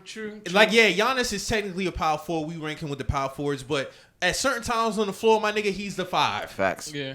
So AD has to get out of that mental, my nigga. You're damn near 7 foot. You started your career as a point guard. Yeah, you're versatile, my nigga. Yeah. Like, he got it. Like, niggas want to talk all this shit about AD's defense in the playoffs, but my nigga, what about the offensive side of the ball? You're gifted. Mm-hmm. You're not a one-dimensional type of player, my nigga. You're not Dennis Rodman. Right. Yeah. You need to be putting up 25 a game. Yeah. Period. When 80, fuck them 2 blocks a game. Yeah. When 80 is 25 a game, is not really much you can say about him at all. But it's not even that. It's the boards too. It should be 25 and 20. 10. No, that's easy. You see what I'm saying? I mean all that. When he's clicking on both sides on the boards and he's scoring, With his skill set, he should not be under that. There's not much you can really do with him. So Yeah. it's like he just gotta assert himself. Like that year, the Lakers won a chip. He led them in everything except assists. Yeah. Everything. And I ain't gonna cap, bro. I wouldn't even be mad if we go get somebody cheap and just very easy, but somebody who has that dog Just put a mentality. body on him. Yeah, like fucking Boogie. I'll bring DeMarcus Cousins back just because I already know he's gonna be he's gonna be TTG when it comes to fucking handling. He has one job, and that's gonna stop Joker. You know what I mean? Enforce. That's just it. Enforcer. That's what you gotta have though. You know what I mean? Like, yeah, it'd be cool to bring JaVale back to the Lakers. Yeah, it'd be cool to bring back Dwight, but they are gonna get bodied by Joker. Like, it's gonna look crazy out there. I think Dwight wouldn't. I think Dwight would. Dwight's still enforcing. He'll foul the shit out of you. I think he'll foul the shit out of you before you let him go crazy. Just get a young buck though. That's what I'm saying, get a man. young Like buck Mo Bamba. I think y'all let him go. I'm not sure. Okay, see what I'm saying? Get a like young buck in there with some size. Somebody with some size but got Jared heart. Allen would be great. You know what I mean? Like somebody that could get down there, got the size on them, could like just put themselves on AD. Yeah. Like make him work. Pause. I mean, honestly, man, you just gotta have somebody on your team. Their one job is to control the Joker, and if you can do that, everybody else job is gonna be much harder to do. He's too big not to be dominating down there, bro. Come on now. AD is just with his skill set. He should be dominating. The nigga can put the ball through his legs. That's already a plus. A plus. You see what I'm saying? Like handling wise. Come on, he can bring the ball down the court. Come on, dog. What are we talking? He can make threes. He can get rebounds. He can block. His mentality is soft. That's just it. Yeah. That's just it. But he just needs somebody even bring Cousins there. Bring him back. So we got any predictions on when Damon make his trade decision? Mo said the 4th. I'm rocking with it. Yeah, I think I said the 4th too. 4th or 5th. I think latest is Wednesday. If I'm going off what you saying, him being an attention whore is definitely the 4th. I wouldn't be surprised if we hear something tonight though. He's gonna make our 4th of July celebration about him. Yeah, but big up Rich Paul, man. We gotta shout out Rich Paul, Rich man. Paul been putting $390 million Big between up, his man. 3 big free agent signings. Them boys Fred, who else? Fred, Jeremy, and and Draymond. Yeah. They said Rich Paul can get a McDonald's working $70 an hour. Probably. Jesus Christ. Yeah. That's some negotiation skills, boy. Hey, Shout out to Rich that's Paul, what it's man. about. That's what it's about. It's about what you negotiate, And bro. he dates because they was shitting at Jeremy Grant's deal. It's like, how the fuck Jeremy Grant get 160? Hey, It's what you negotiate. It's what you negotiate, bro. I actually wanted Jeremy Grant in Chicago, but we decided to keep Patrick Williams.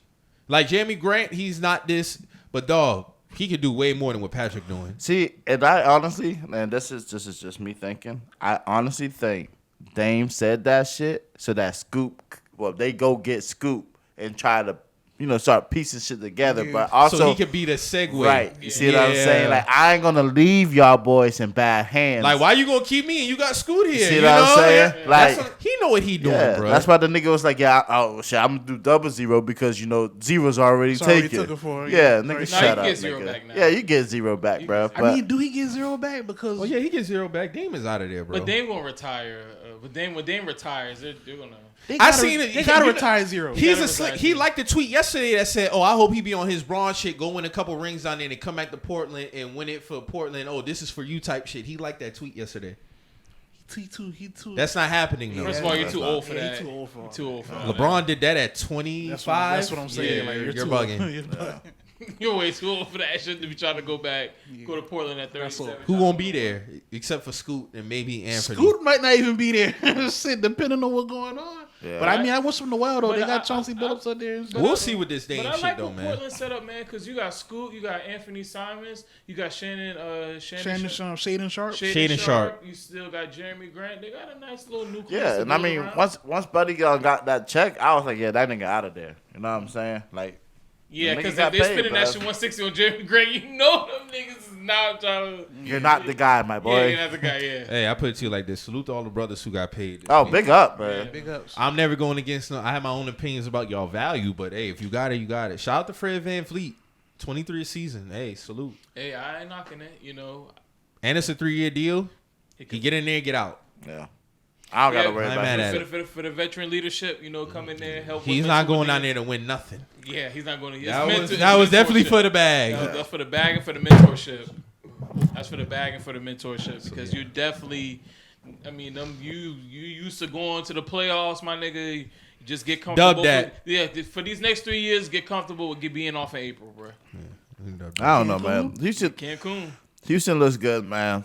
They got a nice little roster. They got a nice roster though. It look good. They can be competitive. It look good on paper. We just gotta see how if they buying, I like Jalen Green. I like KPJ. They still got Sengun. They got Jabari. I like Smith Sengun.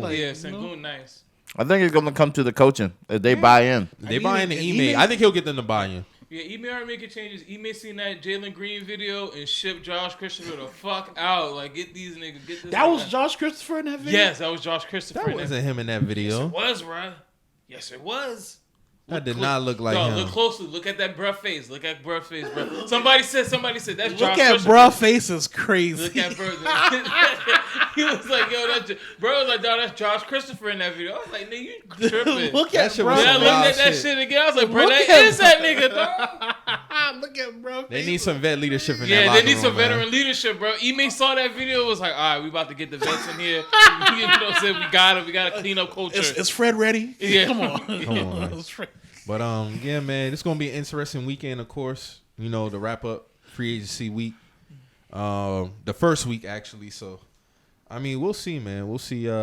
Salute to y'all for y'all making moves, and we'll see what Dame has in store for us. But and shout out to y'all, man. 10K views on the video. Shout out to y'all, that, man. Appreciate That's that. Nuts. That's nuts, man. But that just let me know it's a sign of things. Yeah, we rising, man. We've been consistently over the 200 mark. We were speaking towards us the last few weeks, man. Staying consistent to what we believe in, and it's like doing it our way. We starting to reap some benefits from it, man. Like, just stand on your square at all times, man. Stand on your square, bro. You gonna get there.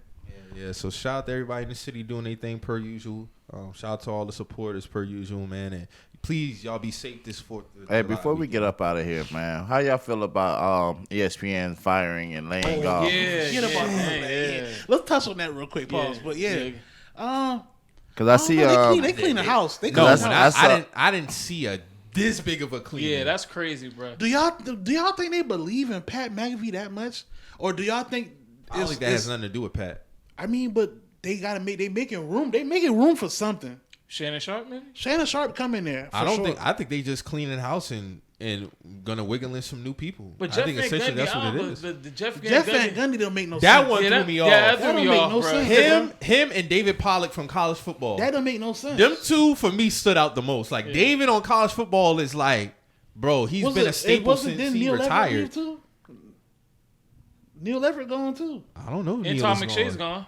Yeah, he gone. I didn't care about Todd. Yeah, that's what I'm saying. It's like Jalen gone. Jalen surprised me. Yeah, I didn't think Jalen Rose surprised me. But you know what I'm also thinking, bruh? Those guys have been there for a long time, so I know their contract was fucking ridiculous.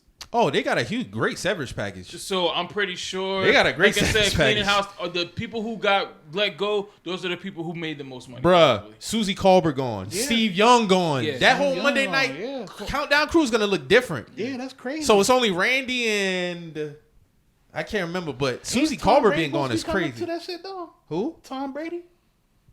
No, I think his deal is with Fox or CBS. I know, like Fox. All right. But I'll be interested to see what the new roster look like around September. I was shocked at some of the moves. I can't. Yeah, I didn't see Jalen Rose getting let go.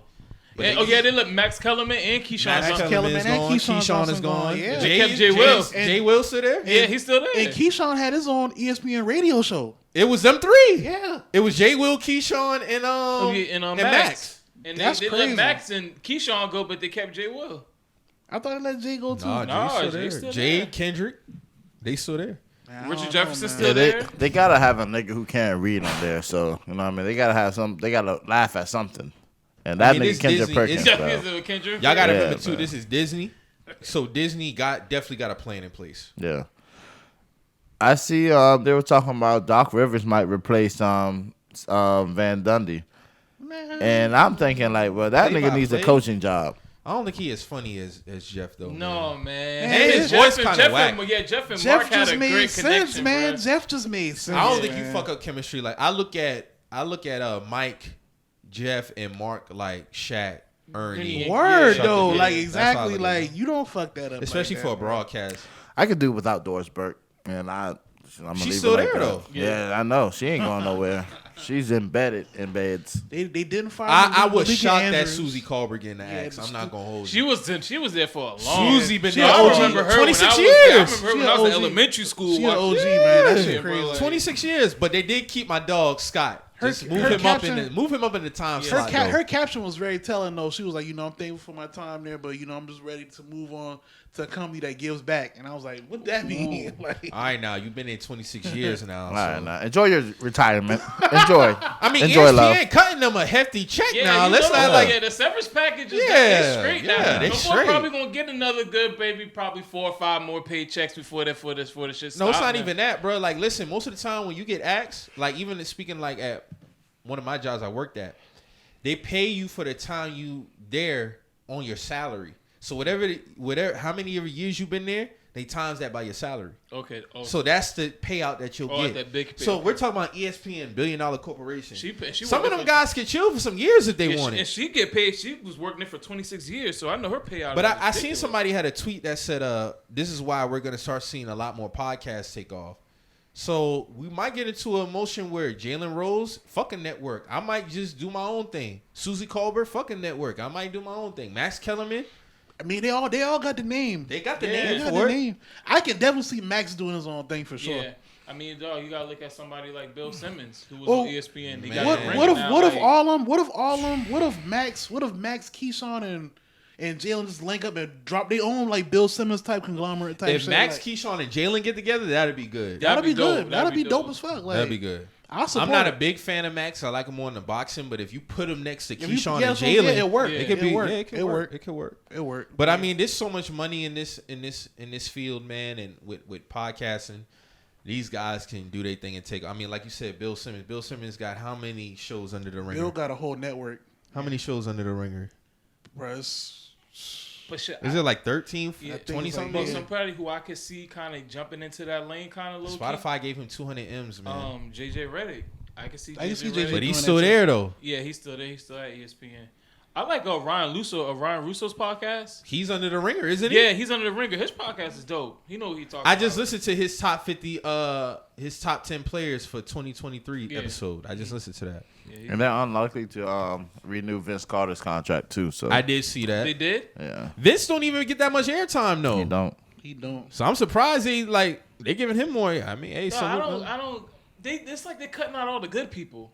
This is the time to do it because it's July. This is the down time. This is when everybody kind of like on Yeah. their breaks. So like when we see First Take, This Stephen A. subs. Smith, They got there's always subs in on there. Yeah.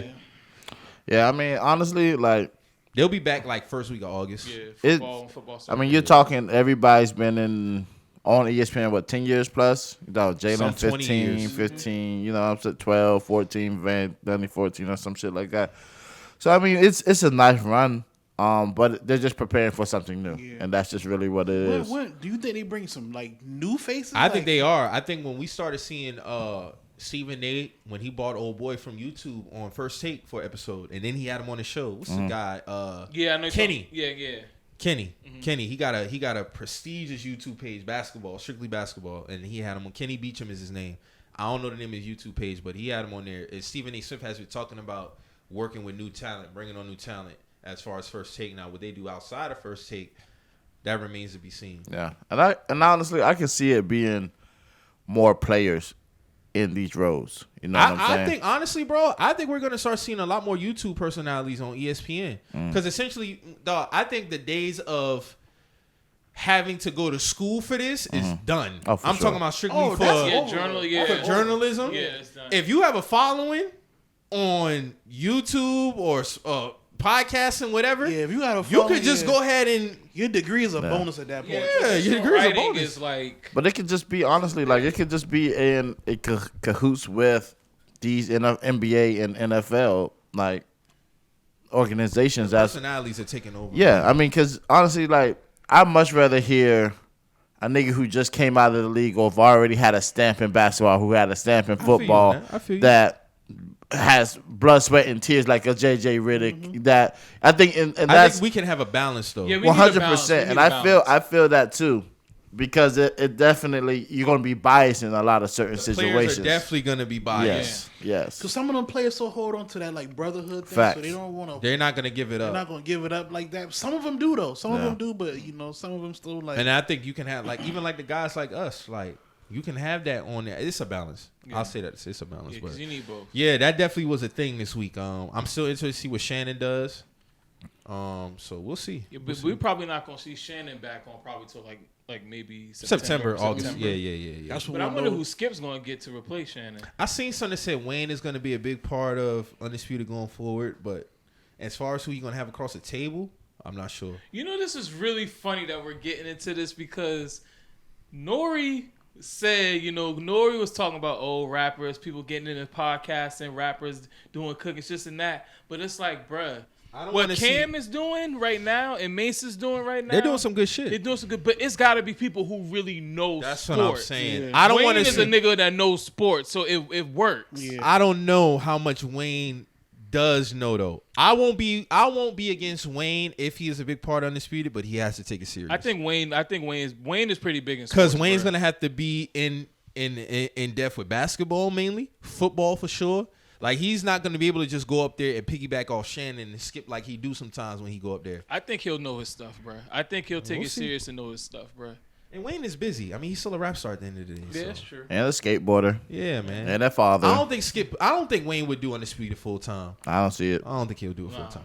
But also, I feel like between him and Snoop Dogg, I've seen them in so many teams jerseys and so many teams shit that I don't know really what. Wayne is a Packer fan though. That's what I remember. He is a Packer I fan. remember. I've seen it. I've seen this nigga with some other shit. Now on, basketball, bro. he's a little bit more of he be going. He say he a Laker fan, but he be at the Miami games This heavy. nigga Snoop, I done seen Snoop rock Rams. Come on jerseys. now. No, but he's a Steelers fan. Nah, he's a Steelers fan, He's a bro. Steelers fan. And basketball when is the Lakers all day. No, when the Seahawks was winning, he was the Seahawk. Like he be switching it up. I'm telling you. Oh, see, Yeah. No, that's what he is. Nah, I'm a dead Seahawk. ass. That's what he was doing.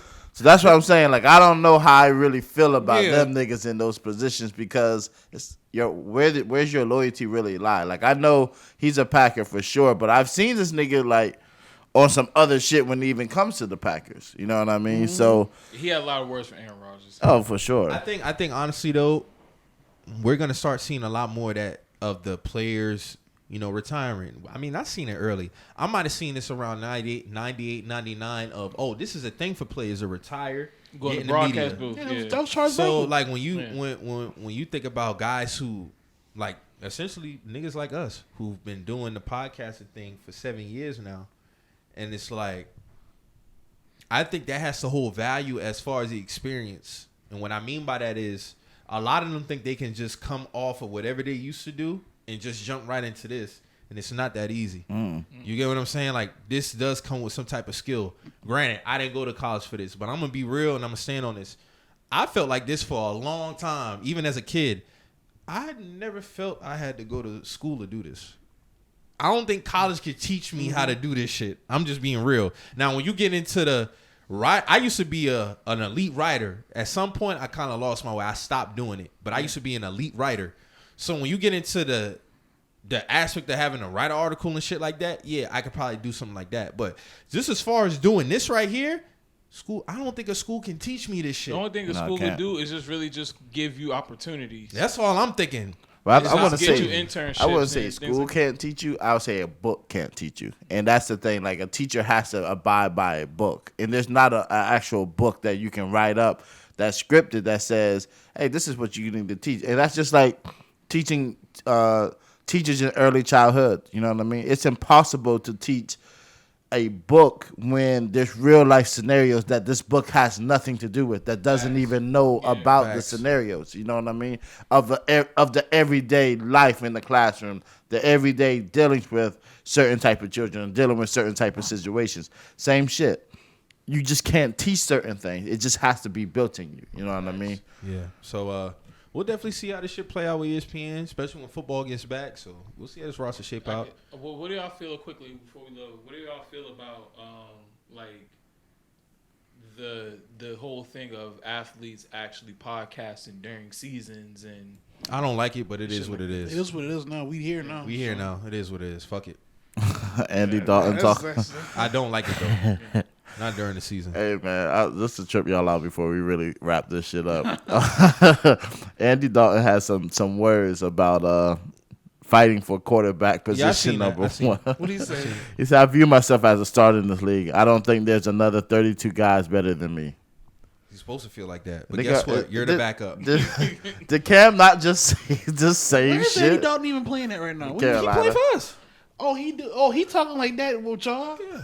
Nigga, you're not starting over Bryce. It's sorry. Nah, nigga. It sorry. Is This is what it is, bro. You've had your chance. You've had your time. This is a black man's job, okay? Sorry, Red Rocket. That's just dead. That's just dead. I mean, and Andy has been good. I've spoken highly of Andy before, but that time has passed. Yeah, that time passed. You're the vet backup now. That's what it is. That's what you do for us. Play your role.